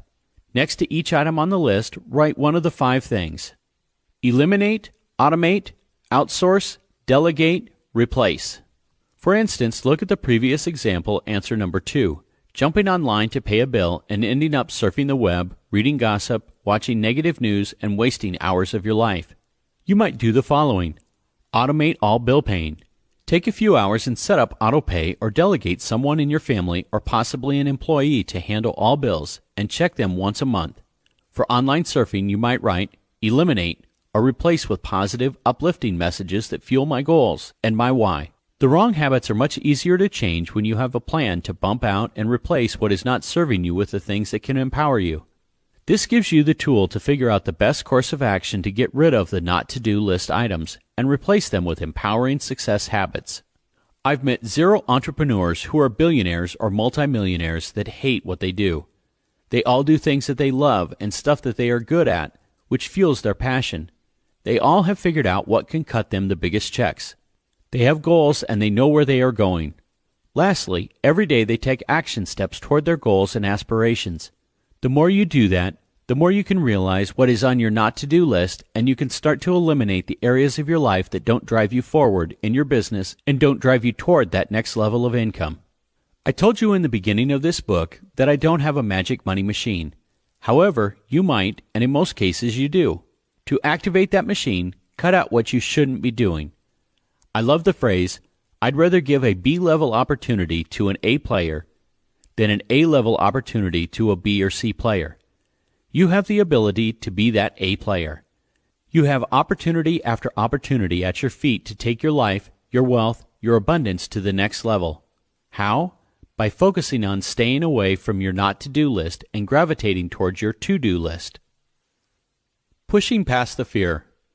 Next levels are always scary. To go from kindergarten to first grade is scary. Going from 8th grade to high school is scary. Graduating 12th grade and making your way to college is scary. It's scary dating someone new, Scary getting engaged, scary getting married, scary having kids, buying a first house, starting a new job, starting a new life, meeting new friends, or even just riding a bike when you're 3. You get my point. Every change, every next level is scary. But we have our biggest breakthroughs when we push through the scary changes, don't we? Our next level is always on the other side of an obstacle and always on the other side of a challenge. The people who are afraid to go through the challenge are the ones that stay stuck in their lives. How many people do you know who were rising in their careers, whose incomes were increasing and were becoming happier, and then they hit a wall? Maybe they encountered an obstacle they couldn't get around, or a challenge that they didn't know how to meet. More likely, their fear of the obstacle or challenge stopped them in their tracks. What they didn't realize is that their next level of life was most likely right on the other side of whatever barrier caused them to become stuck in place. So let's do the DOS. So how do you overcome the fear of starting your own business, advancing your career, getting a promotion, or taking your business to the next level? You have a couple of options. One way is the DOS conversation. It stands for Dangers, Opportunities, Strengths. This is one of those exercises I learned many years ago from Dan Sullivan, and that's why this chapter is dedicated to him. I've altered this exercise from Dan's original concept so that it suits our purposes here. Here's how it works. To do this exercise, you can go to www.thebetterlife.com and use the DOS worksheet. However, if you just want to create your own worksheet, make 3 columns with one small line at the top for DOS headers. Then on the header line, write dangers on the left, opportunities in the middle, and strengths on the right. Across the very top of the page, write your financial goal. It could be something like starting an online trading business that does $100,000 in profit year 1. Whatever it is, it needs to be specifically yours. Now I want you to think of all the dangers and all the fears that you have regarding the goal you have set for yourself. Is the danger that you don't have money to start? Is it that there's too much competition? Is it that you feel maybe you're not smart enough? Do you worry that you may not have the support from your family? Do you fear that if you focus on money, maybe you'll become a different person? Whatever your dangers and fears are, list all of them right now and think about what stands in your way of reaching your goal. This will allow you to visualize the fears that are paralyzing you from taking action, the exact things that are holding you back from starting or expanding a business, or even simply making more money. Next, go to the opportunities column and shift your mindset, thinking nothing but optimistic thoughts. What are the opportunities that you have by creating this business? What are the things that drive you and excite you about the goal that's written across the header? Is it a niche market where you know you could do great? Will it give you the security, the freedom, and the time with your family that you're looking for? Would it allow you to finally reinvent yourself, get out of the job you dislike, take your company to the next level, and finally make more income? Just thinking about these opportunities should excite you. So you found the dangers, you found the opportunities. Now I want to move on to your strengths. What are the strengths you possess that could help you achieve your goal? Borrow from the What's Cool About Me section we did previously, or create new ones that are just business related. Maybe you're a great manager of people or a great problem solver. Maybe you're an action taker and people look up to you for that. Perhaps you're skilled at acquiring knowledge and turning it into wisdom. As someone who sought out and is listening to this book, this is likely one of your strengths. Maybe you're a follow-through person and never procrastinate. Or maybe you're a quick learner. You read something, absorb the lesson, and can put your knowledge into practice. You read something, absorb the lesson, and can then put your knowledge into practice. Now you have a crystal clear list of your dangers, your opportunities, and your strengths. That's the power of this exercise. You get to see that, yes, some dangers exist, but that's the price of growth, both here and in all areas of life. But I hope this exercise helps you see in one glance, on one piece of paper, that your opportunities and your strengths will usually outweigh the dangers. Stand with pride, say it out loud, and maybe even pound your chest and say, "No way am I going to let those hold me back from the opportunity to evolve my life and my finances." Do you want those opportunities to die, or even worse, miss your chance to pounce on them like you may have missed them in the past? Heck no. You truly have so many options to live your true purpose. The opportunity to make more money, protect your family, and live the life you desire is now. Carpe diem. Seize the moment. The UA Unique Ability Circle. Now that you have one specific goal in mind that can cut you the biggest check and take you to that next level of wealth and prosperity, we must find out how you can make the time to take actions towards that goal, as well as what specific areas of your life best serve that goal. And the way to do this is by creating your Unique Ability Circle. Unique ability, and much of what I share here, is once again a wonderful brainchild of Dan Sullivan. You can create your own UA circle by following the directions that follow, or get your copy at www.thebetterlife.com under the Book Resources tab. Take a piece of paper and draw a small circle in the center of the page.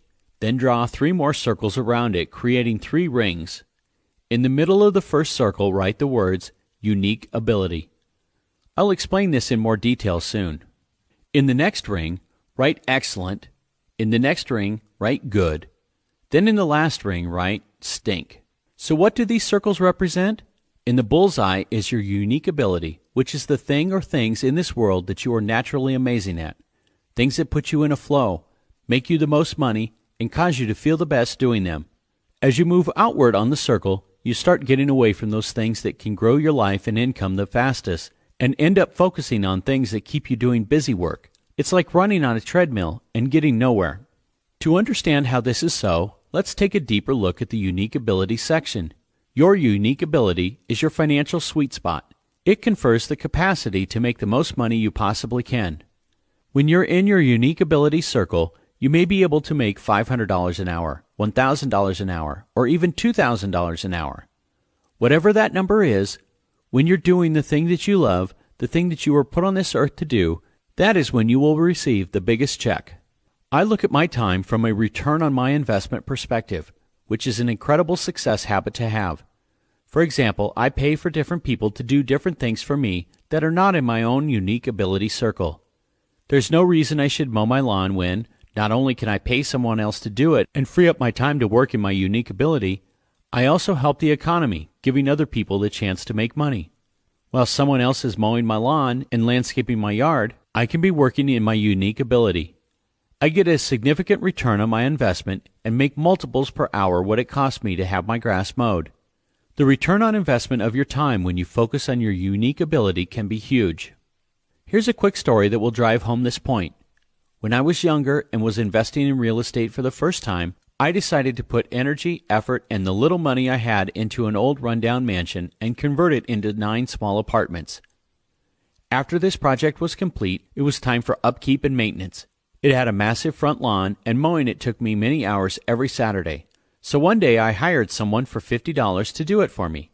That same day my dad happened to stop by to say hi, and when he saw someone else mowing the lawn and when he found out I paid $50 for this service, he completely flipped his lid. He said, "I can't believe you, paying someone to do something you could do yourself." He said, "You are going to go broke. You are not too good to mow your own lawn." Given that this was my father's story at the time, his response makes perfect sense. Born during the Depression, amid lots of scarcity, had fostered this way of thinking. He didn't like borrowing money. He did everything he could himself and managed his affairs the old-school way, which unfortunately hindered his opportunity to make great money. He is smart as heck and a hard worker, but that wasn't enough. His story kept him anchored to an income that never rose above $30,000 a year, no matter how hard he worked. He was on a treadmill for many years. Luckily, I got him off of it. He has changed in a massive way since then, but at the moment he was darn mad. He left so fast in his car that the tires spun gravel all over the yard as he peeled out, not even saying goodbye. I was upset my dad was mad at me, but I realized how wrong he was. That lawn at that big old apartment complex used to take me a half day to mow. At that period of my life, I was fixing wrecked cars and selling them, while also looking for and negotiating on my next real estate deal. And in that same half day that I paid $50 for someone to mow the lawn, I could fix or even sell a car, or I could put together a real estate deal that would make me far more than $50.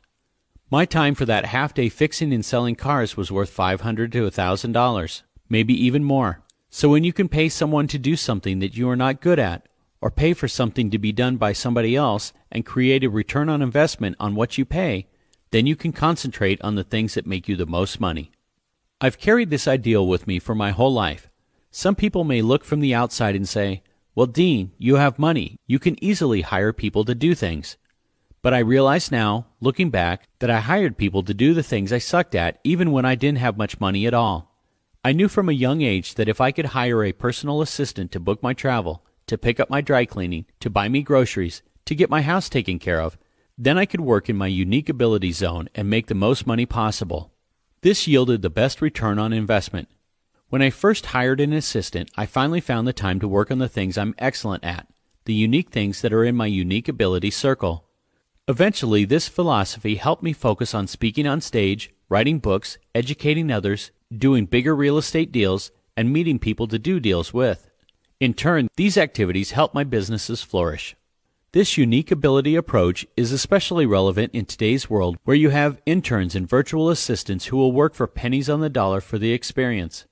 In fact, I'll give you a list of companies that provide virtual assistants that are incredible and can do small projects for you. They will free you to work on the things that are in the inner ring of your unique ability circle. This list can be found at www.thebetterlife.com under the Book Resources tab. Think about how you spend your time. What things can you say no to that are not in your unique ability circle that will then allow you to say yes to the things that make you feel the best and can make you the most money? Because I promise you, when you learn to say no to things that don't take your wealth to that next level, you will find yourself accomplishing your income goals faster than imagined. So if you took the time, and I hope you did, to create the visual circle or went to our website and grabbed the worksheet, start filling it in. What do you think are your unique abilities? Then start to progress to the other rings. What are you excellent at? What are you good at? And then what do you stink at? You can also label the hourly rate you anticipate for each item you list. As Dan Sullivan teaches, the UA circle is designed to be peeled away like an onion. Each week, each month, and each year you're peeling away one layer at a time. And these outer layers are the things you shouldn't be doing. Eventually you'll end up at the core of the onion, which has the things you should be doing. This is the exercise that can allow you to have more hours in a day, make more money by working fewer hours, and align you with the things you were meant to be doing. The gap. Now that you understand the value of working in your area of unique ability, you will see how much easier and smoother the ride can be when you are working in and on things that ignite passion and bigger checks. In theory, you wouldn't ever again fall into a funk or feel insecure. Oh, how I wish it were that easy. As much as I hope this is true, I know that we all fall into a funk at one point or another. We all will have self-doubt and think we're not good enough. Most of us relapse, thinking that we're not living up to our full potential and that we can't do something. And because I know this to be true, I want to go through an exercise that Dan calls the gap. The gap is the funk we all fall into and the funk that stops us dead in our tracks. And it's not about if it's going to happen. It's about when, and then how fast you can rebound when it does. Did I ever fail? Absolutely. I failed a ton in my life, but the thing I did best was that I failed fast and I had a quick rebound rate. And there is a way that you can strategically get out of your funk quickly and back on track using a tactical process that will become a habit. Let's face it, we constantly chase an ideal, or even more commonly, perfection. We are chasing the perfect finances, perfect body, perfect parent, perfect spouse, perfection in all aspects of ourselves. You know exactly what I'm talking about. When you're hitting the gym and looking good, you stop and realize you're not spending enough time with your wife or husband, and you criticize yourself for neglecting this person you love. Or your relationship is great in so many areas, but you hate your job, or you're not making enough money, and you give yourself a hard time about this failing. Or you're making all the money in the world, but you're not the parent you always wished you could be, and you beat yourself up over it. And why is this? We all have major accomplishments in our lives, but when is the last time you celebrated one of them? When's the last time you did something that was a goal of yours and you stopped and let it sink in, congratulating yourself? When was the last time you said, I'm going to do something in the next 90 days, and you did it and you rewarded yourself? I bet you haven't done these things in a very long time. In our culture and society, when we complete our goals, we immediately look to the next thing we haven't accomplished. Maybe you got a promotion or started your own business in the last year. You should be celebrating. But instead you respond to this achievement by saying, yeah, but I neglected my kids. I need to work on my relationship with my kids more. Then you get a relationship going with your kids, and you look down and you notice you're a bit overweight, and you say, "Yeah, I'm closer with my kids, but now look at my gut." We start creating this imaginary perfect person in our minds, and we're always falling short of it, and it immediately puts us in the gap. It's like we are all stuck chasing the sunset. No matter how fast you go west, you can never catch the sunset. The same holds true with trying to reach this imaginary perfect person state. We are chasing an impossible task and setting ourselves up for disappointment and depression. I want you to think about it this way. When we compare ourselves against our imagined perfect selves, we will always come up short. When we compare ourselves to the perceptions we have of others, we lose confidence and we start to fall into a funk. We start saying things like, "I could never have a family as loving and perfect as my neighbors." Or we say things like, "I may be making the money I want, but it's not as much as John or Mary is making." And in most cases, we don't know what's happening in other people's lives and what they are dealing with behind closed doors. So who are we to use them as a role model when we don't know the facts? It's just a habit many people fall into, and it sets us up to feel less capable, successful, happy, wealthy, and wise than John or Mary. So whether the funk comes from comparing ourselves to the perfect us or someone else, here's how you get out of this comparative hole fast and effectively. First, look at where you are right now in life. What have you achieved? What have you accomplished? What have you done great? And whenever you think you're sliding into this gap of not feeling good enough or that you haven't accomplished enough, the secret is looking backwards. Remember all you've done in your life to get where you are today. Look at all the crap that was thrown your way that you overcame and got through, because you truly have accomplished so much amazingness in your life. Understand how much you've evolved. Fill your soul with self-appreciation for what you've done. Even when thinking about your past mistakes, recognize that you got through them and you're still here standing tall. You didn't give up, and you surely didn't crawl into a hole and hide. You're still chugging away, you're still pushing, you're still persevering, and in my book, that's pretty damn amazing. If I were going to be in a room with thousands of people, I'd want you to be in that room. Why? Because you made the choice to listen to this book, which means that you want to move forward in your life. That says a lot about who you are, since most people wouldn't even make the effort. So when you're trying to chase the horizon and chase the perfect version of you, and you fall into a funk, stop, mentally turn around, and remind yourself what an impressive person you are, and all the things you've done to get where you are today. The quicker you can make it a habit to turn around and focus on how far you've come rather than comparing or berating yourself, the quicker you can make that funk disappear. When you get out of your funk quicker, you have the ability to rebound faster and to get back on track, working on things that serve your true vision. Think about this. Do you know why the ideal person and that perfect version of yourself are there? It's not to judge your current state against them and beat yourself up over what you haven't accomplished. No, they're there for you to use as the source of your goals. If you're coaching your kid's Little League team and you look down and you see a little belly below, don't beat yourself up and say, "Ugh, I am fat, I can't believe this. How lazy must I be?" No, you just take what you see and then you use it as a new goal on your list. Don't judge yourself, but rather see something you know needs your attention and then apply actionable steps to it. You say to yourself, "I'm going to lose 5 pounds in the next 2 weeks by giving up sugar and dairy. Oh, and I'm also going to run on the treadmill 3 days a week." How much better is that than saying, "I'm fat and I failed"? The secret is to pull goals from the ideal version of you, but don't ever compare yourself to the ideal. These are two completely different things. We've covered a lot of ground in this chapter, but what I hope you hold on to most is the idea of one shining goal and how it can take you where you want to go financially. If you set that goal firmly in your mind, if you identify what you should and should not do, then you'll reach the abundant life you've dreamed about. The exercises I've shared, the DOS conversation, the UA circle, the gap funk, all will help you reach that one shining goal. It's like a beacon in the night. Its brilliant light helps steer you towards it. Of course, that light alone isn't enough. You don't just need to know where you are going. You need additional elements to make your journey safe and fast.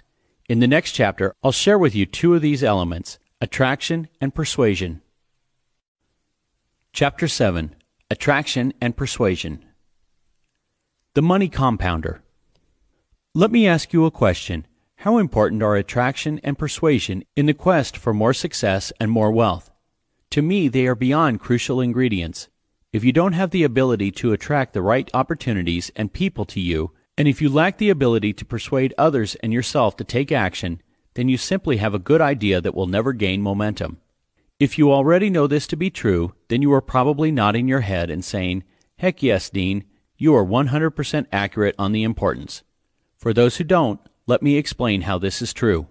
When I look back at my list of business achievements and successes, attraction and persuasion are the two highest level habits I have mastered that propelled me to a level of prosperity that seemed inconceivable when I was younger. I've been blessed to create massive momentum and revenue through these two skills alone. I've seen it over and over again where these two crucial pieces of wealth are discounted and sometimes ignored. Believe me, I failed miserably in these areas in the past because I didn't realize how important they were. If you want, you can spend all your time experiencing the same failures I had in my past, but we both know you are smarter than that. You have this book in your hands, and you can gain an advantage from me, benefiting from my many years of fine-tuning them. And before I go deeper into attraction and persuasion habits, let me assure you that I'm not going to offer you some advertising gimmick that will allow you to sell effortlessly. That's simply not what this book is about. And by now, I know you realize this. These habits are about getting to the deep foundational pieces that allow you to become a next-level person and take your wealth to a higher level. So let's define our terms. Let's just get to the point. Attraction and persuasion are really just more elegant ways of saying marketing and sales. Let me give you two of the best definitions I've ever heard for each. Marketing is attracting what you want in your life and repelling the things you don't want. These could be clients, prospective buyers, even relationships. And selling is getting people emotionally invested to take the action you want them to take. Buy something. Say yes to your bid. Agree to use your services. Consent to start a partnership or relationship. Add to that getting them to take action with something that can improve their lives, and it's truly a home run. I believe those are great definitions, and that is how I plan on getting you to look at marketing and sales by the time you are done with this chapter. The real issue, however, is that some people don't want to be labeled a marketer or a salesman. Let me ask you this. Did Martin Luther King Jr. use marketing to get people to listen to him? Absolutely. And when they did listen to him, was he trying to sell his ideals? Heck yes. What if we never received the message he delivered? What if he wasn't good at attraction and persuasion and he didn't move our country in a better direction? What about Mother Teresa, Gandhi, Benjamin Franklin, and Thomas Jefferson? Were they all gifted marketers and salespeople? If they weren't, you wouldn't even know their names or the incredible impact they had on this world. Marketing and selling yourself ethically is what makes the world go round. Do you think Apple or Microsoft don't use the art of persuasion and attraction every second of every day? They use these disciplines like nobody's business. You don't like your iPhone or your Xbox by accident. And here is a truth that I've come to learn throughout my years. If you want to start a new business or you want to move up the ranks in your company and you're afraid of selling and marketing, it means two things. One, you are not going to succeed at the level you desire. And two, you are looking at selling and marketing completely wrong. When you know you are a perfect candidate to fill a role, or have a product or service so amazing that you are doing people a disservice if you don't get it into their hands, then you should feel obligated to sell it like crazy, or hire someone who is great at this job. And if you're still nervous about these activities, then maybe you need to sharpen your passion or improve your product or service. The need to sell applies to all areas of your life. Let's take relationships for example. If you are single, you want to attract the right person. And once you do, you want to persuade her to go on a date with you, and then a second date, and then, if you're in love, to marry you at some point. You're not persuading her unethically, but rather being your best self and allowing someone to see all the positive traits you bring to them or the world. I would bet that if you were afraid of marketing and sales, then you've already hit a roadblock in your life in other areas. If you don't want to market yourself to other people and sell other people on the value you bring, then you need to look deep inside yourself and figure out why. Maybe you need to work on your product or your service. Regardless of what you want out of life, without attraction and persuasion, nothing works. But it all starts with truly believing in the product and believing in yourself. And here is the best part. In this chapter, no matter how good or bad you are or think you are, I'm going to give you simple yet effective habits to help you become amazing. And it's a process that will be easier than you would ever expect, because it all starts with being your best self and not another version of you. Let me explain. Marketing and sales at its finest. Can sales be bad? Absolutely. If you're selling drugs, cigarettes, or something that can hurt someone, then of course it can be used in a bad way. But if that's not your thing, and I doubt it is, then think of the power of attraction and persuasion when done properly and used to improve people's lives, including your own. When I'm on stage or when I'm on camera selling, and I know my book can take your life to the next level, I speak with true passion and purpose. When you know you're doing the right thing, you feel ethically obligated to get others to take action. If you have a way to convince someone you love to stop smoking and save his life, wouldn't you do everything in your power to persuade him to do so? You should sell him, persuade him, and do whatever it takes to get him to quit. If you had a gambling problem and I had a way to stop you from ruining your life, I'd do everything in my power to get you to stop. You need to feel that way about your business, your products, and yourself. When you can start to think that way, it will no longer feel like marketing and selling. Because at the end of the day, it's not about using a fast-talking sales pitch or false promises for selfish purposes. It's about attracting the right people and the right opportunities into your life. It's about persuading yourself to be the best you can be and persuading others to take the action you desire. So let's discuss a few different habits that you can integrate into your life and career to master the art of attraction and persuasion. People want to be understood. So how do I persuade others to work for me, take my advice, buy from me, or learn from me? And how do I attract the right people into these situations? Here's the number one thing that has allowed me to be on TV for over 15 years, to teach and sell all over the world, to attract the right people into my life, to close big deals, and to have multiple million-dollar companies. People will learn from you, listen to you, love you, buy from you, and hire you when they feel understood, not when they understand you. Let that sink in for a second and say it out loud if you want. Write it down, highlight it, and put a star next to it. People will learn from you, listen to you, love you, buy from you, and hire you when they feel understood, not when they understand you. People are more likely to take action with and for you when they feel understood by you. Yet, I've watched most sales and business people completely miss this fact. They will do all the talking and rarely find themselves being absolutely quiet and listening. Most people get in a meeting and they just sell and sell and sell, wanting to be understood or prove they're offering a benefit instead of first seeking to understand the customer or person on the other side of the table. This is the biggest mistake most people make. They innately focus so much on explaining the value they bring and what's great about them or their product instead of focusing on what the other person or their clients really need. When I and me are used frequently in a boardroom, on stage, or even in a relationship, you can already tell the speaker is destined to fail. Conversely, the people who possess quiet confidence, close deals, have great relationships, and great friends all get it. They get that understanding others is the key to their success.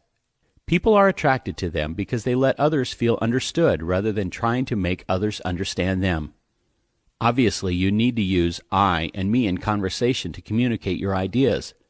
I use these words in this book, since it's the only way to relate my experiences and the lessons learned. This book, though, is not about me, but surely is for you. I want you to feel understood by knowing that I've been where you are at, that I've encountered and overcome the obstacles that you're facing, and that if you learn from those experiences, you can accomplish the same great things.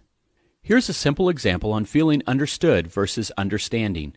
This may help bring even more clarity to what I am expressing. If you go to a car dealership and a salesperson walks up to you and says, "I've been selling at this dealership for 18 years and I'm the best in the office. I can see you are a smart shopper and want a reliable car, so this is the brand for you. And just so you know, this car gets the best mileage and has a rear camera, and it sure is fast." Is that going to make you feel understood, or is that person just making a sales pitch composed of benefits and ego? He just wants you to understand how good he is and what he's selling. That's the type of salesman that you run away from, right? On the other hand, imagine if the car salesman came up to you and said, "So what brings you out here on a Sunday? Are you having a good weekend? So what's your family like? How many kids do you have? What are your needs? What are your goals? What's important to you in a car? Safety, comfort, convenience, fun?" Then he just went silent and listened. Think of the difference between the two sales techniques. The first guy doesn't know if you need a minivan for your 5 kids and a dog, or if you're just shopping for yourself. He's already in his pitch mode before you get done saying good morning. He's already selling to you before he takes a minute to make you feel understood. Sales go horribly wrong when the pitch is just about pushing a product. I can't stress enough that understanding how others think is the foundation of attraction and persuasion. You see, so many times in life we can find ourselves just waiting for the other person to be quiet so we can talk. Is that us wanting to understand people, or is that us wanting people to understand us? When was the last time you had a conversation with someone and you looked her directly in the eyes and you heard every word she said, and actually listened to understand everything she was expressing to you? That's why it blows my mind when I walk into a big meeting and someone is trying to close a deal and all I hear is me and I. There is a better way to make deals happen and to have people do the things you want them to do. Because if you think about it, a lot of times selling is just giving people a solution to their problem.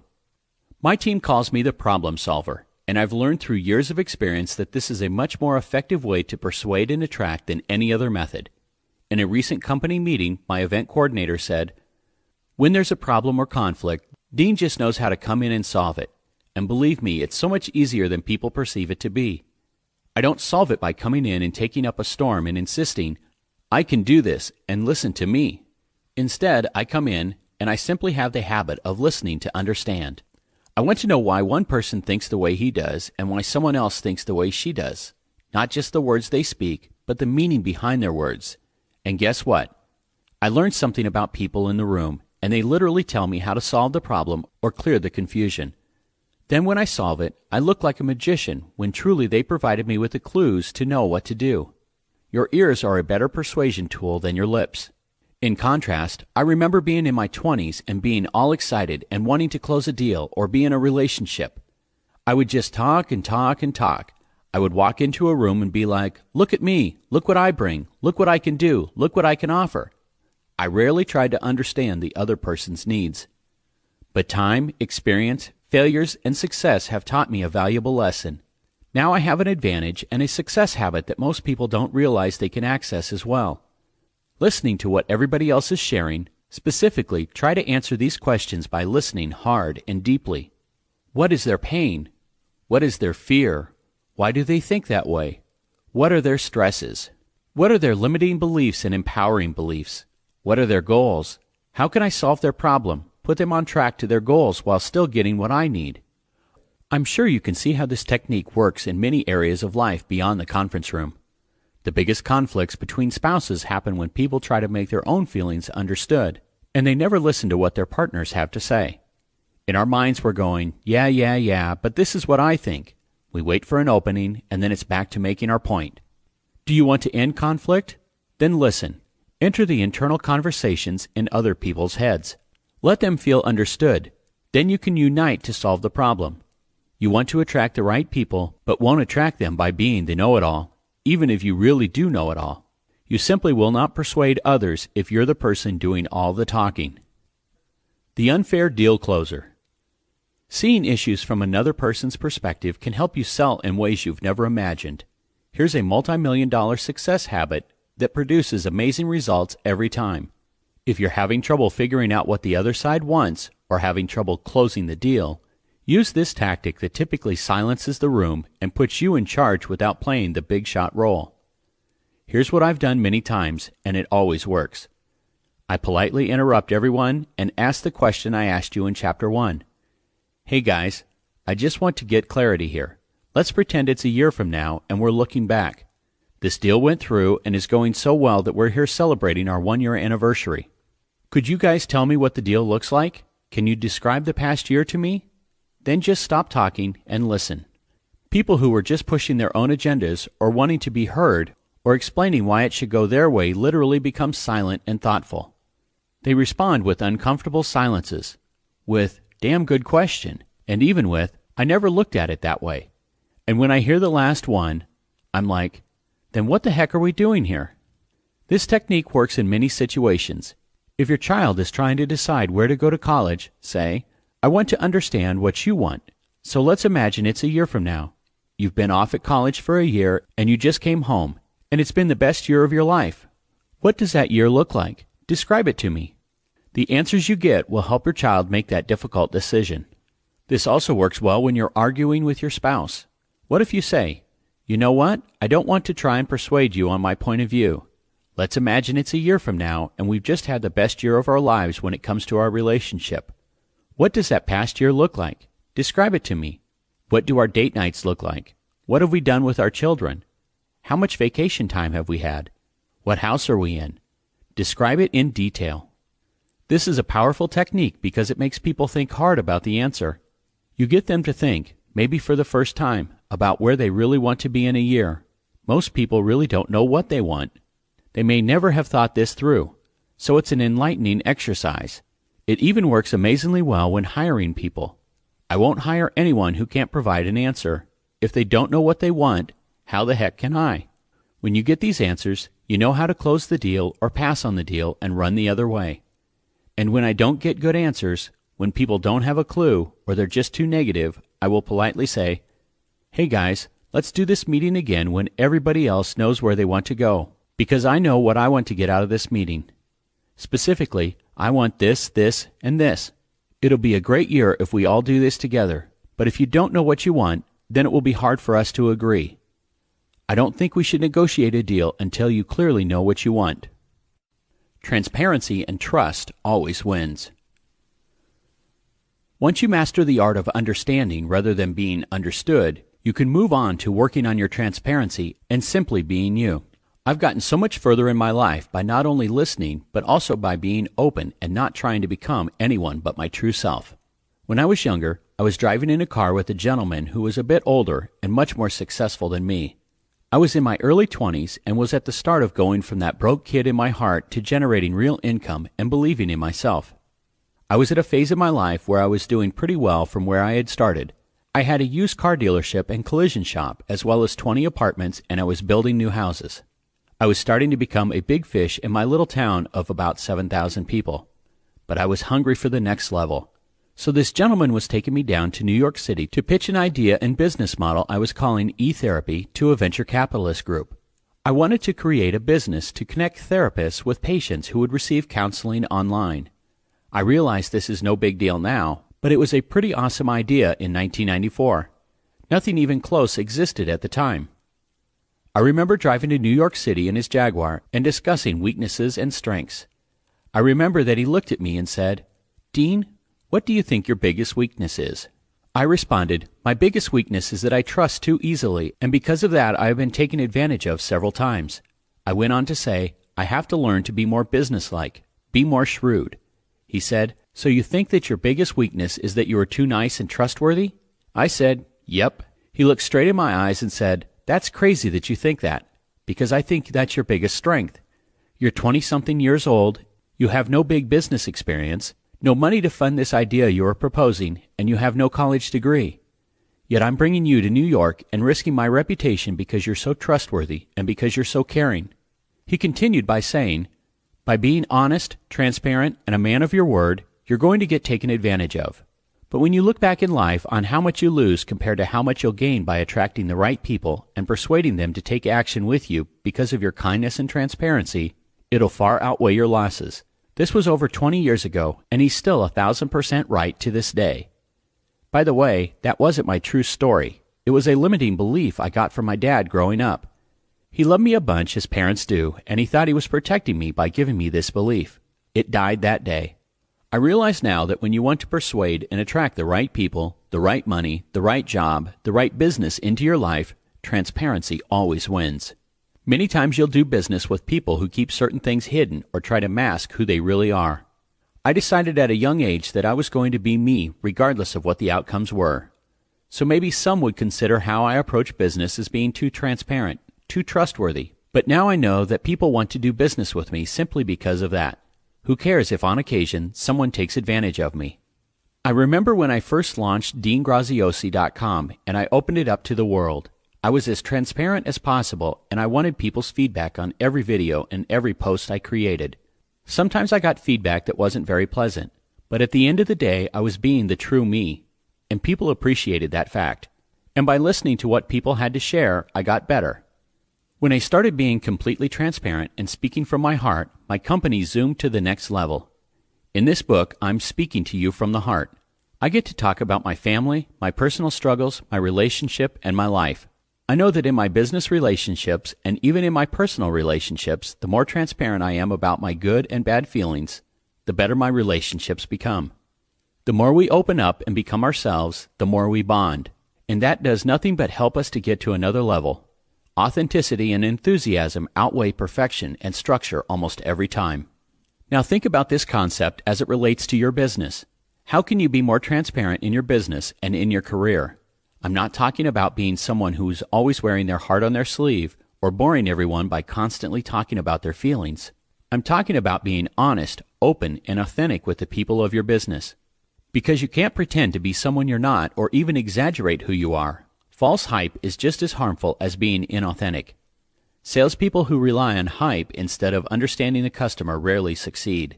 As consumers, if we detect hype or BS, we tune out or just leave. End of story. Transparency is a better strategy every time and in every situation. Whether we're talking about your business or your personal life, people can see through insincerity and falseness. Authenticity always wins. Scarcity mindsets don't sell. At their core, people either have a scarcity mindset or an abundance point of view. People with scarcity mindsets always see the worst in everything. An example of scarcity thinking is when people say things like, "We're running out of oil and the world is going to collapse. We're too much in debt and we'll never get out of this mess. If I make money, I must be robbing it from somebody else. The American dream is dead. The days of being independently wealthy and creating your own wealth are gone." We all have scarcity thinking deep down somewhere in our lives, so we have to be vigilant about spotting it when it affects our viewpoints and decisions. We have that fear of scarcity, that limiting belief, that doubt. It's that inner villain we spoke about earlier in this book that whispers in your ear, "No, you can't," or "It's not going to happen," or "It's too late." It can totally mess with your mind and get you out of focus. Or worse, it becomes a self-fulfilling prophecy. You focus so obsessively on those negative outcomes, and that's exactly what you get. Examine your own thoughts for a scarcity mindset. In Peter Diamandis' book, Abundance, Peter talks about oil and how some people say, "We're running out of oil. What are we going to do with our cars?"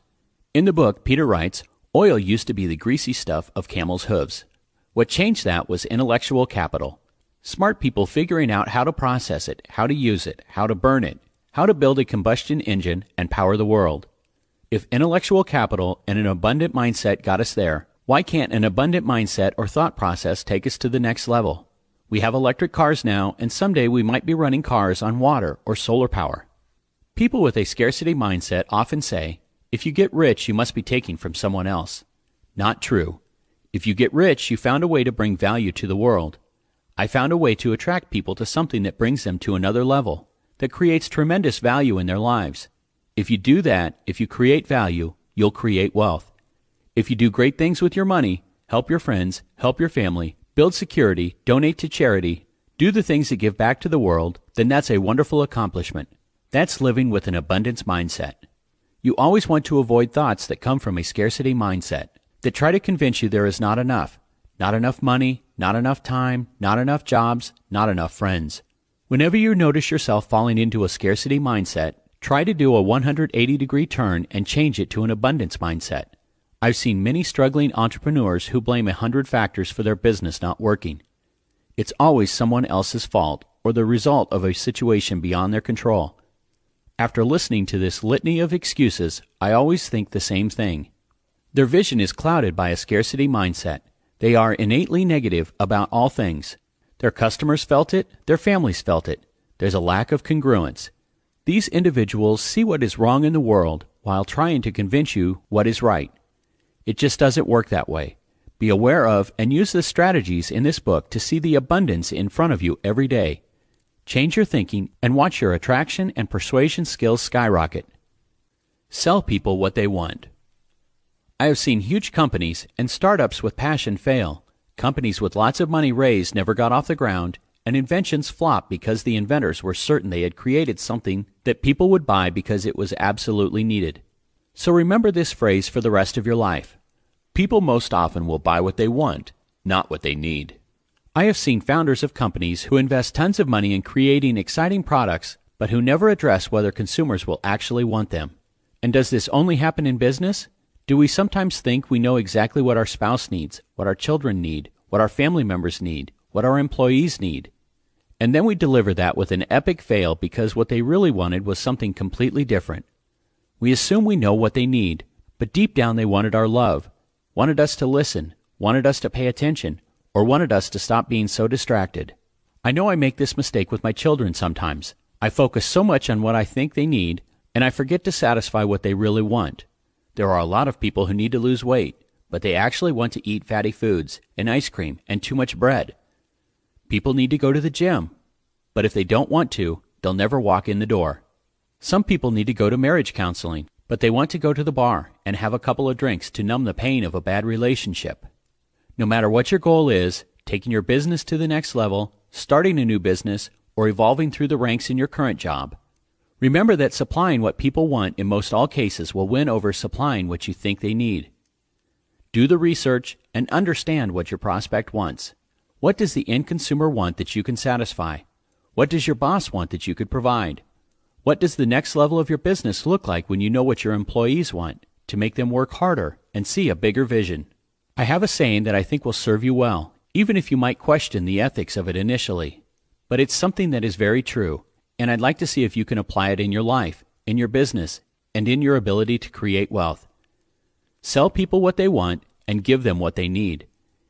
If you reverse this concept, if you try to sell them what you think they need, you'll probably fail. Better to hit the bullet points of what they want and wrap it around what they need. That's what you'll see all the time in successful marketing and advertising. If people need to lose weight, just telling them they're unhealthy or that their weight can shorten their lives may not be enough to get them to take action. They probably know they need to lose weight, but a good ad might spark the powerful want inside of them. I want to feel sexier about myself.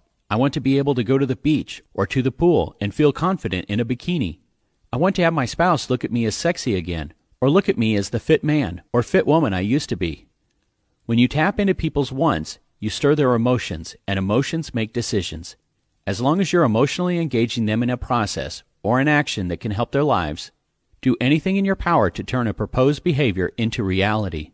If you can do anything in your power to get your unhealthy, overweight friend to take action and lose weight and get healthy, then you do it. But know if you just tell them, or try to market to them, or try to persuade them what they need to do, you might fall flat. In your personal life, your business, and your wealth creation, people will buy what they want over what they need. Adjust accordingly. Tell stories. You'll notice that throughout this book, I use a lot of real-life examples to illustrate the points I'm trying to make. And that's because I think examples, anecdotes, case histories, stories, are an essential part of persuasion. To make these stories effective sales tools, though, you need to tell them the right way. People often say to me, "Dean, you've been on stage and on camera forever, but unlike you, I'm shy. I can't persuade anybody. My message isn't going to attract anybody." I know I seem like an extrovert on camera, and I seem like an extrovert on stage in front of thousands of people, but truth be told, I'm a total introvert. When I go to my kids' functions and all the parents are there, I want to hide in the corner. And I'm being completely honest here. It's just who I am. Knowing how to tell good stories, though, gives me confidence on stage. And not only that, but when you learn to tell stories well, you will increase your ability to persuade and attract people. If you can tell a story with a message woven expertly in it to illustrate your points, you will be more persuasive. Being a good storyteller can show your boss that you're more qualified than he might think, or show your employees that you understand who they are. Stories can have all the impact in the world. What stories from your past can you tell that will strike people as funny? What stories can you relate that reveal your work ethic or how smart you are? Do you have stories that will demonstrate what you can accomplish or what other talents you have? I suggest you craft and practice telling your best stories, the ones that can increase the power of your message. I've been on TV for 15 years straight, and on every show I tell stories with an impactful message rolled into it. Next time you see me on TV or see me on stage, watch for the examples I integrate into my message. Stories have helped me transition from being the shyest kid in my class who would skip school if I had to present in front of the class, to being up on stage by myself speaking to 15,000 people. So what stories can help you make this transition? Whether you're thinking, "This is awesome, I have lots of stories to tell," or you're uncertain if you have any good ones, take a moment and list the stories that could be good candidates. Remember, you may be looking to share a lesson, overcome an obstacle, illustrate your dedication to hard work, or show how caring you are in a relationship. Take a moment and write what would come after the sentence. I think there is a great story behind the time I did. You fill in the blank. Then dissect the story for the pieces you want to emphasize and share. When you tell the story to other people, remember to relate it to them. Make them anxious to hear the conclusion so they can benefit from the idea or learn from you. And as you're doing this exercise, keep in mind that enthusiasm and authenticity outweigh perfection and structure almost every time. My storytelling skills were really tested a few years back when my family and I were on vacation in California, and we were sitting outside around a fire pit. My son was 5 years old at the time and the shortest kid in his school, just like I was. And I knew that one of his classmates was making it a little tough on him. So as everyone was sitting around the fire, we had just finished making s'mores, and I could see sadness on my son's face. When I asked him what was wrong, he brought up going back to school in a few days, his short size, and how he wasn't sure he wanted to go back. He didn't mention the kid or anyone making fun of him directly, but the writing was on the wall.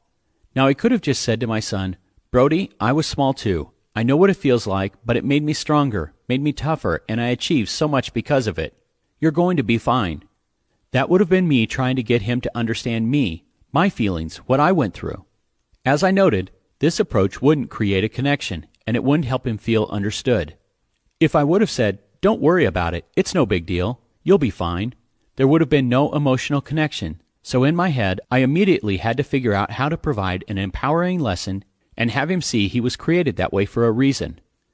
How could I teach him to be strong without making it about me, and at the same time make him feel understood? That's when a story popped into my head, and this one I made up as I went along.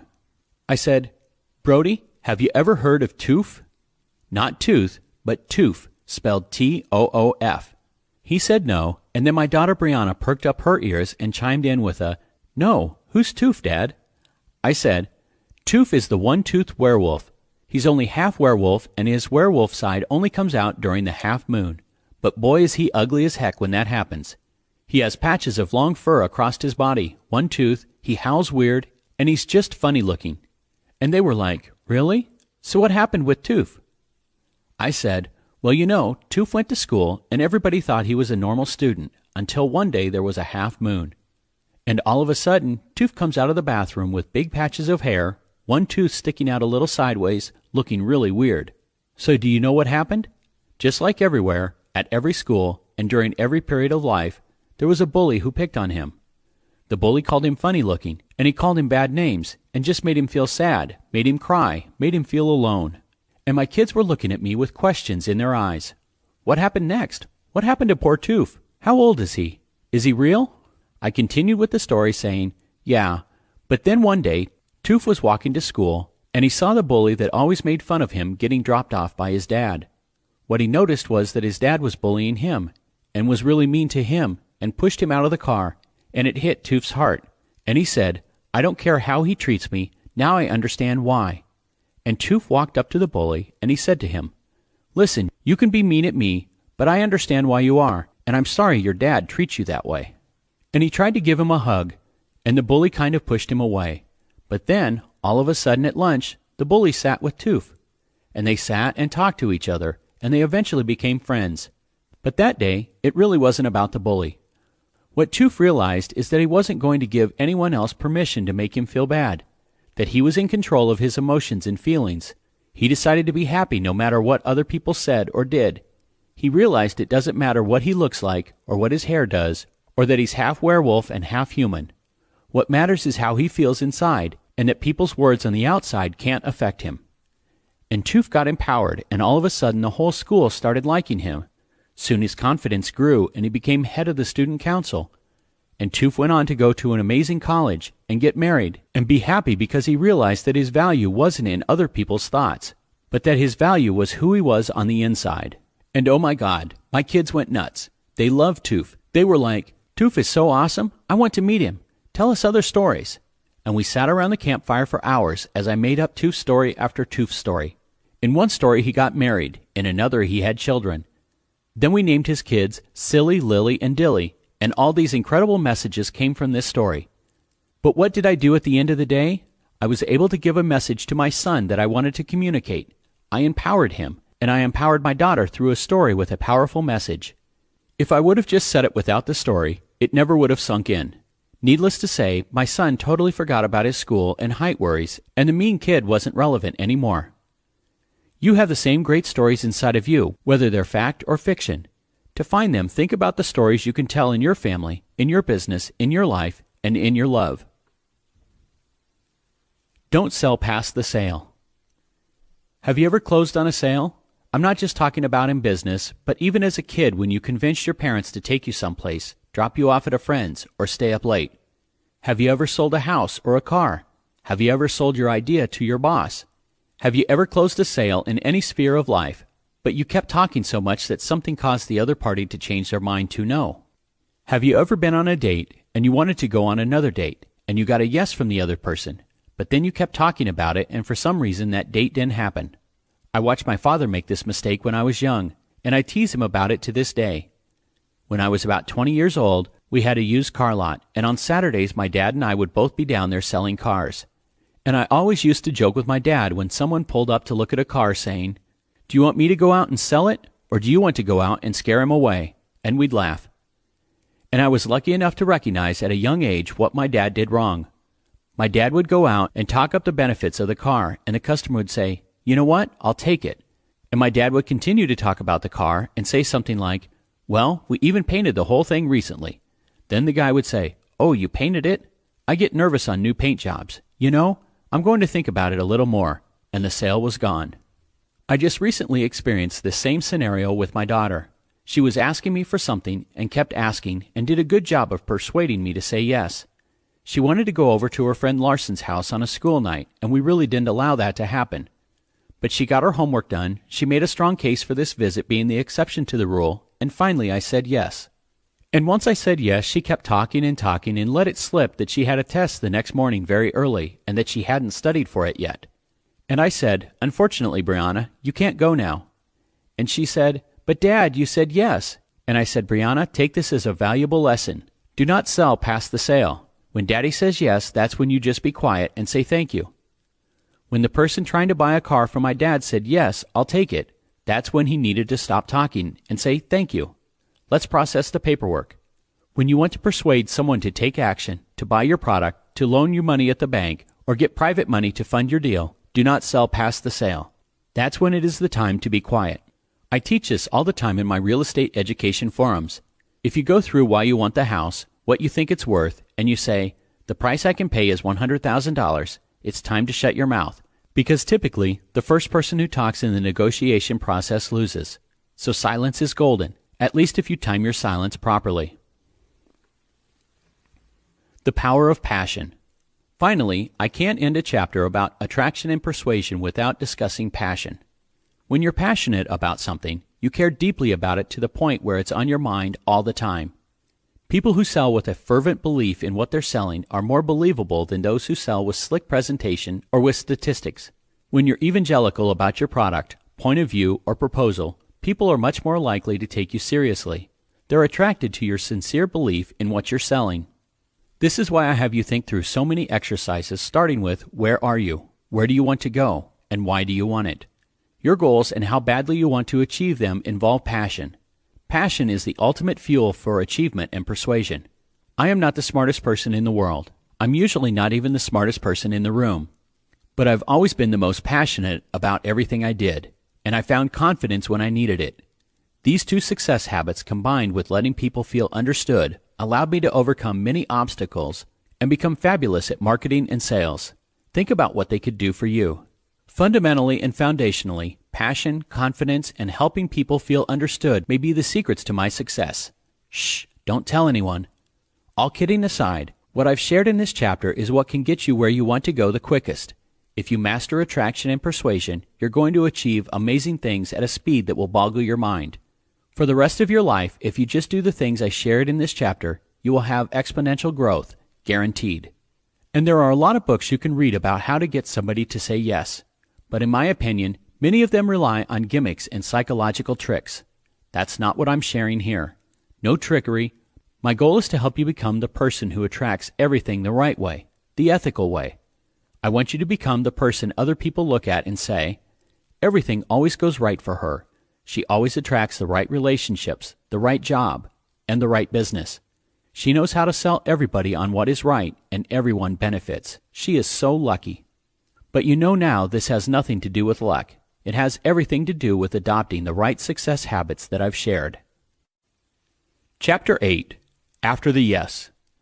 Attraction and persuasion are crucial to making your vision and your goals become your reality. Yet they are not the final pieces of your dynamic success habits.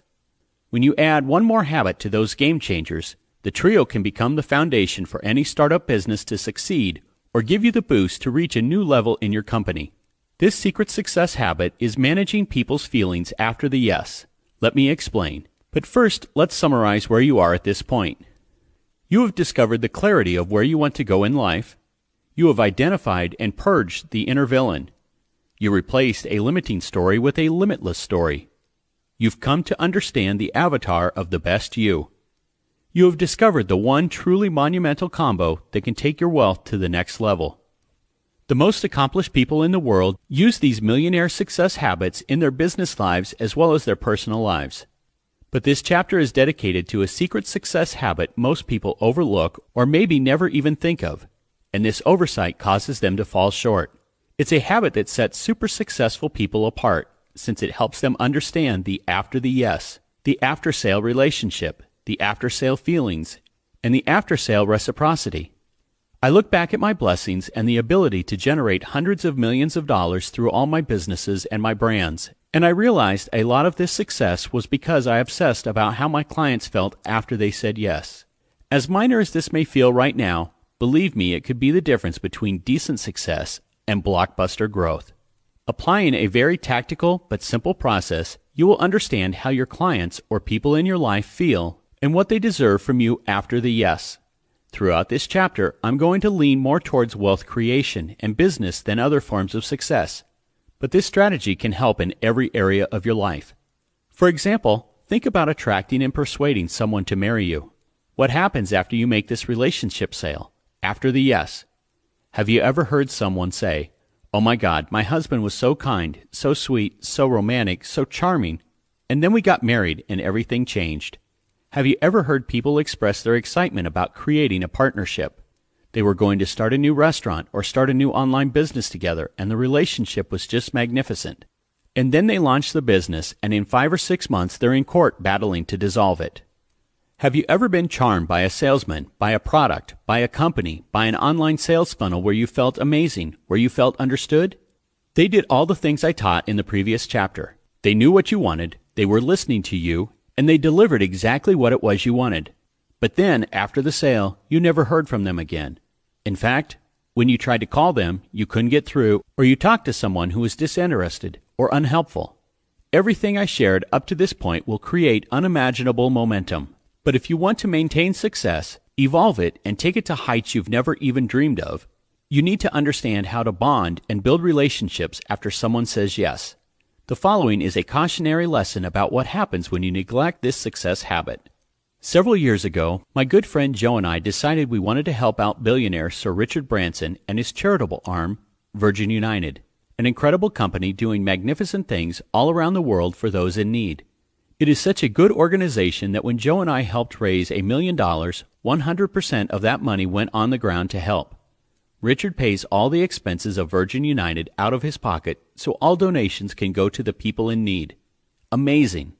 So we went to work, raised the money, and ended up going to Richard's Necker Island, Richard's private island in the British Virgin Islands, and spend a week with him. We did this for a couple years in a row. I got to sail around his island, boat race with him, snorkel, eat dinners, etc. It was great to get to know, love, and understand this man who's done so many great things. He started Virgin Records, Virgin Airlines, Virgin Mobile, plus a plethora of other companies, and helped so many people in the world who need it. So with the work we did, and the money we raised, and the significant amount of my own money I put in, I felt great, like I was a part of something big and significant. But I have to tell you, after I donated the money, the communication with the organization ceased. This had nothing to do with Richard personally, and the organization itself truly appreciated all we did. But they never even thought about the after-sale relationship. I never heard from anybody, I never saw where the money went, I never got pictures of schools, and I never heard about the kids that it helped. At one point, I paid for a whole bunch of clothes for homeless kids in America, and I knew the clothes were distributed across the Midwest. And after I donated, I never heard anything else from the organization, and I felt disconnected. And what happened was that I drifted away from helping that charity, even though I loved what it was doing, and I truly love and respect Richard Branson. And I ended up moving on to help other charities, but this time I explained the need for follow-up and follow-through when we had the opportunity to talk. One of John Paul DeJoria's claims to fame is his obsession with understanding his employees after they said yes to coming to work for him, understanding the needs of his clients who are buying his tequila and his shampoo after they spent money, and making sure they want to come back. John Paul once said, "I'm not in the selling business. I'm in the reselling business. I want to make people happy so they continue to buy and buy again." If you want intimacy back in your relationship, bring that same thought process and watch what happens. Do the same things you did to win your spouse over in the beginning and watch things heat up. Business is the same way. If any of you were ever part of my real estate education or bought one of my New York Times best-selling books on how to invest in real estate, you know that after you bought my book, you would get a video from me every single week on how to improve your life, deliver capabilities, and deliver inspiration every time. I didn't charge for it. I didn't tell people I was going to do it. I just delivered it. I made sure my students got emails after the sale to make sure that they knew I cared and I appreciated their business. This was my after-the-sale relationship building. I was expressing appreciation that they had faith in me. And guess what? They felt it. They recommended me to others. They bought more products, and they wrote great reviews. Not because I bribed them, but because they knew I cared. For the people in one of my high-level mastermind groups, like the group I have with my good friend Joe Polish, where people pay $100,000 to be with Joe and me a couple days a year, I make sure that they know after they cut that check, I care, and that I am going to deliver massive value, and that I care how they feel. You know that people will forget your name. I forget names all the time. People forget what you do for a living. People forget where you went to college. People forget how they first met you. But what they won't forget is how you made them feel. You see, we go around our whole lives looking to feel better. Why do you do anything? Why do you want to make more money? Because you want to feel better, or you want to feel a certain way. Why do you want to fall in love? Because you want to feel amazing reciprocal warmth and connection. Why do you have a drink? Why do you exercise? Because of the powerful feelings attached to these activities. So remember this truth. When it comes to your clients, it's all about them and it's all about how they feel, especially after they said yes to purchasing your services, purchasing your company, purchasing whatever it is you have to sell. It's not about what you think they want. It's not about what you think they deserve. It all comes down to how they feel. As I'm writing this section of the book, I had a reminder as bright as the sun about why it is terrible not to comprehend how someone feels. It was breakfast and my kids and I were sitting around the table. My son has this magical memory, and he happens to love specialty crayons right now. I'm not talking about the typical red or green. He likes the fancy crayons, like English Vermilion, Dark Venetian Red, and Permanent Geranium Lake. So we were sitting at the table, and there was this pack of 50, and I pulled a crayon out, and I said to my son, "What color is this?" And he named it. I said, "Wow." Then I pulled another one out, another one, and with all of those crazy names, he got 50 right in a row. I was shocked. I was ready to fall off my chair. My daughter, seeing the praise my son got, said, "Let me have them. Let me study them." So she looked at them for 2 minutes, and while she was doing it, I said, "Hey guys, we all have unique gifts and unique abilities. That's just one of Brody's.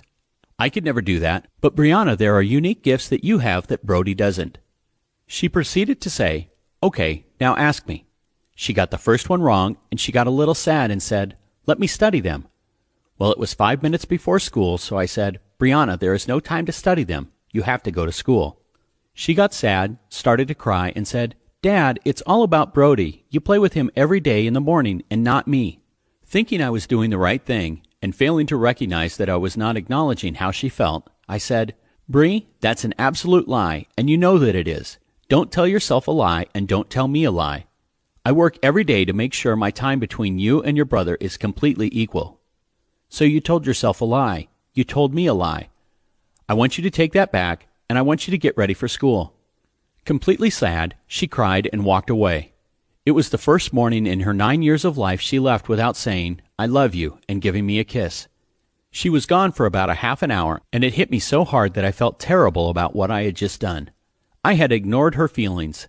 I had ignored how she felt. It didn't matter if it's true or if it's not. If she felt that way, it means it's real to her. It hit me so hard that I jumped in the car, went to school, went to her classroom, and politely asked to pull her out of class. I walked outside in the courtyard and sat down on a bench with her, looked at her in the eye, and said, "Bree, your dad made a massive mistake. It doesn't matter if I think it's true. I know I spend time with you and your brother equally, but I dismissed the way you felt. I dismissed your feelings. I basically said, tuck them down, and that what you feel doesn't matter because your father knows the truth, and I was completely wrong. All that could do is hurt our relationship and make it so you don't open up to me in the future. And I want to give you my word that I'm going to work hard to never do those things, and if I do, I'll make sure I fix them right away. And I apologize." My daughter's smile was so unbelievable, and 1,000 pounds fell off my shoulders because I saw in an instant that all she wanted to do was to be understood. She didn't care about the facts. Therefore, obsess about how your client or the people in your life feel after they say yes. When you care post-purchase or post-sale just as much as pre-sale or pre-purchase, that's when you are putting to work one of the biggest secret success habits to massive wealth, business, and life success.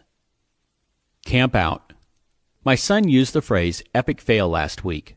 I've heard the term for years now, but you know when your 7-year-old uses it that it's officially a trendy phrase. Here's the definition of an epic fail in life and in business. When you don't camp out in the mind of your client, or your spouse, or your children, or your employees, or your employer, you have epically failed. What exactly do I mean by camp out? Figuratively, it means that I want to set up my tent where they live. Translated, it means I want to walk in their shoes. If you camped out on a friend's couch for 2 weeks and you got to see firsthand their routines, their habits, what they worry about, what their goals are, and what they hate, you would know that person 100 times more than if you knew them only through a handful of transactional conversations. So I want you to use this analogy, and remember that when you camp out in the minds of your clients and everyone you care about, you are moving forward to your next level of abundance. You see, people spend copious amounts of money on marketing, advertising, attraction, and persuasion just to get the client to say yes. But after the sale is over, many individuals forget who the client is as a person and what he wants. Here's a scenario that illustrates how easy it is to forget. When a startup happens, everyone is hungry and eager. Your employees are dedicated to understanding the wants of the client, but the business starts to boom. Now you have to hire more employees, a CFO, a personal assistant, salespeople, and a customer service team. And as your company grows and business is going well, you join the local country club and move into a larger space in a better location. This scenario plays out in all types of businesses. Your law firm began with 4 clients and now has 100. Your online business had 10 buyers a month and now has 500. As a doctor, you opened your doors and had 4 patients a week and now you have 4 patients an hour. And guess what happens next? Your company or your job is evolving, which means you're busier and you have less time in the day. Or your thoughts are increasingly focused on growing your business, rolling out your marketing, or on all the other extracurricular activities that your growth has created. In many instances, you neglect or forget what's going on in the mind of your current clients. You stop camping out in their thoughts. You stop paying attention to their fears, what they want, and what they need from you. Instead, you are focused on processes and systems. And of course, you need all that in a business. But when you don't camp out in the minds of your clients, they feel disconnected, and you've blocked yourself from the highest level of success. And camping out can be used in any area of your life, with your boss, your employees, your parents, your spouse, or even your kids. In terms of this last relationship, I can't emphasize enough how crucial camping out is. I'm not talking about your local state park, but in their lives. I have friends that keep themselves so busy that they miss the chance to bond with their children. And then when they want to be with their children, they miss their chance because their kids are older and less interested. How do you think it would help your relationship with your kids if you knew all their friends' names? What if you knew what goes on at recess, what class they struggle in, what teacher they like, what teacher annoys them, what's trendy among their age group, what boyfriend or girlfriend issues they are having? You see, we have this tendency to be in the physical proximity to our families, but not camp out in their thoughts. We often finish their sentences rather than let them tell us what's on their minds. Or they come home from school and we say, "How was school?" And they say, "Good," and they walk into their room and the conversation is over. Instead, what if you look your children in the eyes and ask them questions you know can engage you both in a conversation and further the relationship? What if instead of, "How was school?" you asked, "At recess today, did you and Scott play football? Or did you play soccer? Or did you stay inside and read? Oh, you read a book because it was hot outside? Are you reading that cool book, Where the Wild Things Are still?" Or if you have older kids and you know that your daughter is frustrated with her job, what if instead of, "How was work?" you ask something like, "Is Mr. Smith still making you work late? Have you taken that trip to Vermont you promised yourself in July?" All of a sudden, you're no longer just talking to hear yourself talk and asking generic questions. Instead, your kids know that you care, and that creates massive connection. Now, maybe you don't have kids, or you are wondering why I shared so much about parenting. It's because kids touch our heart, and you should be touching the hearts of everyone from your spouse to your clients, even though they have already said yes to you. If you don't understand their fears and camp out with their issues, they are going to move on to somebody else who will show them they care. One of the worst things I see, especially in bigger companies, is when a committee tries to decide what other people want and need. I know I stated previously that people will buy what they want, not necessarily what they need, but let's talk about what takes place after they have become your client or customer. When your company gives a lot of refunds, receives numerous returns, fails to have people make repeat purchases, or doesn't have many long-term customers, the problem is a failure to camp out in people's minds. Instead, you have started to assume what they want and what they need. When a committee tries to solve the problem and stops listening to the client, it is destined to fail. To avoid this outcome, here are some tactics to camp out effectively. Send a survey to your customers about what they want and need. Ask in person what they require. Create an ethical bribe to get them to tell you what they want and what they need. Follow relevant trends and data via social media to determine where your clients are clicking and on what sites they're hanging out. Look at the analytics for your website. Identify the particular parts of the site that get the most traffic. Don't pretend to know what your client needs, making guesses without any feedback or data. All of these tactics should help you listen and camp out in their minds. Let them tell you what they want and provide it to them. Reciprocity. What is the definition of reciprocity, and how does it fit in with the after-the-sale relationship? First, in the dictionary, it may say one thing, but I believe in a somewhat different definition. Let's call it no-strings-attached reciprocity. It means providing value to someone else without asking for anything in return or doing something before someone does something for you. Most people think, "I'll do something if there's something in it for me. If I help that person, can they help me?" I've been blessed to develop amazing relationships with amazing people, doing something for them and expecting nothing in return. When you give to others without the need for them to give back, that is no-strings-attached reciprocity. It forms the foundation of many successful people and companies. Whether you believe in do unto others as you would have done to you, or karma, be the one who makes the first generous move. Make this who you are rather than how you intend to get ahead. If you do, watch as the gifts, the breakthroughs, the opportunities, and the promotions start flowing your way. Use reciprocity after the yes bonding. Create unexpected rewards for good behaviors. Think about this. How often do you tell your spouse, your kids, your employees, your friends, and your family that they have disappointed you? How often do you share what went wrong, and even possibly what kind of discipline there will be because of it? Conversely, how often do you give a gift or even just a kind word to people who do the right things? When was the last time you said to your spouse, "Thank you for being such a great provider. Thank you for being such a great mother or father"? Or when was the last time you told your kids, "Thanks for making your bed today. Thanks for being so polite the other night when we went out to dinner and you looked our waitress right in the eyes when you spoke"? And it's no different in your business or career. When was the last time you said to your clients, "Thank you for being a part of our company. Thank you for sticking with us. Thank you for giving us money. Here's a gift to show my appreciation"? For example, if you rent one of my 400 houses around the country, when you pay rent on time for the first 6 months, you get a letter that includes a $50 Starbucks card. The letter reads, "You have a choice to pay your rent on time or late, and you choose to pay your rent consistently on time, and I just wanted to say thank you." People don't expect the letter or the gift, and they respond in so many positive ways. Tenants stay longer, complain less, and often want to buy the house from me. This letter creates a connection. This isn't trickery. I truly appreciate them, and I let them know it.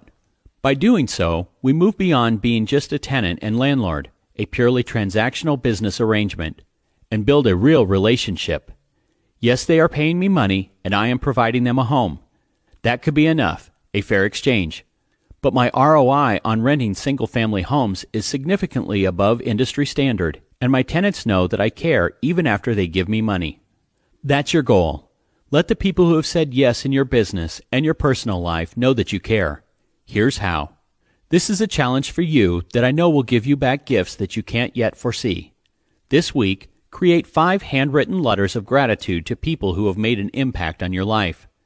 When was the last time you wrote a handwritten letter? If you can't write legibly, then type it and email it. But let me assure you, the impact of each letter will be incredible.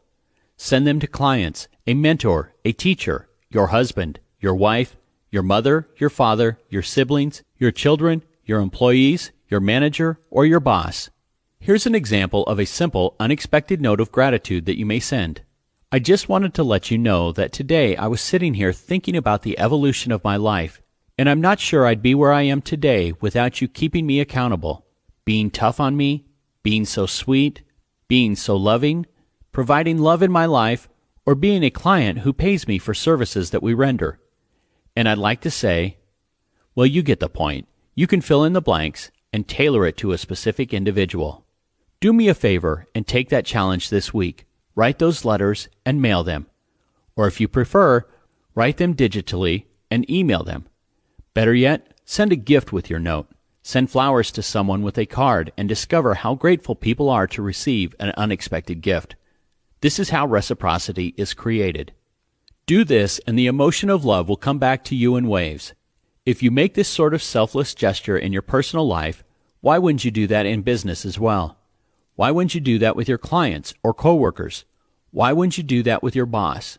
Why wouldn't you do that with your employees? Building reciprocity fosters a long-tail relationship. This means they will use your service, respect you, appreciate you, and refer you for many years to come.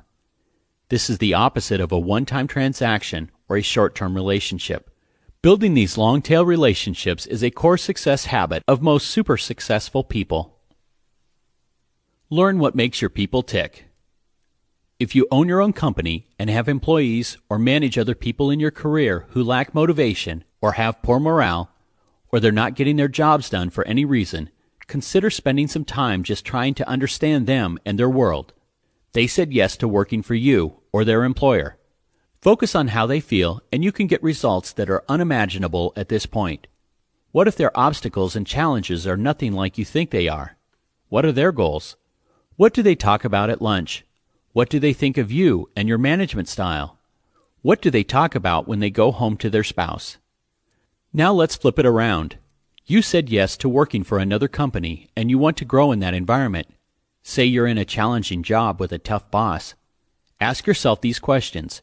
How does your boss feel about her job? Is he really the arrogant boss who disdains his people, or is he just misunderstood? What are his stresses? What are her worries? What challenges is he facing in his life? How does her boss treat her? You will get a whole new level of understanding if you make the effort to answer these questions. Then use what you've learned to let her feel understood and communicate that you are part of her solution, not part of her problem.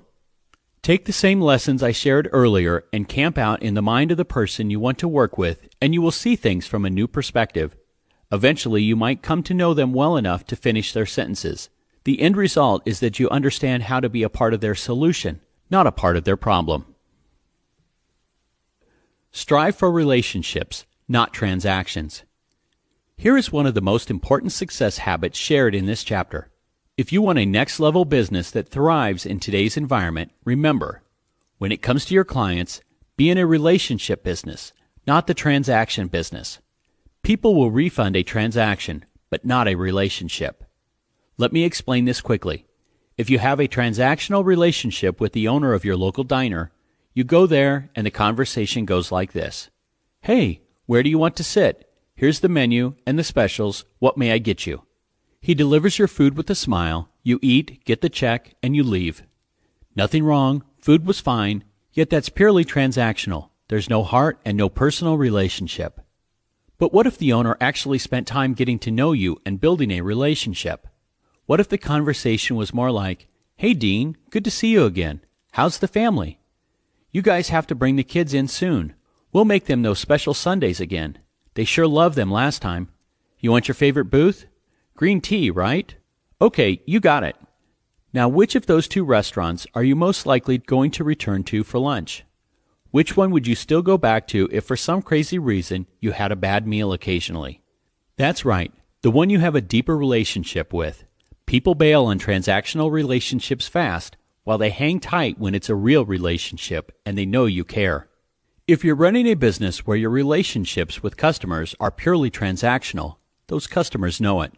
Maybe you're just pushing product through, or you really don't care about sales. Your refunds are high, your customers are complaining, or they're not referring you, or you just can't seem to generate momentum.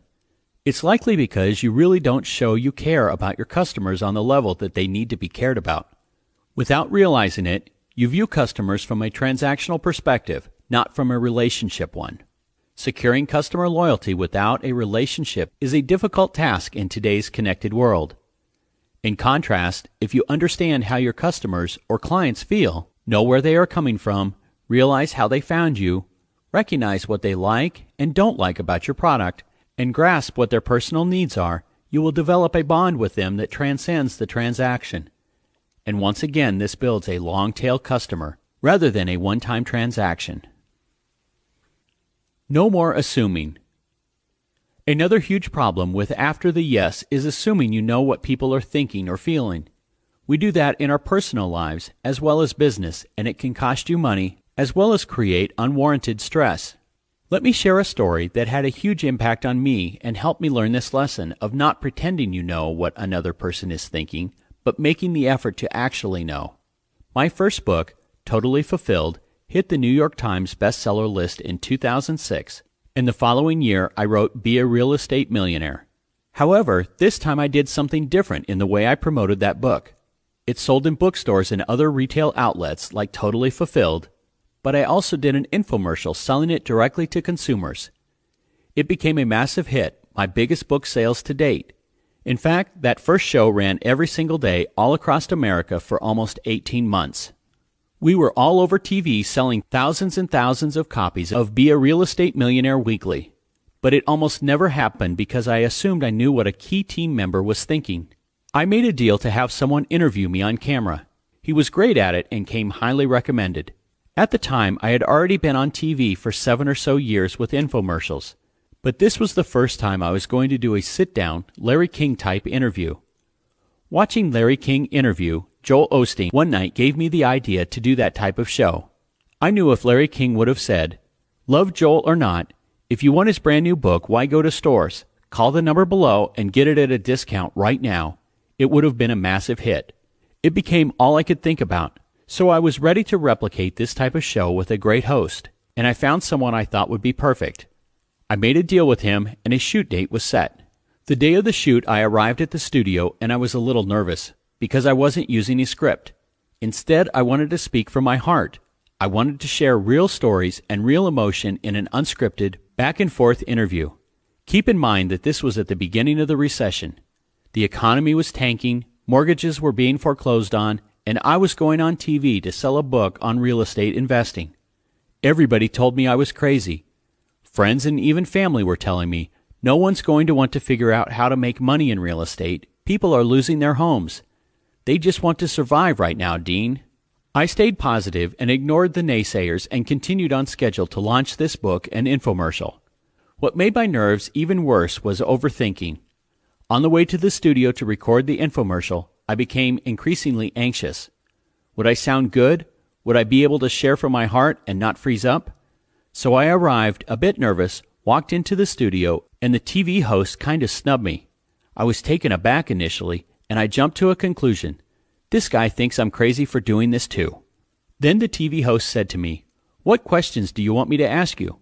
I replied, "I really don't want any questions. I just want you to try and prove me wrong.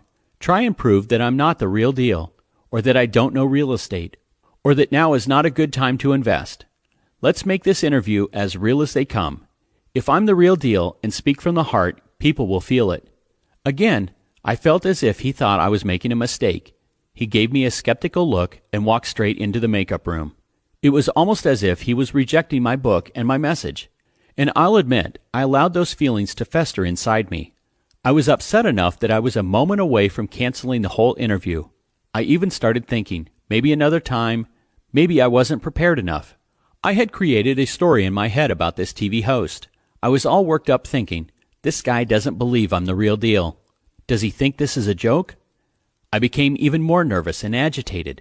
Then we sat down on the interview set and he looked at me and said, Dean, I'm sorry if I'm acting weird. I'm just so intimidated by you. You are so good on camera. You're a damn legend in this arena, and I've been a huge fan for years. I'm excited to do this interview. I'm just a little nervous and unfortunately getting over the flu. Now what do you think I did? I was stressed for an hour thinking the TV host snubbed me and didn't believe in me. I made up all these stories in my mind about how the host thought I was a joke. And I was flat out wrong. What a waste of mental energy, right? I felt so silly. But at least this story ends well. I went on air and spoke from the heart. He did a magnificent job interviewing me, and this infomercial became the biggest and best show I'd ever done. It was a monster hit. That show alone sold hundreds of thousands of books, and I got to help families all over America safely invest in real estate. So why that story, and what does it have to do with the after-the-sales secrets to more success? Because at the time of that story, I was already a seasoned business owner, a millionaire with many great accomplishments, and lived by the rule of no assuming. Nonetheless, I made assumptions that simply weren't true. So keep reminding yourself of this no assumption rule, and recognize that if you're making these types of assumptions, you aren't as relationship focused as you should be for that next level of growth. Think back and ask yourself, how many times have you made the same mistake with a business relationship, a spouse, a child, a coworker, a boss, or an employee? Your mind starts chugging like a runaway freight train, and these wild manufactured thoughts cause all this extra stress in your life for no reason. Well, if it can happen in your personal life, then it can surely happen with your clients. Do you think you know what they are thinking, or do you really know? Do whatever it takes to really know and watch the growth in whatever area of your life to which you apply this philosophy. Chapter 9. The Power of Happiness. As your success, income, and responsibility grows, you can't neglect your happiness. If you are not consciously defending it, it can slip away. I'm going to share with you the 10 happiness habits that can make happiness the core of success, rather than success the core of happiness. Yes, you heard that correctly. Happiness leads to success rather than the opposite. In our society, we often think that if we've got tons of money, are the head of a profitable company, and have a lot of fame as well as fortune, we're going to be happy. In fact, one of the biggest things that stops people dead in their tracks from living an actual fulfilled life is the assumption that if they find success, happiness will follow. Take your own life, for example. Have you ever thought that if you got a certain job or started your business, then happiness would result from it? Have you ever felt that once you made a certain amount of money, or once you have a wife that loves you, or a husband that loves you, or once you have children, or once you lose weight, then you'll be happy? Well, I hate to break it to you, but many people who think this way eventually find out they're wrong. I would be doing you a huge disservice if I failed to let you in on this secret. And yes, you can attract next-level wealth with the right habits, but why deny yourself happiness? Wealth without fulfillment is emptiness. Let me help you achieve it all. What if we've had it backwards for all these years? What if happiness is the prerequisite for everything else? What if it is the prerequisite for success, for abundance, for prosperity, for weight loss, for passion, for intimacy, and for love? What if most of us don't really know how to be happy, but instead we think we'll figure it out once we get somewhere? Think of what we tell ourselves. All I need is to get my business up and running, and I'll be happy. Or, as soon as I buy that dream house, I'll be satisfied. You see, most of us let our desire for external things guide us. We think once we have that new house or that new job, then we'll be happy. But guess what? The excitement of external things fades. Have you ever thought, once I get a raise or to that next level of income, that is where the fun begins? Then it happens and you spend accordingly. Get some new stuff, upgrade your apartment, and think, I'm making more money now, so I'm happy. But then a few months pass and the additional income and what you bought no longer satisfies you. As much as I'm an advocate for growing your wealth and your success through the right habits, no amount of money will make you happy unless you find internal satisfaction. Combine that with more money, and it's time for next level and real fulfillment. A friend told me about a couple who for their entire adult lives wanted to move to the West Coast. The wife just wanted to watch the sunsets every day as they sank over the ocean horizon. So the couple saved up, worked for many years, and once they retired, they finally moved to California. So every night they got to sit out on their deck and watch the sun go down over the Pacific Ocean, and it was an unbelievable goal they had reached. Naturally, you would assume their lives were complete and they could live happily ever after, right? Wrong. After 18 months living in that house, they were fuming and decided, we need to get blinds installed on these windows. Every night the sun is glaring right through and blinding us when we're trying to cook. You see, the outside world can only give you temporary happiness. We all want that next level of income, the ideal weight, perfect health, a great lifestyle, more money, true love, intimacy, and passion. Trust me, I get the desires that exist and the accompanying perks. But all that goes away unless we learn how to be happy on the inside. And here's the crazy part about it.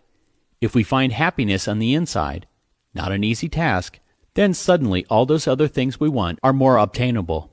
When you learn to create happiness internally, those things become a byproduct of the happiness you're creating, which is the opposite of what most people think. Most people believe success, money, fast cars, and diamond rings come first, and then happiness will materialize. That is completely false and the source of so many people walking around depressed. So let's look at happiness and what I've learned about it through all my years of writing books, all of my successes and failures, reading other great books on success, and being friends with billionaires and presidents and world changers. From these experiences, I've created a list of 10 specific habits and thought processes that I think are the fastest and quickest way to happiness. As I always say, I just want to give you the recipes, the ingredients and instructions that get you to your definition of success the fastest. Happiness habit number 1. Define what happiness looks and feels like to you. Imagine we're sitting in a restaurant right now and I asked you this question. From the deepest part of you, what makes you happy? Would you have an answer? Do you know what it would be? I believe that's a hard question for all of us, and I think it is a difficult question because so many times we try and compare our definition of happiness to others. Just because someone else's definition of happiness is a sports car and a mansion doesn't mean it has to be your definition. Honestly, if you were to ask me that question just 5 years ago, I probably would have stumbled to come up with an answer. Back then, I don't think I was crystal clear on what happiness truly meant to me. It would be easy to say, being with my kids, and even though that is true, that was a default and not a truly thought-out answer. But I want you to get crystal clear on what makes you truly happy. Take the time right now and think through or start writing down ideas about what makes your heart smile, your eyes brighter, and causes you to be alive with joy. What truly makes you happy? Come on, do this. Don't default to a few answers that have become your reflexive response. Think back to when you were a kid or earlier in your life. When did you feel at peace? What lit you up? What made you smile? Is it spending time in the woods with your kids playing games and breathing fresh air? Is it going to a sporting event or going fishing? Do you like being by the ocean and feeling the sand between your toes? I personally love being in the woods. I relish big trees and a mountain stream. And it's probably because I grew up in upstate New York and my grandfather took me fishing a lot. He was such a great role model and someone I love dearly. When I'm around nature, I'm truly happy. If I were to take an entire day and go out into the wilderness with big trees and a beautiful clear running stream, that would provide me with an inexplicable sense of happiness. When I'm with my kids and when I feel like I'm guiding them through life the right way, that too fosters happiness. When I'm inspiring people to become their very best, like now I hope, when I'm teaching on stage and on camera, all these things give me a deep level of happiness. So what's on your list? More specifically, what's on your list today? If I were to have created this list 5 or 10 years ago, my answers would have been different. Some were materialistic and some were embarrassing. So make sure you're thinking about your present happiness. Also, don't confuse happiness with goals. I still have materialistic goals, financial goals, and achievement goals. I'm not stopping my evolution, but I know the difference between goals and what makes me happy. I want to make sure you do too. All happiness starts by thinking through and defining the term as it applies to your current life. So try this. Jot down things without overthinking them. Don't limit your list to things you do, but also include the thoughts that make you happy, blessings that you can be grateful for, activities that bring you joy. Write, and write some more. Then look back at your list and circle 3 to 5 items that you feel strongly about, and those are typically your top ones. Happiness habit number 2. Make the present your friend. And no, I don't mean the present underneath the tree at Christmas time. I'm talking about the present day, the right now, this very moment you are living in. You have to make it your friend. So many of us go through life looking forward to tomorrow, to next week, to next year, instead of making friends with the right now. We think to ourselves, when I get this promotion, when I start my own company, when my company's profitable, when my wife truly understands me, or my husband just gets me, when my kids are out of diapers, when they go off to college, when I lose weight, then and only then I'll be happy. That kind of thinking is just an excuse for pushing happiness off to some vague time in the future. But when we do that, guess what? It may never get here. That is why we have to live in the now. Why not decide to be happy now? When you say the words when and then too many times, as in, when I get that promotion, then I can finally relax and feel great about my life, all you're doing is putting your happiness on hold until tomorrow because you're mentally living in a time other than right now. How many of us are waiting to be happy until that one certain thing happens? What if we threw away that mindset and just made today our friend? What if today was an incredible day? What if we no longer lived in the past or the future, but rather decided to be happy right this second? What if we started doing more of the things that make us happy and focused more on the thoughts that bring us joy today? Right this moment. You can decide to do this. It's your choice. How many times do you get stuck thinking about what could go wrong in the future? How many times have you thought, when I do this, then this might happen next month or next year? Then what happens? You get on this slope of negative thinking and you just go snowballing down the hill of thinking what could possibly go wrong someday. You're predicting the future, and not only that, you're predicting a negative future. The truth is, you don't know where the future is going and how things are ultimately going to end up. Of course, living too far in the future with the wrong thoughts diminishes your happiness today. Choose the present and choose it now. Realize that each day happens for a reason and that each moment must be seized with a present mindset. As simple as this advice sounds, consider the implications. What if you appreciated being alive and healthy and all the opportunities that you have at this very moment? When you can let the past melt away, stop focusing on a fictional future, and learn to live in the moment, that's where inner gratitude and inner happiness begin. As Eckhart Tolle wrote in his fabulous book, The Power of Now, when you live in the now, you will finally find inner peace and happiness. So no more delayed gratification. You have the right to be happy today. Happiness habit number 3. Stop overthinking. Have you ever heard the saying, paralysis caused by overanalysis? What stops us in our track from living the life we desire is simply overthinking. I've witnessed this repeatedly in so many different circumstances, especially starting or going to the next level in business and wealth. What ends up happening is we overthink, overanalyze, and find ourselves stuck. It doesn't matter what your goal is, you can overthink it to death.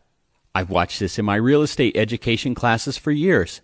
I'd go to an event and I'd meet people and shake my students' hands and sign books, and so many people would say to me, "You know what, Dean? I'm dying to do my first deal, but I'm not done reading contracts and I need to know every detail first. Before I get started, I need my MBA. Save up until after I have a nest egg, find a partner, or fill in the blank." And so much of what they are usually talking about is the stuff that I've never done. And I've done thousands of successful real estate deals. If there's a recipe for success, all you have to do is follow the recipe. There is no need to make a dish from scratch, right? Don't overthink things because you'll never do anything. I've seen single people who desperately want a romantic relationship overthink themselves right out of that relationship. Should I become involved with her? Well, I could try, but then she would end up straying. She could end up breaking my heart. Do we have the same religious beliefs or spiritual beliefs? If not, then that could really cause problems. You know what? It's better if I don't get involved. You give up without giving it a shot. What if that person was the person you were meant to be with and you ignored the chance because of overthinking?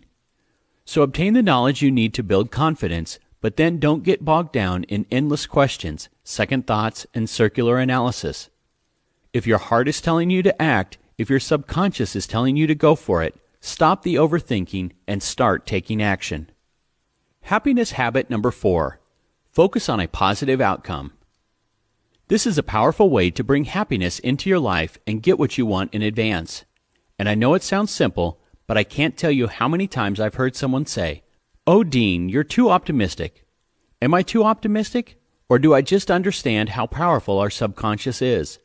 Listen, your energy is going to go in any direction you aim it. You get to choose if it is spent on the positive or the negative. I know so many people who focus on what could go wrong in life rather than what can go right. One day they may feel a little run down and they conjure worst-case scenarios. What if this really is me getting sick? What if it's the flu? I never got a flu shot. What if I have an illness that could kill me? I don't have health insurance. Man, I am in trouble. Guess what? People like this will talk themselves right into getting sick. Why not put all the energy into focusing on a positive outcome and perfect health and more wealth, happiness, and abundance? Concentrate on thoughts of good health and a long life. Consider the results of studies about driving on long roads with only one tree. Most, if not all, of the accidents on these roads involve someone running into that one tree.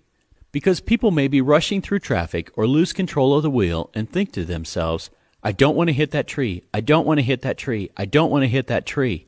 And what do? They hit the darn tree. The world has programmed us to think a certain way about situations we face. When something comes up, our minds immediately want to go, "Oh no, this isn't good. What if this happens, or what if this happens, or, oh gosh, what if? The antidote? Become a keen observer of your thoughts. It's worked for me, and now when what if thoughts try to sneak into my mind, I say, no, I'm not going to let my mind go there. Yes, I could focus on the negative and be stressed and worried about what could happen, but I decided years ago that I was no longer going to do that. You can focus on what might go wrong, or you can focus on what might go right. Why not invest your energy in what can go right?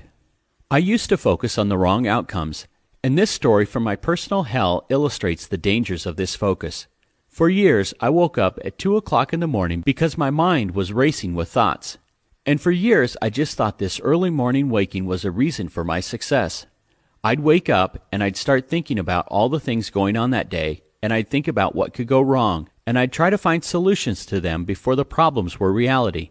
Half the time, I wouldn't be able to fall back asleep because I would get obsessed about these imaginary bad outcomes and become stressed. Then one day I said to myself, "No more. I'm going to start tricking my mind and my subconscious by changing those negative thoughts I have when I wake up. From now on, I'm only going to focus on positive outcomes to these situations rather than creating negative outcomes in my mind." And what happened? I was able to visualize success and happiness and finally started getting my much-needed sleep. It took some time to make the transition from negative to positive outcomes, but when I replaced that disempowering habit with the empowering habit, it eventually stuck. Trent Shelton is a former NFL player who is the founder of Rehab Time, where each week through social media he delivers powerful, inspirational, and uplifting messages. Trent has transcended his career as a football player to become an amazing motivational speaker and inspirational leader. He may have been in the spotlight as a football player, but he has a much more visible and prominent role now as millions of people see his videos and posts each month.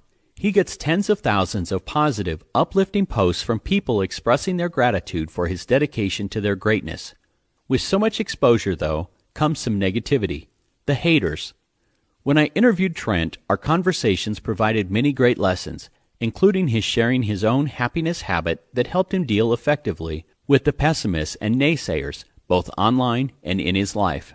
First, I've come to associate a hateful post from someone as a disillusioned fan who is unconsciously still in need of some hope or motivation.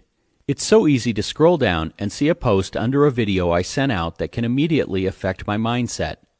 I'm human just like everyone else. But when I simply gave that negative post a new meaning, it created a new behavior in me. No longer did I see it as, I did something to create this. Rather, I see it as, This person still needs help, and hopefully he will come around. But I'm not in control of them. I'm only in control of what I do.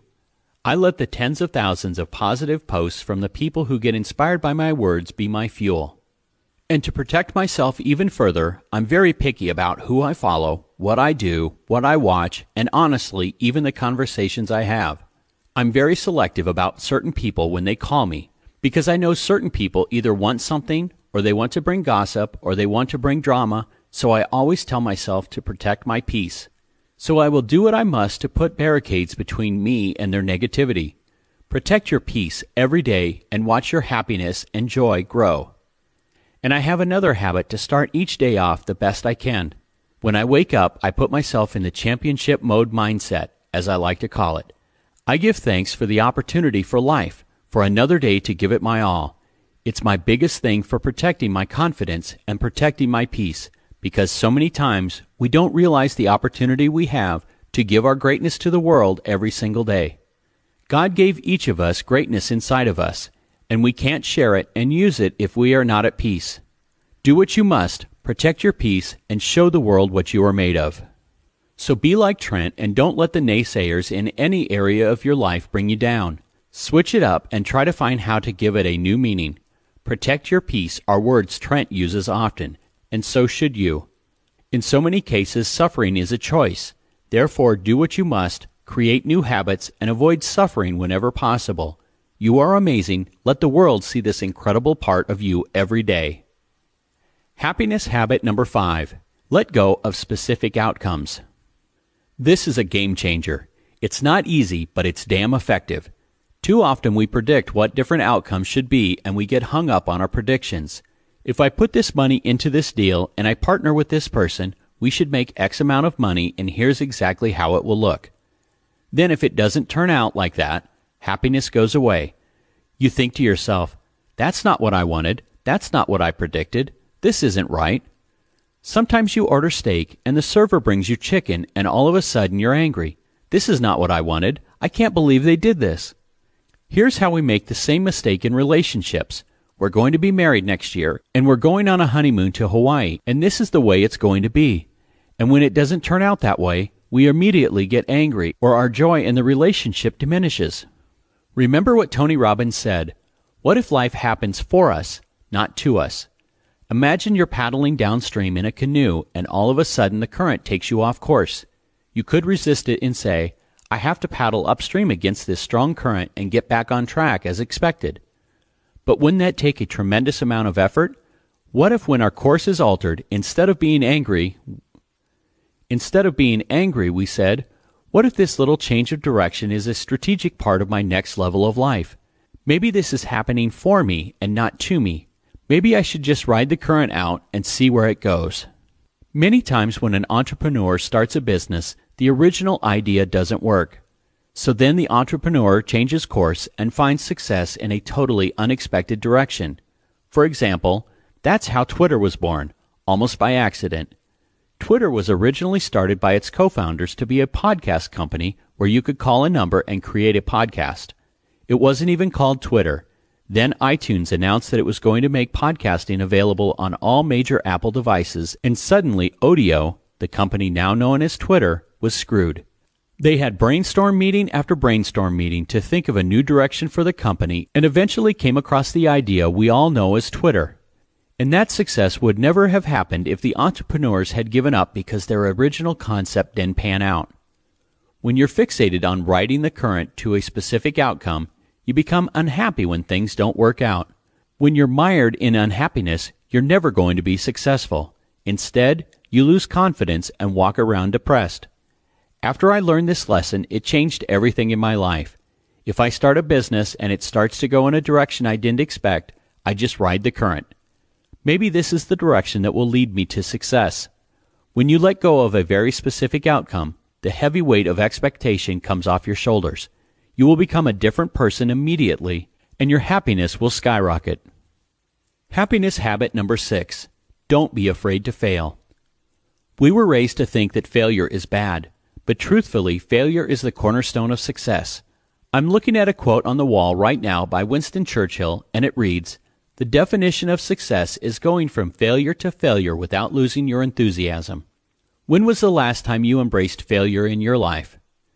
Usually, if you're not failing, that means you're not pushing yourself hard enough and you're not trying new things. It means you're stuck in a rut and you're just going with the flow, or you're not straying from your well-worn routine. But here's the thing, you'll never achieve your goals on autopilot. So I say fail often and change the meaning of failure that is in your mind. I want you to be able to proudly say, I failed today. I tried something new. I ask my kids all the time, did you fail today? When they say no, I respond, well, you didn't step out of the box or you didn't try anything new. I'm trying to reprogram their perception of failure to help them perceive it as a prerequisite for success. When you embrace failure, you will no longer feel sad when something doesn't go as planned. I've asked hundreds of thousands of my clients through emails what's holding them back from getting started on their dreams. Fear of failure is a common answer. But what if you just got rid of that fearful attitude? When that happens, you replace your fear with an acceptance of changes in your life. Wayne Gretzky said it best, you miss 100% of the shots you don't take. Embrace failure as a necessary part of success and aim to do it daily. Happiness habit number 7. Let go of grudges. Another way of stating this habit is, try not to take things personally. I know this is a tough one, but when you hold a grudge, you are holding that inside of you at the expense of your happiness, health, and success. Have you ever held a grudge against a parent, boss, or relative, or somebody who just did something horrible to you, and you obsess about it all the time? Just so you know, that grudge isn't affecting the offending party. As much as you boil and stew, your grudge-filled thoughts don't harm a hair on anyone's head. They do hurt you and your future success. You have to let go of all grudges, which I know is easier said than done. Growing up, I had my own issues and craziness with my parents. I sometimes felt I was on my own and didn't have their support. Without anyone knowing, I held on to grudges for a long time. I dreamed about them, I thought about them, and I allowed them to make me resentful. But all this obsessing did was hold me back from that next level of happiness. Then one day, I just let go and said, I wouldn't be the man I am, I wouldn't be the father I am, I wouldn't be the motivator I am, had anything happened any other way. Those things happened exactly the way they were supposed to, and I forgive the people involved. Grudges gone. When I let those grudges go, my happiness rose to a new level. Letting go of past grudges was one of the most liberating things I'd ever done. And I urge you to look at your life and find the grudges you can release. If you do, you'll free yourself to be the best you possible. Happiness habit number 8. Be grateful for what's in front of you. We all know that being grateful is the cornerstone of happiness. It's one of those things that you have to be consciously aware of daily. You could be struggling, need money, have debt or overdue bills, or going through a divorce, but there's always the opportunity to find gratitude for things in our lives. I know life can be a kick in the teeth sometimes, but gratitude can overcome anything, and the best way to start is by focusing on small things of which you're appreciative. You can be grateful for a smile from a stranger, a hug from your child, or a look from your spouse. Be grateful for living in a place where you can define yourself as you choose, where you enjoy the freedom to become your best self. Be grateful for the blue sky or the white clouds or the flowers or the green grass. Heck, be grateful for your heart beating and never having to think about it. Again, success without fulfillment and happiness is a massive failure.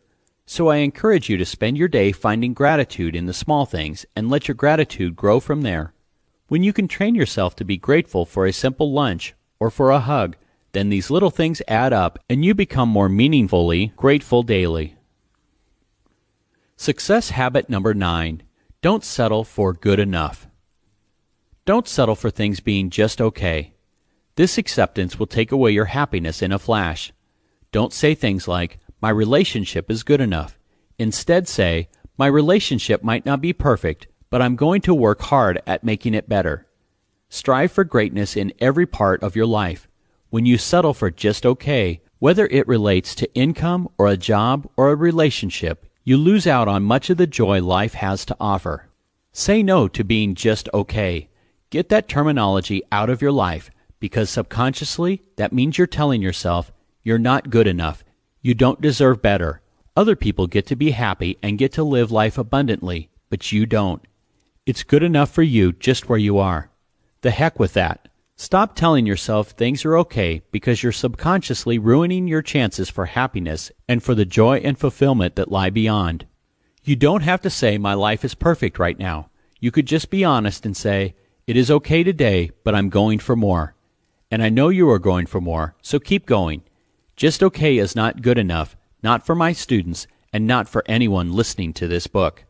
There is the next level of life, and it's your turn to grab it. Happiness habit number 10. Be part of something bigger. This is about seeking a spiritual connection or developing a relationship with God or any higher power. You must allow yourself to be part of something bigger than you are that lifts you to the next level of faith. Explore whatever type of spirituality fits your beliefs and traditions. It could be general spirituality, Zen Buddhism, organized religion, or your personal relationship with God. When you attach yourself to something bigger than yourself, your happiness is amplified. I know you bought this book to discover the habits that create wealth and abundance, and I urge you to go for it. Make all the money you desire, but I implore you to take this chapter seriously and make happiness the foundation of your life. It will make success come easier and faster in any area where you choose to apply these 10 happiness habits. If there's any chapter I'd urge you to listen to again, it's this one. That will help you commit these habits to memory and to heart. I also suggest that you implement each of the 10 habits gradually over the coming months. Maybe focus on one each week for the next 10 weeks. Now go smile. Chapter 10. The Quick Hacks to Success.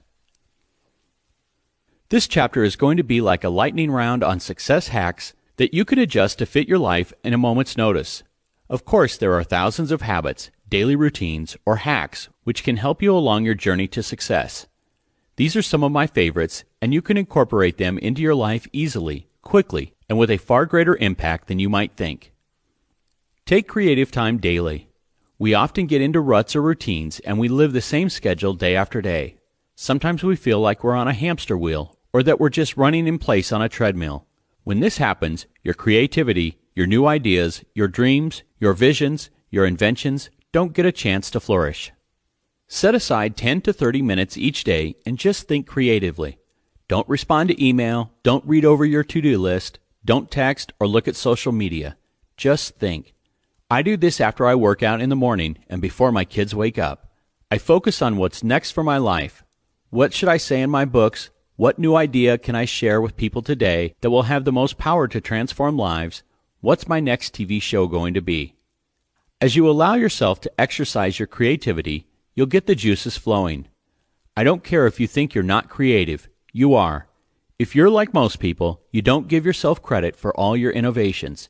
You've invented a new relationship, a business, a career, a game you play with your kids, a more efficient way of doing your yard work, a character that makes your spouse laugh. Nothing in life comes to us unless we think of it first. Look around you. That lamp, that chair, that painting. Somebody thought about them first by being creative, and then they became reality. If you forget to take creative time every day, you're not feeding part of your soul, and you don't want it to wither. Sometimes I'll do a whole day of just being creative, where I spend time finding those things that spark my mind and fire me up and keep me looking forward to that next level of life. All of us have our own definition of creative time.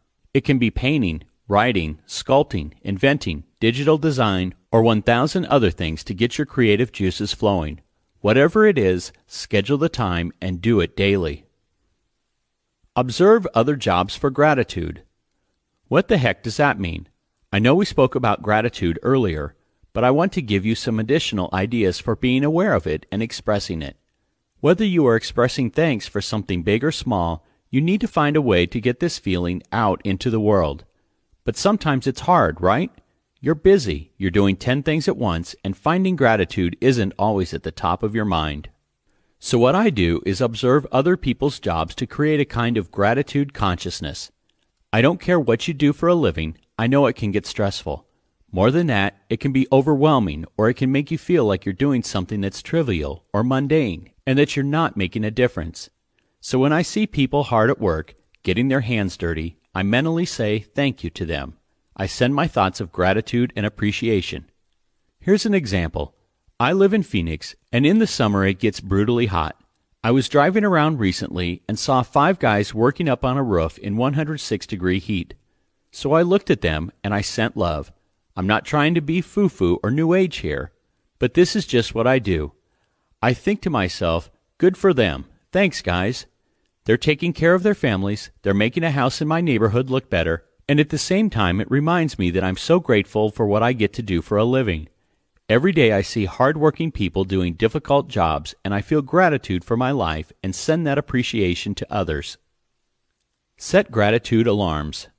Since cell phones can do pretty much everything in life except go to the bathroom for you, I love using the daily alarm to remind me to stay grateful.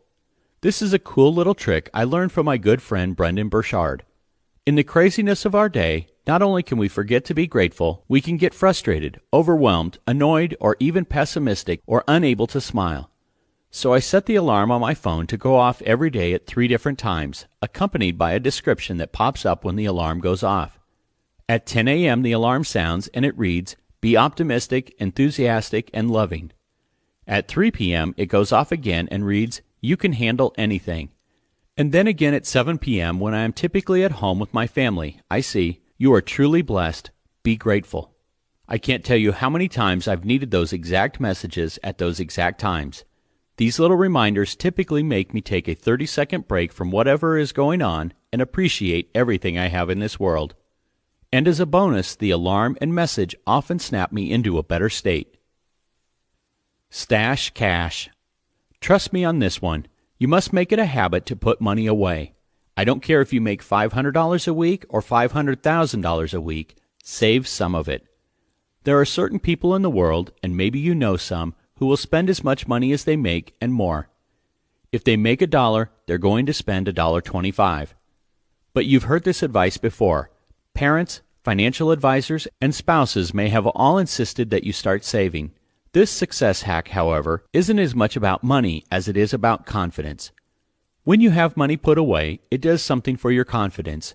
You know that in the back of your mind that you can weather any storm. If you have a bad month, a bad 3 months, break your leg, can't work, you can handle it. You possess peace of mind knowing that you and your family are going to be okay until you're back on your feet.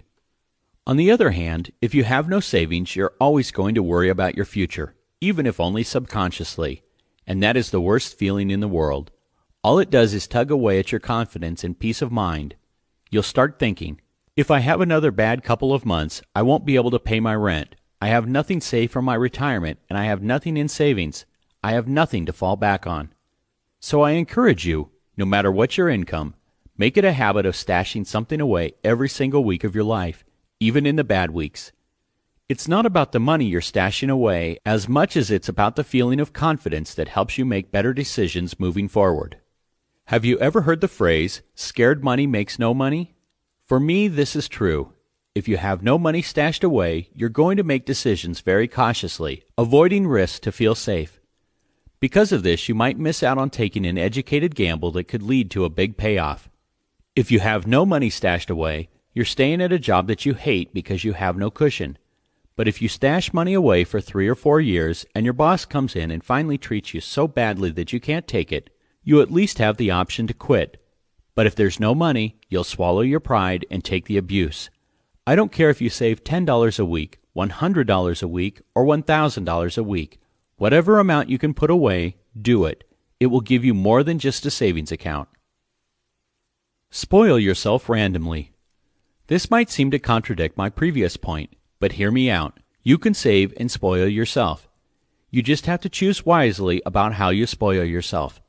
I don't have hundreds of cars or thousands of shoes because to me that's a waste. But I do spoil myself and my family with the things that really matter to us and that we derive value from. For example, I know I spend 3 times as much as the average person on our household groceries because everything in my house is organic. I don't want my family eating food chock full of chemicals. I will occasionally take the family on incredible trips, stay at the best places, and we pamper ourselves. I love experiencing a great meal with my family no matter the cost. These are my rewards for my hard work and they make me want to achieve even greater success. So when I say spoil yourself, that's what I'm talking about. Treat yourself to things that evoke a positive emotion And if this spending creates a lasting memory at the same time, wonderful.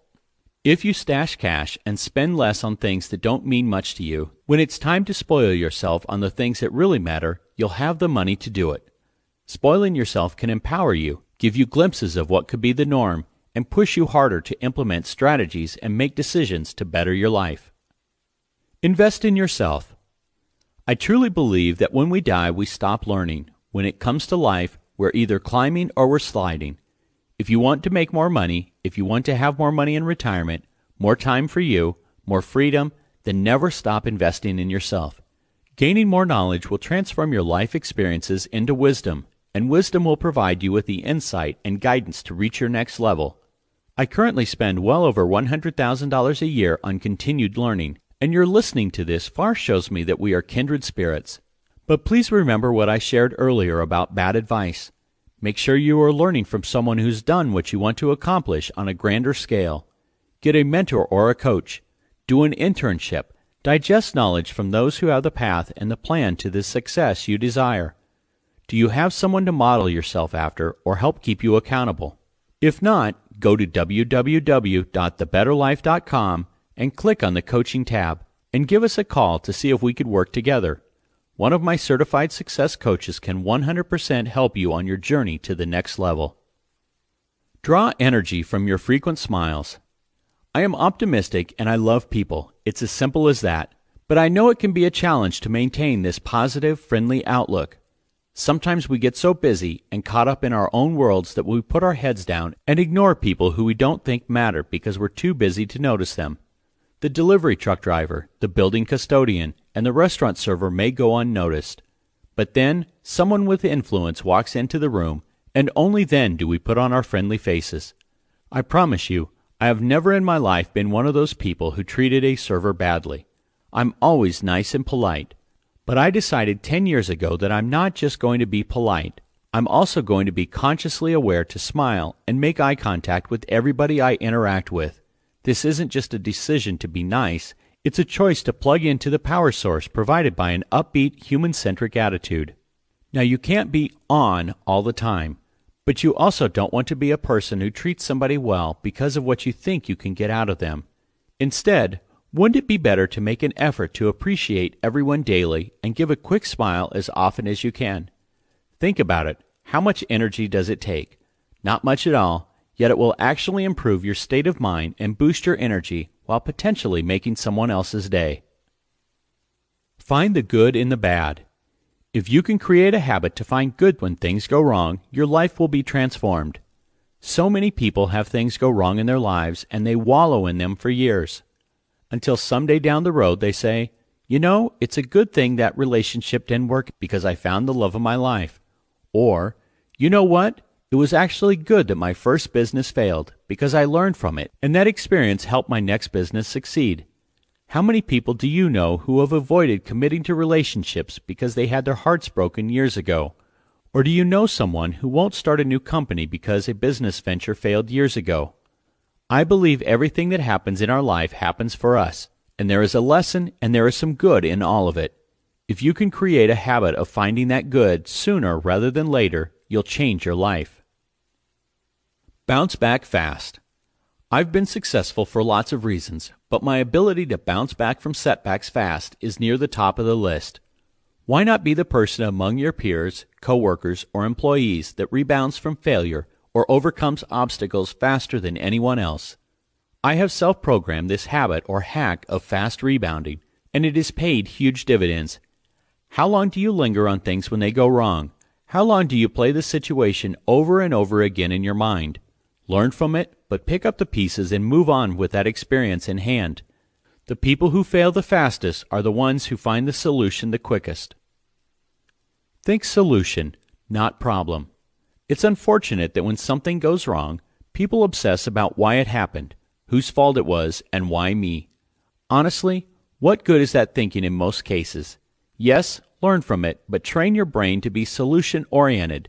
Let's take the simplest example on the planet. What happens when a glass of milk spills? Yes, you can obsess and say, "How did that fall? Who made it fall? Will it stain the floor? Will it smell?" Or think something along the lines of, "Why always me? I'm in a hurry and don't need this. But someone with a solution-oriented thought process would simply get a towel, pick up the glass, and get a new glass of milk. Use your energy wisely, learn from mistakes, but then move on with fast solutions. Develop a habit that when stuff goes wrong, you immediately ask, how do I fix it? What steps can I take right now to lessen the damage? Make it a habit to put all your energy into the solution, not on why it happened or who's to blame. Ask happy people. Every time I see people who are always in a good mood, always smiling, and always find the good in things, I strike up a conversation with them. I'll say, what do you do to be happy? As you might have guessed by this point, I love asking people what makes them happy. Sometimes you get a funny one-liner as an answer, and you just have to chuckle and be on your way. Other times you might get a thoughtful answer that has a lasting impact on you. When you see happy people, talk to them and find out what they are doing to stay that way. My wonderful friend John laughs more than any single person I know. He owns and runs a multi-million-dollar company, has tons of obligations and pressure, and has 3 young children. But he finds the simplest things funny and his laughter is contagious. So of course I asked him what makes him happy. He told me, I personally think every day how lucky I am to have been born when I was, to live where I live, and to have the family I have. So as you see, nothing groundbreaking. John doesn't possess a magic happiness button. He found a way to be happy with a routine of gratitude. Go to your happy place. I touched on this in the Happiness Habit chapter, but this success habit boils it down to one particular happy place or thought. Sometimes we find ourselves in funks, and we need quick hacks to set us free from our negative moods and set our minds and souls straight. For me, it's thinking about being a child and being with my grandmother. She was this warm, comforting light in my life, and when I was with her, it felt like a warm hug wrapped around my body. She taught me how to cook Italian food, and I'd sit with her on Sunday for hours while she made the tastiest Italian dishes you could imagine. Things like that are my happy places. So when I need them, I go to them. I urge you to find your happy place and make it a habit that when you are having a rough day, you remind yourself to imagine this place. Once you get out of your funk, you can start thinking clearly again. Live long and prosper. This signature phrase from Star Trek is worth applying to your life. If you don't have a healthy body, it's hard to live a healthy life and healthy thoughts. An Indian proverb says, a healthy person has 1,000 wishes, but a sick person has only one. How true is that statement? This isn't a health book, and I don't claim to be an expert, but knowledge of healthy lifestyles is easier to find now than any other time in history. Search it out and create habits that get you in optimal health. Why make all the money and attain all the fulfillment and abundance you desire if you can't be the parent, grandparent, leader, or spouse you know who lives inside of you? To live long and prosper, you've got to exercise. It may be hard to start this habit, but once you make it a part of your life and you feel and see the benefits, you'll be hooked. You can find amazing workouts to fit your body and your fitness level online. Heck, you can hire a coach to keep you accountable and have him or her help you with a routine. But whatever you have to do, make it happen. I find that a few things keep me exercising. First, I want to be an example to my children.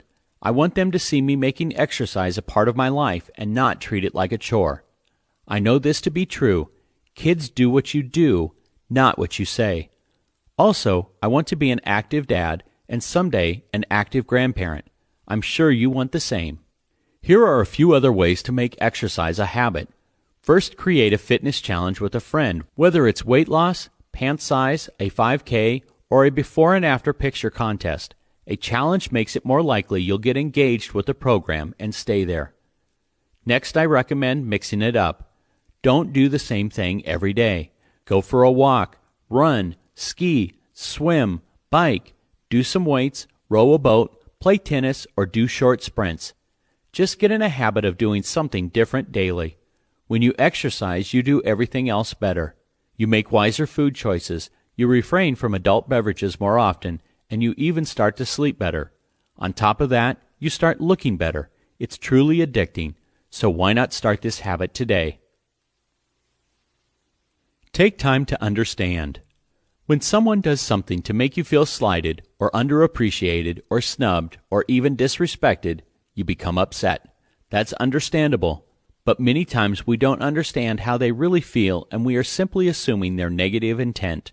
And like I stated previously, this can cause us to waste energy, thoughts, time, and focus. It happens sometimes without even knowing it, and we have to stay away from this energy and time grabber. We are so much better off not wasting our time on the perceived sense that someone is doing us wrong. I had this happen with my daughter's friend's father. Every time I saw the guy, I felt he was snubbing me. I remember thinking, well, he must have a problem with me. He never smiled, barely said hi when I tried greeting him a few times. I convinced myself that he was snobbish or opinionated, and foolishly never talked to him about the subject. Finally, one day I just decided to sit down and chat with him. He and I talked, and I discovered that I was completely wrong about the guy. He was just shy and a little insecure. He turned out to be the furthest thing from pretentious, a humble guy and a great dad. He just lacked the confidence to communicate well with people he barely knew. Forcing myself to understand a situation before I react has been transformational to my life. Make it a habit to pause in any circumstance that offends you, no matter how bad the offense may seem. So much energy and stress can be avoided if we try to understand why people are doing what they do, or if necessary, we can avoid this wasted energy by deciding it's not going to affect our mood, no matter what. If you find out your spouse lied to you, your children lied to you, somebody at work is trying to undermine you, somebody at the gym is making fun of you, or someone went behind your back, stop and take a breath. After any upsetting event that happens in your life, taking a breath and refusing to react in the moment can lower your stress. Make the effort to understand where that person is coming from. Look through their eyes and then respond. Letting yourself go down a rabbit hole of assumptions is one of the largest energy drainers there is. So make it a habit. Decide not to do it. Don't judge. Easier said than done, I know. But when people ask me about times in my life when the biggest shifts or changes happened, I always reflect back on the moment when I completely let go of making judgments. Can anyone be perfect? No, of course not. But can you get pretty darn close? Heck yeah. And the results are life-changing. When we judge, we are literally expending energy, thoughts, and time on something that's none of our business, or that we often lack sufficient knowledge of to make a judgment. As a child, I grew up around people who were very judgmental, and I think some of that attitude seeped into my young adult attitudes, even though I would have considered myself a non-judging person. Then one day it hit me. I was making judgments about people, and I had no idea what kind of circumstances were causing them to act as they did. Sometimes you may see overweight people, and, as your default reaction, you assume they're lazy or just have no control when it comes to their eating. When you see alcoholics, you think they have no self-discipline and that they should just stop drinking. When you see individuals who are grumpy or disrespectful, you think they are bad people. These default mechanisms live inside all of us. But when you get rid of your judgments, a whole part of your soul opens up for new exploration and growth. As you can see, I love sharing by example, and I want to make this point in my children's lives at a young age, so they can be judgment-free their entire lives. For the last 5 Christmases, after the kids open their presents and we have our morning routine, we jump in the car and drive to downtown Phoenix, armed with bagged lunches that also contain $100 bills. We drive street by street, alley by alley, to find the homeless people on Christmas morning and hand each one of them a lunch bag. We then say Merry Christmas, and as we pull away, in so many cases, they are crying or shocked or saying thank God and thank you. And it's about more than the food and the money. It's about having the chance to feel that someone cares. And my children are old enough to realize that people will say, "Why are you giving money to the homeless? They should work. They're lazy. They have options. They will use it for drugs or alcohol." And maybe that's the case in some instances, but who are we to judge? Rather than pulling away from someone who's barely dressed, completely dirty, or smells horrible, the lessons I'm able to share with my children are the ones I want to become permanent in their souls. I get to teach my children that we don't know if the homeless people's families threw them out, or if they were molested, or if they were beaten, if they have a severe learning disability that no one noticed. I share with my children that there are a million reasons the homeless could be where they are. Some of them may be on drugs and may use alcohol, and maybe that's the only thing that quiets the noises in their head. I always tell my kids that we have no idea why they are there, but we can wish them well, let them know someone cares, pray for them, and find gratitude for the blessings we've had in our own lives. Yes, this is a lesson for my children from a dad who had a tougher childhood than they are experiencing.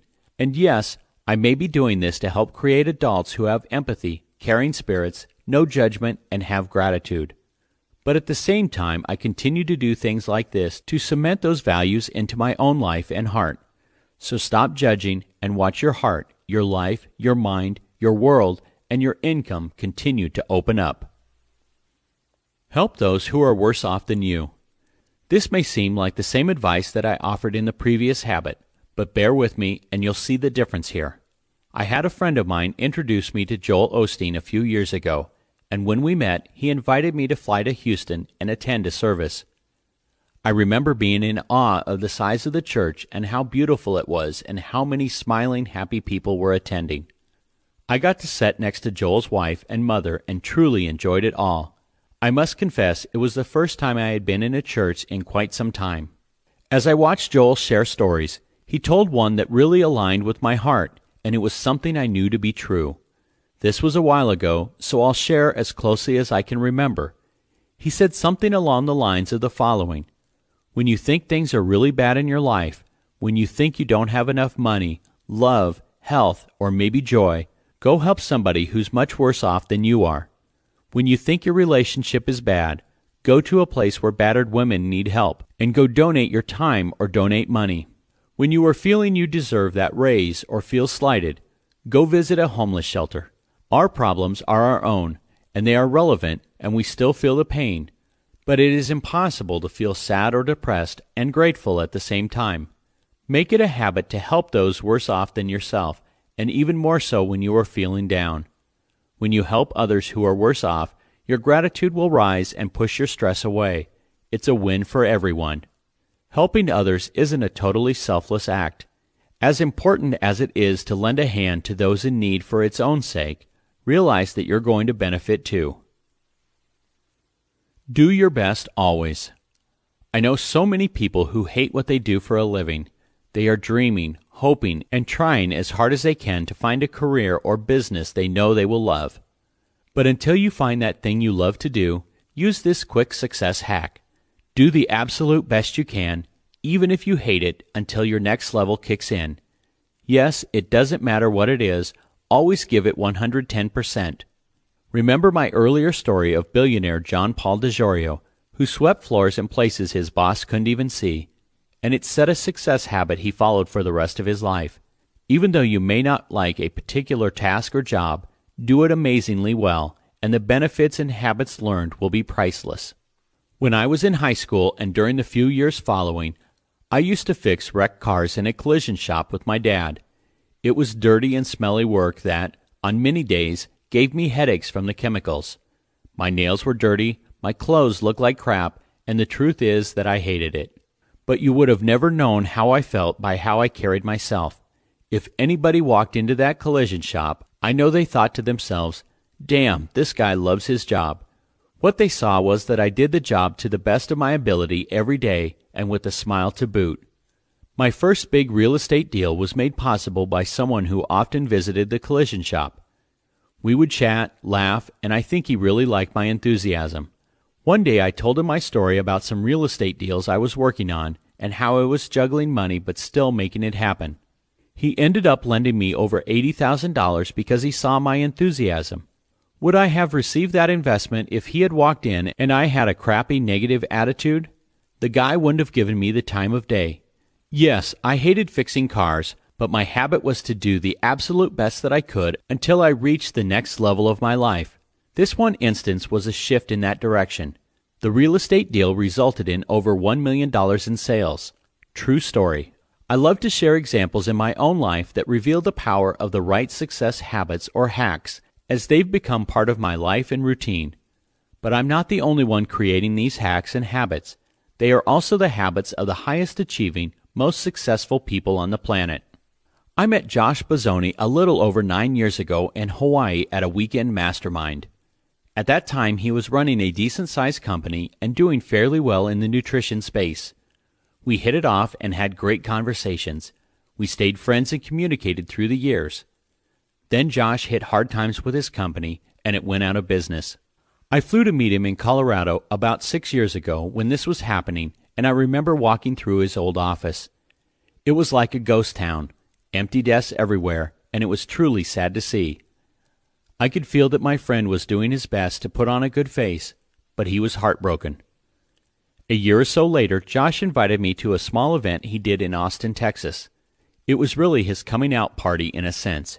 He had spent sufficient time trying to learn what went wrong, getting over the negative stories and self-doubt in his head, and he was ready to jump back into the entrepreneurial world, even though he literally had no money to start over. Fast forward from this moment of reinvention to today, and Josh is the founder and CEO of BioTrust Nutrition, one of the world's leading premium nutrition brands.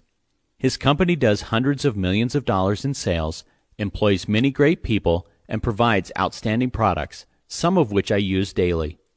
What happened? How did Josh go from failure and the overwhelming stress of closing a business with no seed money to start a dominating world brand? His answer was, I discovered through my success and failures, through trial and error, that I had to change and create new habits.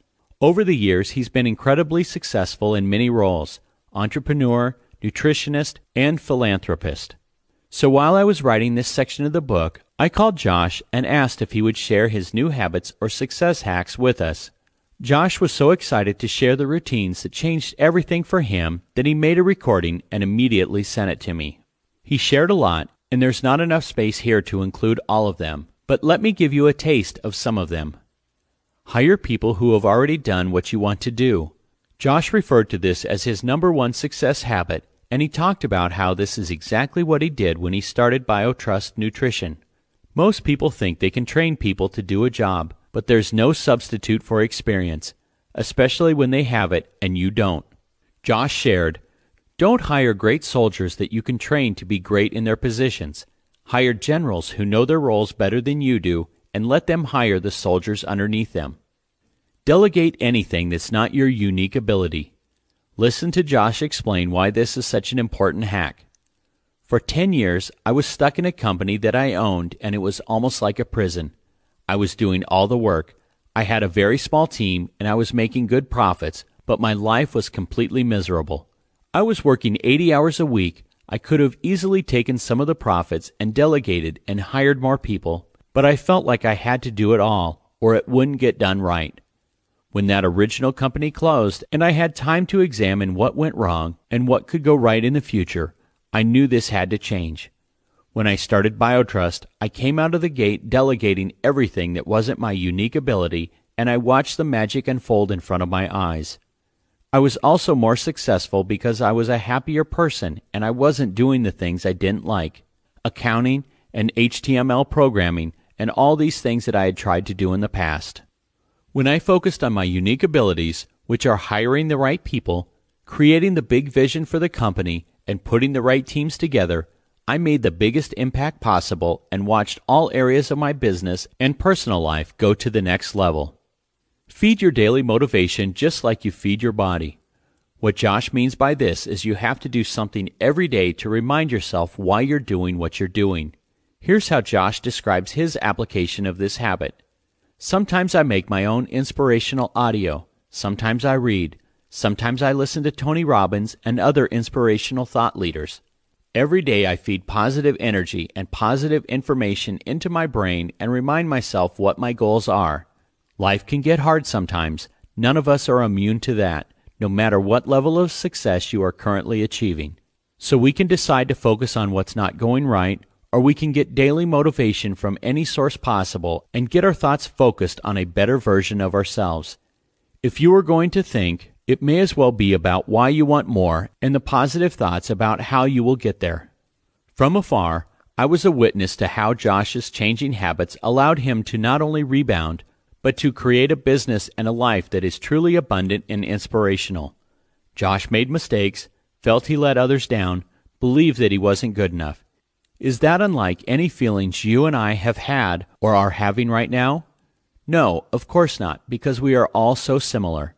Yet some people choose to stay in that place of despair, to keep the same routines and repeat the same patterns day after day, year after year. Unfortunately, life doesn't one day become amazing by accident. You have to decide it is going to be amazing. Josh is a shining example of someone who knew what he wanted, learned from his mistakes instead of wallowing in them, shifted his habits, and achieved greatness. Focus with passion on one thing and only one thing. This is a hack I believe with all my heart, and I think you will too when you hear Josh describe it. I'm kind of ADD, so I'd start 100 businesses if I could. So I have rules in place where I can only have one thing, and I can tell if it is running by itself and is a success. I don't move on to something else. So it's forced focus, my term for this approach, because entrepreneurs will go all over the place and have 100 projects and none of them really take off. So it's a hard discipline, but you have to have forced focus. Use Josh's success hacks, the ones I've listed, or modify and create some of your own. These small but impactful habits or hacks can be incorporated into your life starting right now. And like I said earlier, it's not about adding more time or more habits into your day. It's about replacing current habits that simply are not empowering your future. If we work on our habits one day at a time, then life will never be the same again. Chapter 11. The Challenge. You have been exposed to the success habits of the world's richest as well as most fulfilled human beings on the planet. Now it's time for you to reach new heights. You can have everything you've dreamed about: wealth, a great job, a terrific business, and incredible relationships. It doesn't have to be a wonderful thought anymore. It can be your reality, and all of it is within reach. So what's holding you back? Well, if you're like a lot of people, you listened to these words, got inspired, started dreaming about what's possible, and glimpsed where you might go. Maybe you even had a clear and powerful vision. Your thoughts might have included all the positive things that could happen if you don't let the villain within sabotage you. If you change your story from limiting to limitless, you can envision how this type of change would affect your life. You get the success habits, the happiness habits, the success hacks. It all makes sense, and you're inspired by the stories I've told you. Stories of people just like you who have transformed their lives. Some of my stories might even have made you think, if this guy can do it, I surely can. So why the heck would you or anyone ever struggle to get started? Because the idea of making changes in your life can be overwhelming and scary. Your subconscious found a place to be safe and doesn't want to stray. But safe doesn't mean happy, fulfilled, or financially prosperous. And that's just what's going on below the surface. On a conscious level, you've got a lot going on. You've got bills to pay, jobs to do, chores to tackle. As much as you want to start making these success habits part of your life, you've got to take action. You've got to do stuff. I get it. I've been stuck in that place between thought and action. The good news is, I know how to get unstuck, and I'm going to share that with you right now, so this book isn't just a good inspirational read, but your roadmap to action. First steps. Have you ever tried talking yourself into changing through sheer willpower or pep talks? That approach can usually work for a little while, but it's not enough. You need to focus on one small step at a time and also on what's doable and feel the change you're imagining. This is where your motivation will come from. This is how you'll kickstart yourself into action. So here's how to start a small, doable sprint. I bet you can imagine doing anything for 90 days. It's a tiny slice of your life. Think of it as a testing period where you'll see results that will become addicting. So let's break it down to 90 days, what I like to call a sprint.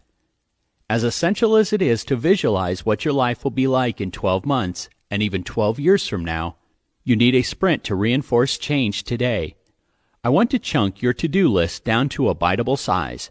Go ahead and imagine it's 90 days from today, and you've made some astonishing shifts in your life.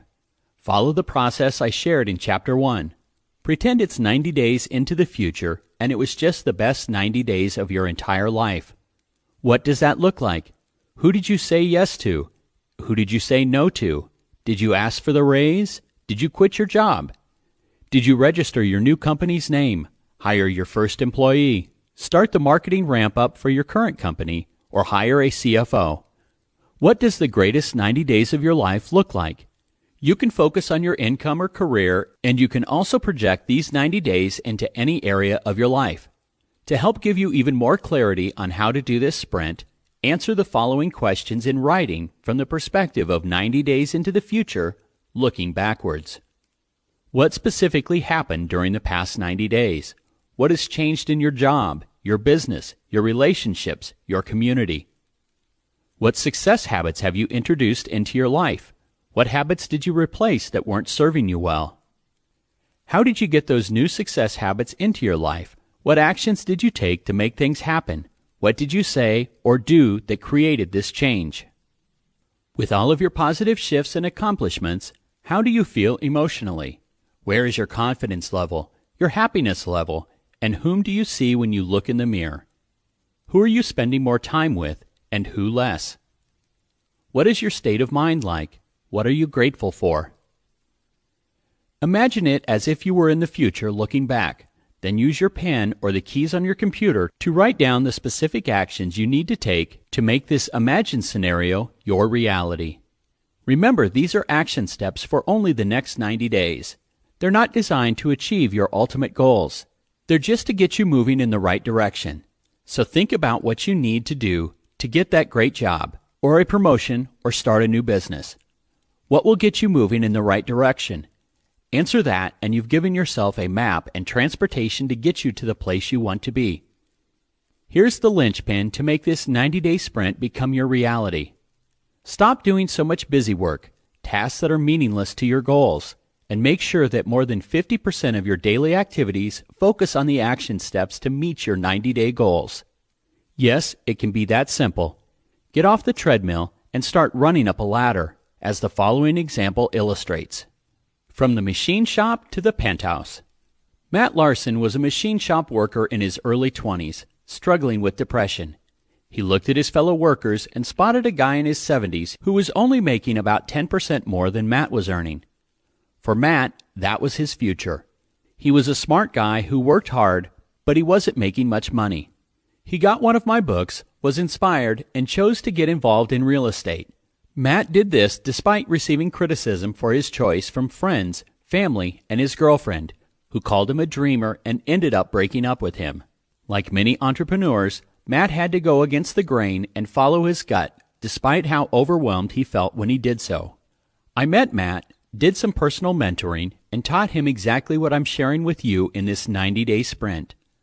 I told Matt that he was looking for too much, too quickly, and that he was in danger of returning to his old routines because he was so overwhelmed. So let's look at 90 days, I suggested. Let's pretend it's 90 days from now, and it was the best 90 days of your life. Looking back, what do you observe? Matt responded that he'd be doing 5 wholesale real estate deals a month and making $70,000 monthly. He added that he saw himself as being more confident and not feeling insecure. More than that, he observed that he wouldn't have to worry about his bills because they were all paid on time and that he had helped his parents to retire. They were getting on in years and stressed about having to keep working. Finally, he said, "I'd like to prove to my friends that I'm smart enough to do this, and I'd like to look in the mirror and know that I am in control of my own destiny." Then he said, "Okay, dude, what do you have to do to make that happen?" Matt's action steps were different than he had thought. He realized that much of his time was consumed by busy work, and one of his first listed actions was to hire a great personal assistant to take everything off his plate that didn't have to do with making money. He also listed his need to get up an hour earlier to hit the gym in order to feel healthy and have the energy to get through the day. He decided to stop having cocktails when he was stressed, as well as avoiding the negative people in his life. In the extra time that he possessed because of his intention to hire a personal assistant, he would create a unique marketing plan to target real estate customers using direct mail, Facebook, and Craigslist. Matt focused his time on implementing these action steps in his 90-day sprint and ignored all the time drains that were essentially busy work. At the end of the 90 days, he reached every one of his goals. His parents retired. He did even more deals than had been in his ambitious projection, and he found an amazing personal assistant who's gone on to be someone who runs his company. Matt has gone on to do over 3,000 real estate transactions, and he's one of the greatest real estate investors I know. and he was an inch away from doing none of these things because he received negative responses to his plans and because he was overwhelmed with the difficulty of changing his life. No one in his family had ever made money, gone to college, or even owned a house. But Matt pushed past these obstacles, in large part because the 90-day sprint gave him a short, doable process to get him on the path he wanted. You have massive potential. Maybe you're thinking to yourself, Dean doesn't know me. I'm not special like Matt. This may work for other people, but I'm not sure it will work for someone like me. Well, here's the truth. You've got incredible potential. I write this without ever having met you, but I know from experience that every person is capable of making small shifts in his or her life that can lead to big success. The question is, will you realize your potential? I absolutely believe you will, but first you have to get past one of the biggest delusions that most people have. Others are gifted and have advantages, making their road to success easier than your path. Yes, there are super tall people who have an advantage playing basketball. Yes, there are brilliant people who are natural mathematicians and can do complex calculations in minutes that most of us would puzzle over for hours. The words gifted and lucky get thrown around a lot. Yet when you do your research on those who excel, who go to the next level of life and reach their full potential, you see two very important things that most high achievers have in common. They believe in themselves and their vision, and they practice hard. They use grit to get the results they desire rather than standing on the sidelines wishing they were gifted. Tiger Woods is no longer the most dominant athlete in the world, but no one in the history of golf ever played at his level when he was in his prime. Was Tiger just another gifted athlete? Did he get lucky? Or maybe his success had a lot to do with the fact that he practiced his craft every day from the time he was 5 years old. When many NFL athletes vacationed in the summer until training camp, for many seasons Peyton Manning stayed home and watched tapes and practice. The same holds true for any person who created wealth and abundance. Did they succeed because they were special, gifted, or got lucky? Or was it because they were willing to roll up their sleeves and take the right actions, and do it over and over, even when they hit obstacles? Why am I sharing this? Because the success habits I've described don't work unless you work them. The difference between those who take advantage of them and those who just think about taking advantage of them is that the former exhibit grit. To me, grit is stick-to-itiveness. It's persistence. It's being willing to go the extra mile to get what you want. How badly do you want to get to that next level of life? Do you get depressed knowing there's more you can accomplish, yet haven't? The good news is you don't have to settle. Not another day. You don't have to go through life asking, what if? You don't have to fret and fume about your unrealized potential. You can have everything you want and deserve, but to achieve it, you can't give in to the naysayers, and it just won't happen by hoping it will. As the Nike saying goes, it's time to just do it. Counter the critics. Those who achieve the most are the ones who push through obstacles, even when no one else believes in them. They do what it takes to steadily put these success habits in place, and if something doesn't go exactly as they planned, they don't get discouraged or give up. If you look at businesses that have had massive breakthroughs, most of them at one point were on the brink of failure, if not bankruptcy, and most founders of these businesses were told their ideas would never work. You see, critics are judgmental types of people that successful people make a habit of ignoring. Critics are often pessimists who gave up on their dreams. Their bitterness causes them to tell others why they can't do, have, or be something. If you'd like a more abundant life, then you must believe in yourself and not rely on others for encouragement or support. Sounds harsh, but it's your path to freedom. Once you break through, you can expect a new group of supportive people to appear in your life. I'm not suggesting that you should hate the naysayers you know, but you must go against your peers if they insist you can't do something. They may be friends, family, work colleagues, and others who tell you you can't succeed for their own reasons, not based on who you are and what you're capable of achieving. You may have to stand up to some of your peers and say, I appreciate your opinion, but don't tell me what I can't do. Maintain faith in yourself that you can do anything you set your mind to. Find the why of your life like we talked about in Chapter 1, and stare at that goal no matter who gets in your way and no matter who says it's foolish. You see, once you know where you want to go, you've got to do everything you can to get there, despite what others might tell you. In fact, you might have to do the opposite of what most people around you are doing, and it will probably feel odd. But if you continue to do what the people around you do, you will continue to get what they get. And if they're not living the life that you desire and deserve, then you have to do the opposite. You're going to have to differentiate yourself from your peers, and I'm not saying you should do it with an elitist mindset or by letting your ego be in charge. Instead, your true purpose needs to be in charge. Best practices.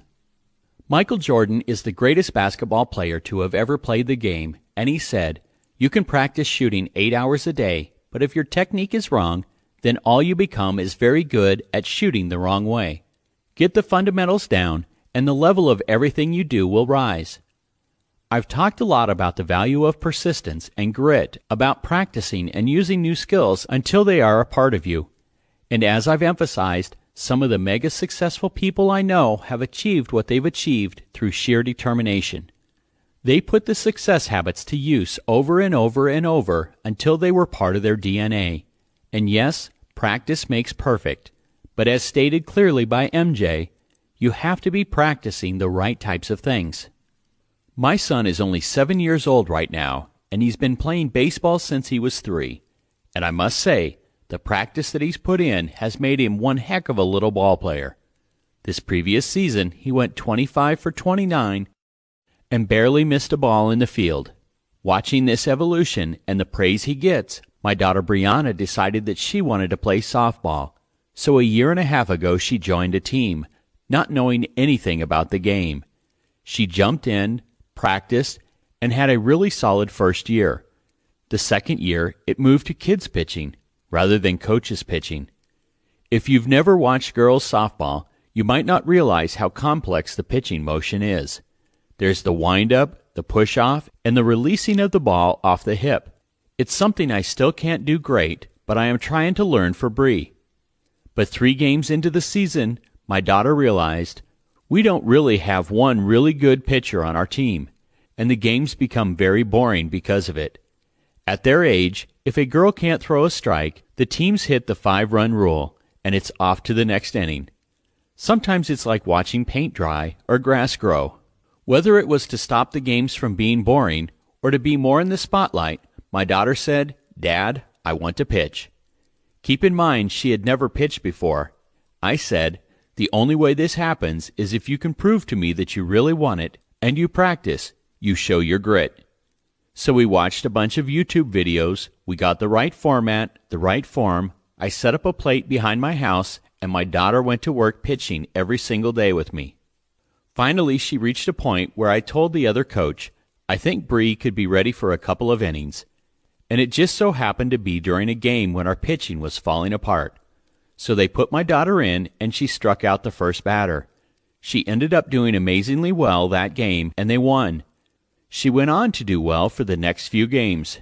But what I noticed was that Bree had a couple of weird habits that I hadn't seen in any YouTube training videos, so I hired a coach. When he showed up, he came in and messed with her flow. He changed the way she held the ball, and he changed the way she was stepping. Now you may think to yourself, why would you mess with somebody who's doing well? And that's a great question. It's because the coach I hired explained to me that her method will get her some strikes, but if she wanted to get better, and she did, that style will never let her evolve past being a great 9-year-old pitcher. He explained that if she's 12 with that pitching style, then she'll get clobbered. So as frustrated as my daughter was to make the change, I encouraged her to do it. She was putting in the practice, so she may as well be doing it the right way. Do you know what happened in the next game that my daughter pitched?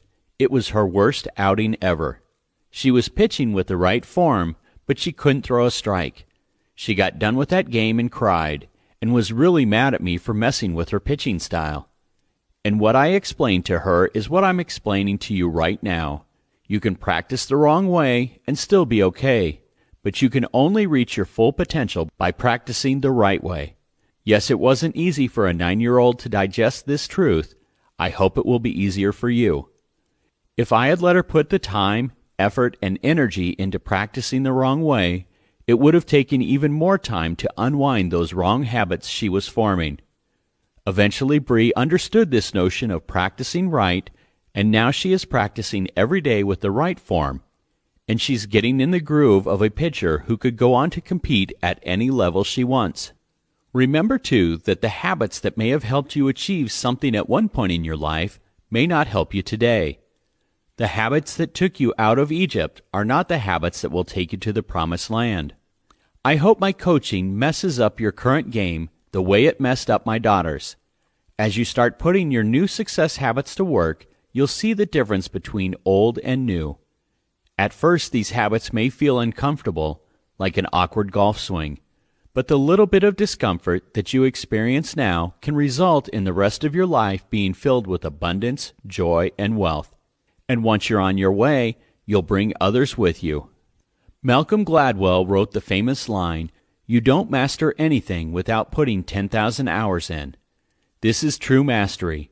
But turn this around and ask, what things have you done wrong for 10 years that you've mastered? Maybe you've mastered making yourself feel insecure, or feeling regret, or not taking advantage of the opportunities that are in front of you. You've mastered the art of playing it safe, of avoiding trying something new, of telling others what to do, but not listening to their ideas. Whatever limiting habits you've mastered, it's okay. We've all done it, but luckily it won't take you 10 years to make a shift to get rid of them. But it does require action and some grit to go for it. I love Tony Robbins' quote, "People will overestimate what they can do in a year and underestimate what they can do in 5. I'm not saying it will take 5 years for change, but imagine the change that can happen in your life when you model those who are achieving at the highest levels. Simply put, you need to start adopting the success habits when you wake up tomorrow. At that moment when you roll out of bed and start the day, start implementing habits so the trajectory of your life can shift, even if it's just an inch a day. But inches add up, and as you get further down the road and further away from the things that don't serve you, you draw closer to your purpose and the goals that you desire. Again, this isn't a magic money machine. You can't hit a button and money falls out. But if you apply these success habits, make the shifts stick, and then practice them with grit, you will receive the closest thing to a money machine that exists in the world. Remember, when you first shift a habit and the new way of acting seems weird, keep this thought in the back of your head. I'm not doing this to impress my peers. I'm doing this because this is my path. This is my destiny. Be assured, each time when you practice a proven success habit, it will feel less uncomfortable and will eventually become more and more familiar and soon will turn into an unconscious habit. The Better Life Challenge. I know you want more, and you are willing to put in the time to achieve it. The proof of that is right in front of you. You've made it to the last chapter of this book, and if you're persistent about listening to a book until the end, it says a lot about you and your future.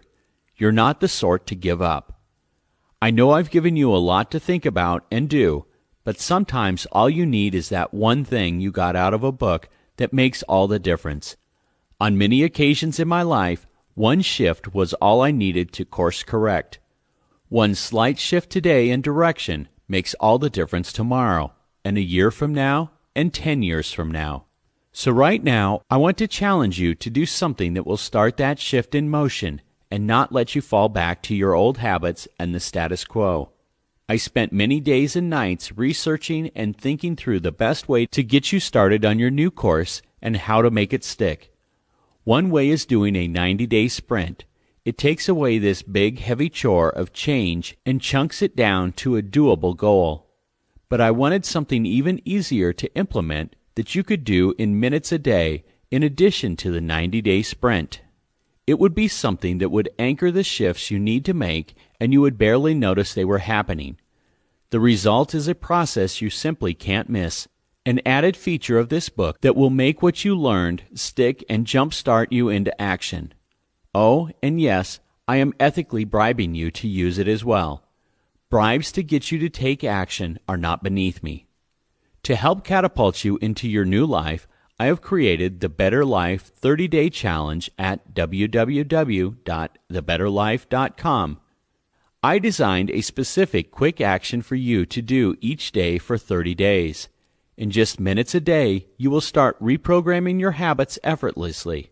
Your mental energy and confidence will grow by leaps and bounds daily. You'll feel empowered, fueled to achieve your 90-day sprint goals, and on course towards the life you once thought was unreachable. This challenge is specifically designed to ease you into it and not make you feel like you are making massive changes or sacrifices. Here are some of the quick challenges you will have during the 30 days. Day 5. Something kind for a stranger, plus 2 points. Today's challenge is simple. Today I want you to do a kind act for a stranger. Buy lunch for someone randomly, clean out a garage, carry groceries, help the homeless, or simply smile at someone who looks like they need it. Day 15, plus 20 points. We're at the halfway point, the not-to-do list. By doing things we should not be doing, we are robbing ourselves of precious time needed for those projects and efforts that can catapult us to the next level. What are you doing now that should be eliminated? This experience helps cover it. So watch the video above and complete this exercise today. Day 17, plus 10 points. If you had no judgmental thoughts, no money concerns, and no time concerns, what would you do to create income? What is your dream job? What would you love to wake up every morning and do? Day 20, plus 10 points. Today I want you to do something courageous that you've been thinking about doing for years.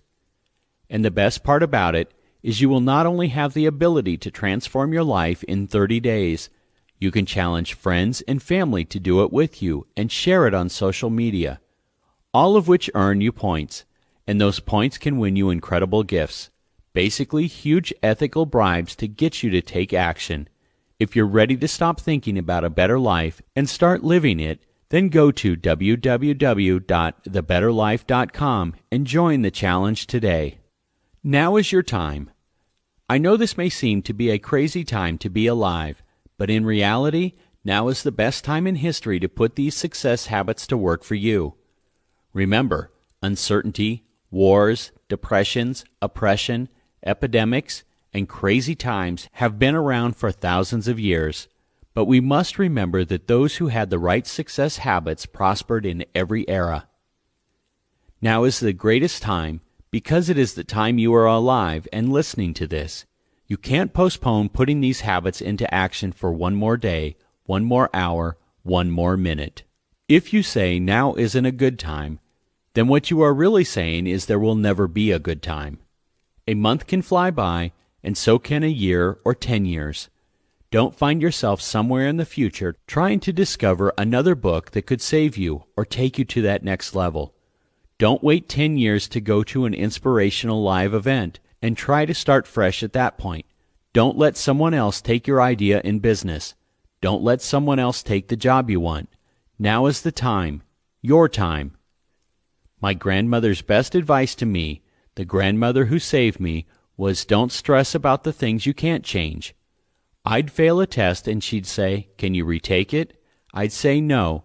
She would then say, "Then forget about it. Take another one, get a better score, and your grades will average out okay." Don't stress about the things you can't change from your past. Your past is simply research and development and the fuel for the great life ahead of you.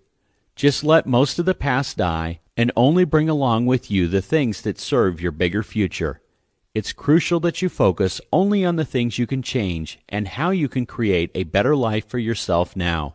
You have the roadmap to implement strategies and habits that can take you where you desire. Can you implement all of them overnight?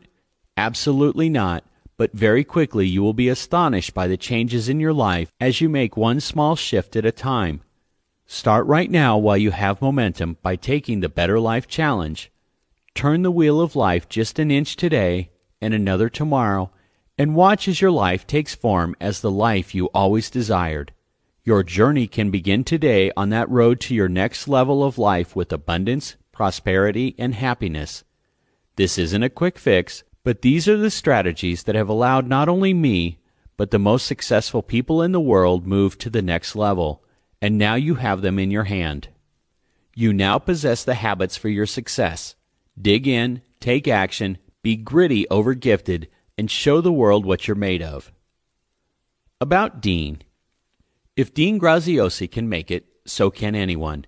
His story should give people hope as well as realistic expectations that they too can reach their full potential and live their own version of the American dream. Born in a little town in upstate New York, about 70 miles from New York City, Dean was raised in a family with financial hardships. At one point, he even lived in a bathroom with his father.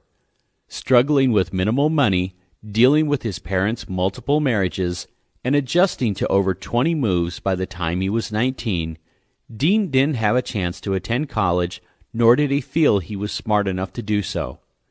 But after years of ongoing inspirational messages from his grandmother, Carmela Fenizi Post, Dean adopted the belief that he could do anything and that there were no limits. She implored him not to stress about the past, but rather invent his own future. Dean took the one asset he did have, determination for a better life, and went on to become an extremely successful entrepreneur, real estate mogul, multiple New York Times best-selling author, success trainer, and world traveler, speaking on stages with up to 15,000 people.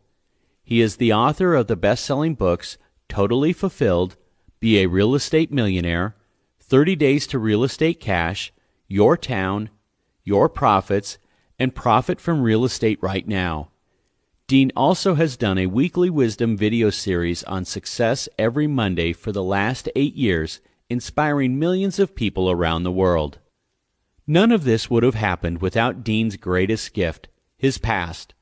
From his dyslexia to his feelings of inferiority to growing up insecure because of financial struggles, Dean developed the unique ability to create easy-to-follow success recipes. It's been Dean's gift to share these techniques that can allow people to live life to their full potential. Dean lives in Phoenix, Arizona with his wife and 2 children. He coaches Little League, softball, and attends as many of his kids' events as humanly possible. He's also the creator of www.thebetterlife.com, a 30-day challenge that helps people make small shifts in their habits each day so that in 30 days they can be on a path to wealth, abundance, and the life they deserve. You can call Dean's office at 866-505-4200 to see if you'd qualify to work with one of Dean's high-performance success coaches to keep you accountable for your own transformation. Acknowledgements. I believe that we reach our full potential and that level of life we desire by taking in information and gaining knowledge through experience, failure, and success. We evolve exponentially when we take action in the world, and all that knowledge and information becomes deeply embedded wisdom and gut instinct. At the start of this book, I dedicated it to my dear friends Tony Robbins, Joe Polish, and Dan Sullivan because of the positive impact and shortcuts to success they have given me. But I also appreciate them for their journey, for their bravery of taking that knowledge and discovering the wisdom behind it all, and then selflessly sharing it with the world.